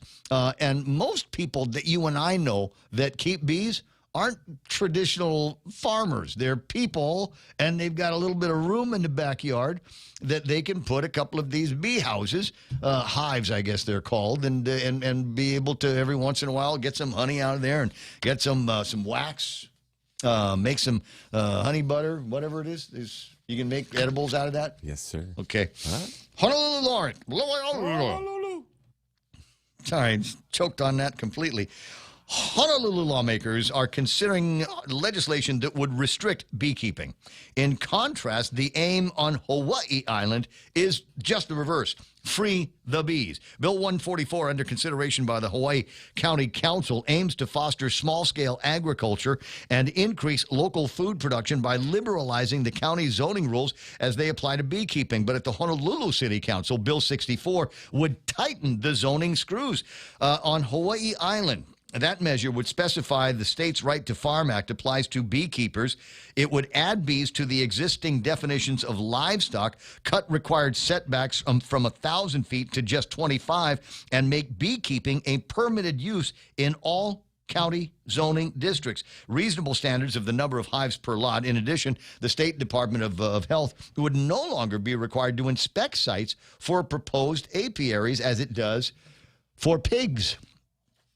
Currently, beekeepers on Hawaii Island are limited to operating only in agricultural zones, must obtain permission from their DOH before setting up a hive, and are not allowed to place hives within 1,000 feet of another zoning district or a major public street, which Hawaii County has interpreted to mean any public street, much to the frustration of at least one beekeeper in Kona who was forced to move hives that were 980 feet from the road. Oh, my God. They were 80 feet, they're 20 feet short. Rada, state of Hawaii, Rada. Yeah. In any case, the three rules have served to basically bar beekeeping in or near island towns. And there's just too many reasons why this is dumb to begin with. And too many reasons why we've got to make sure that if there is any language in any of the laws that we've got here to prevent people from becoming beekeepers, or at least encouraging that we eliminate those completely. According to Big Island Beekeepers Association, it's close to a $20 million industry on the island. Honeybees help pollinate more than $200 million worth of crops and fruit throughout the state. In addition, Hawaii Island supplies 60% of Canada's queen bees and about 40% of the queens to the U.S. mainland hives. Why? Because they're like Guam. They don't have that disease. They don't have the hive killers that they've got in the States. So we've got these virgin queens here and there that we can send out. Honolulu currently has a fairly straightforward law in place that allows beekeeping almost anywhere on Oahu. Outside of agricultural zone, hives are limited to no more than 8 per lot, and they must be 25 feet from any property line. In an effort to eliminate that relative broad scope of freedom, without indicating why, the most recent draft of Honolulu's Bill 64 would impose a 5,000 square foot minimum lot size, icing out hives in most urban areas. The bill would also curtail the number of hives allowed per lot with a maximum of 6 for lots larger than 20,000 square feet. Sorry about all the numbers. Public health doesn't appear to be a reason for Oahu lawmakers to clamp down on beekeeping. As a spokesperson from the State Vector Control Branch told the Grassroots Institute, there haven't been any complaints this year about any beekeeping in Honolulu. Whatever the reason, anyone concerned about local agriculture sustainability or entrepreneurship should hope that Honolulu lawmakers will leave well enough alone. I'll give you another one. Yeah, we're all thinking about B-Man Dennis Larson. Lolo head, says Jose Martinez. That's it. Matapeng for Guam, Lolo head in Hawaii. Alrighty then. So here's the other thing: is the more bees that we have here, and a lot of people you think, well, they're going to help, going to make pollinate the fruit plants and all of that stuff, but they also help pollinate flowery things. And the more tropical flowers and things that are attractive to us and the people that visit Guam, I think that's the better for everybody. And so, as I said, it's not just guys like Dennis Larson and Chris Rosario. There's this whole kind of revolution that takes something as old, maybe as domesticated human life itself and putting it in the hands of everyday people, and the benefits. And the bees do this, mind you, for free. This is the other one. They make the honey. They don't charge you for any of that stuff. And all of the wax that you can eventually take out of it. Yeah, but we build them condos. They don't, that's okay. That's okay. You know, even if we didn't build, even if we did those little boxes that they've got, build them condos. if we make the place nice for them, they'll come over anyway. 10 away from the top of the hour. Well, this is a treat. Ken Leon Guerrero, the other governor, That's Leon my Guerrero, Uncle Ken, is on the line. Now, all of a sudden, this Ken Leon Guerrero has something in common with the other Governor Leon Guerrero. Neither one of them likes Trump. Oh. Both of them apparently want Kamala Harris and Walz to get in here and be the next president and vice president. Who would have ever thought that you would have something in common with Lou? Yeah, you know, stranger things have happened. I didn't want to call to get into a Trump fight. I wanted to call to get into a regulation in Hawaii fight, because a friend of mine in Hawaii got a variance to build a 10-foot tall fence on his property, and then he got written up, and he got a notice that he had to take down 2 inches of his brick wall.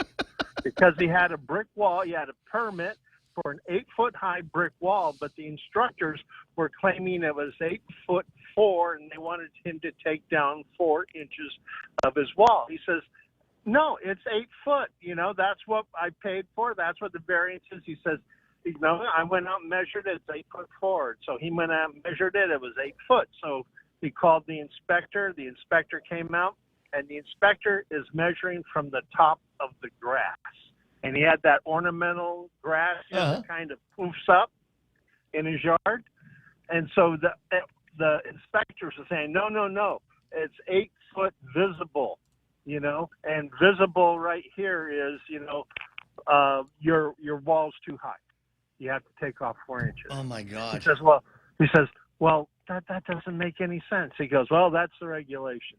And you can either take 4 inches off your wall, or we're going to get. Or we'll demolish the whole thing. $250 a day. Yeah, per violation. This is where I think we all have to agree that there is a level of common sense that we need to think about. The guy wasn't intentionally trying to steal another 2 inches of air from the state of Hawaii while he was building that up, and then we also got to consider why. I bristle at the idea that there are a lot of people that will swallow regulations that are foisted on them, hook, line, and sinker, without ever asking why. And we need that in our lives. We need to use that, and it's not just to begin the defiance process, although in my case it usually is. Why do I have to do this? Why are you making me follow this rule? Why? Who gave you the authority to do all of that stuff? And I think we need to learn what the extent of a gift that we got from the Supreme Court is, and that is, how do we challenge, based on the elimination of the deference preference, how do we, the Chevron deference, how do we question legally all of these things and force these departments, agencies, regulatory bodies to show us their math? Well, you know, that's where I have been talking for years about the power we have as citizens, and go back, you know, the power of getting information, Freedom of Information Act, and holding government accountable. You know, I'm involved in an action right now where Department of Public Works, once again, without permission, went ahead and threw a road across somebody's property without doing plans, studies, all the things that the landowner as a citizen would have been required to submit before they built the road on their own property. And guess whose property it was? Hey. Mine. Yep. Of all people, for Department of Public Works. Well, you know why they did that? You know why they did that? They did that because they could. They did that because they could. Just like your friend Kamala Harris says, we're going to start yanking patents because we can. We just got to be brave enough to do it. Just got to have the nerve to be able to do all of that stuff. And that's basically why they did that to you. Is because they could. It's the same thing with all of the nonsense that we had to endure during COVID-19. The only reason why they did that was because they felt that they could. They didn't have enough venom against those uncivil rights from our legislature, and not enough juice coming out of the court systems here on Guam, and so that they knew that they could make up any rule they wanted to with immunity, and to justify it, we learned to live with the what was the score? The what's his name? The car score. Car score. We had to learn to Yes. live with the car score, which, as it turns out, meant absolutely nothing. Absolutely nothing with regard to being able to calculate the spread of COVID-19 on Guam. Well, that's what happens when political expediency takes a leap ahead of common. Anyway. You know. Anyway, so I'm still mad at you for turning tail on Trump. I'm not sure I'll ever get over it. We can still be friends as long as you've got avocados. Oh, no, my avocado season is almost over. We're going to get you some bees. We'll keep that going as long as we can, buddy. You take it easy. Hug and kiss to the wife and the baby. I'll see you soon. All right. That's 888-8255. I know. There's a part of me that wants to. But you know, he threw the parlay down. I didn't call for a Trump fight. Yeah. You did. Ceasefire. Deborah, I love this. Deborah Wise. This is the way to do this. Question authority. Come up with a question. What if the guy with the brick wall cuts the grass near the wall? Take it down to dirt. Come on, take it down to dirt. That's all we need. 9:56. We'll do the last break. I'll be right back. It's sizzling out there, folks, and GTA's hot summer deals are turning up the heat. Switch to GTA and get up to $375 off a brand new iPhone 15 when you sign up for any unlimited wireless plan. That's $16.55 a month on our installment plan. But wait, there's more. We're waiving the activation fee and giving you a port-in credit. That's right, extra savings just for joining the GTA family. Limited time offer, terms and conditions apply. Visit GTA.net for more information. GTA, we start the summer with you. Wow, Bank Pacific, 70 years. That's right. Are you celebrating? You bet. For starters, we opened in 1954, so we're offering a very special personal loan with rates as low as 5.4% APR. 5.4? And you can borrow up to $50,000 for whatever. Summer travel, back to school, paid on credit cards. Can I apply online? Yes, and in any of our convenient offices. Bank Pacific. Where others put branches, we place roots for 70 years. Equal opportunity lender. Conditions apply. At APL, their expertise and extensive network can help you grow your business and reach out to more global markets. As a responsible carrier, APL is also committed to a sustainable future, whether it's protecting the environment or investing their efforts in giving back to the community. APL's dedicated team in Guam and the U.S. mainland are here to support you. Call 671-588-4651 or visit apl.com. Yep, that's it. 9:58 and change. I'd shown a picture of a bearded guy doing some yard work, and that's not a bearded guy doing some yard work. That was a picture of Chris Frank. Nice. Yeah. So there's a picture of him doing some help out with the guys from Love Guam, and plant a tree here, brother. It didn't look all sweaty. No. So it doesn't look like it might be super hard Easy work. peasy, lemon squeezy. Right. So him and the other motorcycle guys out there. 9:58 and change portions of the Ray Gibson Show brought to you by the guys over at NissanGuam.com and the World Wide Web. And if you were in the market for a used car, there's probably never been a better time to do it. Up to $8,000. That's where these used cars are starting. $8,000 of a used car, and you're probably going, $8,000. What is that? Jalopy am I going to get for it? No. This is Nissan we're talking about. There's a 32-point inspection plan, and unlike the schools, it has to pass every single of the 32 points before they put it on the used car lot. Super low, crazy prices, Kaduku crazy, as a matter of fact. Kuya Marlon Laxon is going down waiting for you at Nissan Guam to come by and take a look at what they've got in the inventory. Do a test drive and find out for yourself why these are some of the best rides at their prices ever on Guam. I got to break away. I got to go and do a thing. We'll be back tomorrow. Tomorrow? Clear the shelter. Roger that. Back on the radio with you tomorrow morning, and we'll talk about all kinds of other stuff then, get you updated on all kinds of big news stories. Of course, the biggest news story happens to be what's going on in Chicago. I think we're all waiting for the town to burn down. The night Chicago died. Go ahead, finish it for me. I'm waiting to see, how bad the Antifa guys get into it with the cops and the Free Palestine people and the cops and the LGBTQ people and the cops, and there's all of that, and they're combining forces. It's weird. I got to get out of here. It's 10. It's time for the news. One underway. I'm Lisa Lacera, Fox News. The Democratic National Convention kicking off in Chicago, where Thursday night Vice President Harris is expected to formally accept the presidential nomination. California Democratic Congresswoman Maxine Waters ticked off Harris's accomplishments. Oh, so I know there is no better leader to marshal us into the future. Kamala has been a courtroom prosecutor, a district attorney, an attorney general, a United States senator, Vice President of the United States. Delegates also paid tribute to Reverend Jesse Jackson for, as they put it, paving the way for Barack Obama and Vice President Harris to run for president. Jackson ran for president in 1984 and 1988. President Biden expected to address delegates later tonight. Outside the convention, a security fence was breached by protesters. Fox's Mike Tobin and Union Park. One of the things we did see was police executing kind of a textbook wedge move. There was an agitator that they wanted to get out of the crowd. So they busted through the crowd, plucked that agitator out of the crowd, and they pulled him back behind the police. The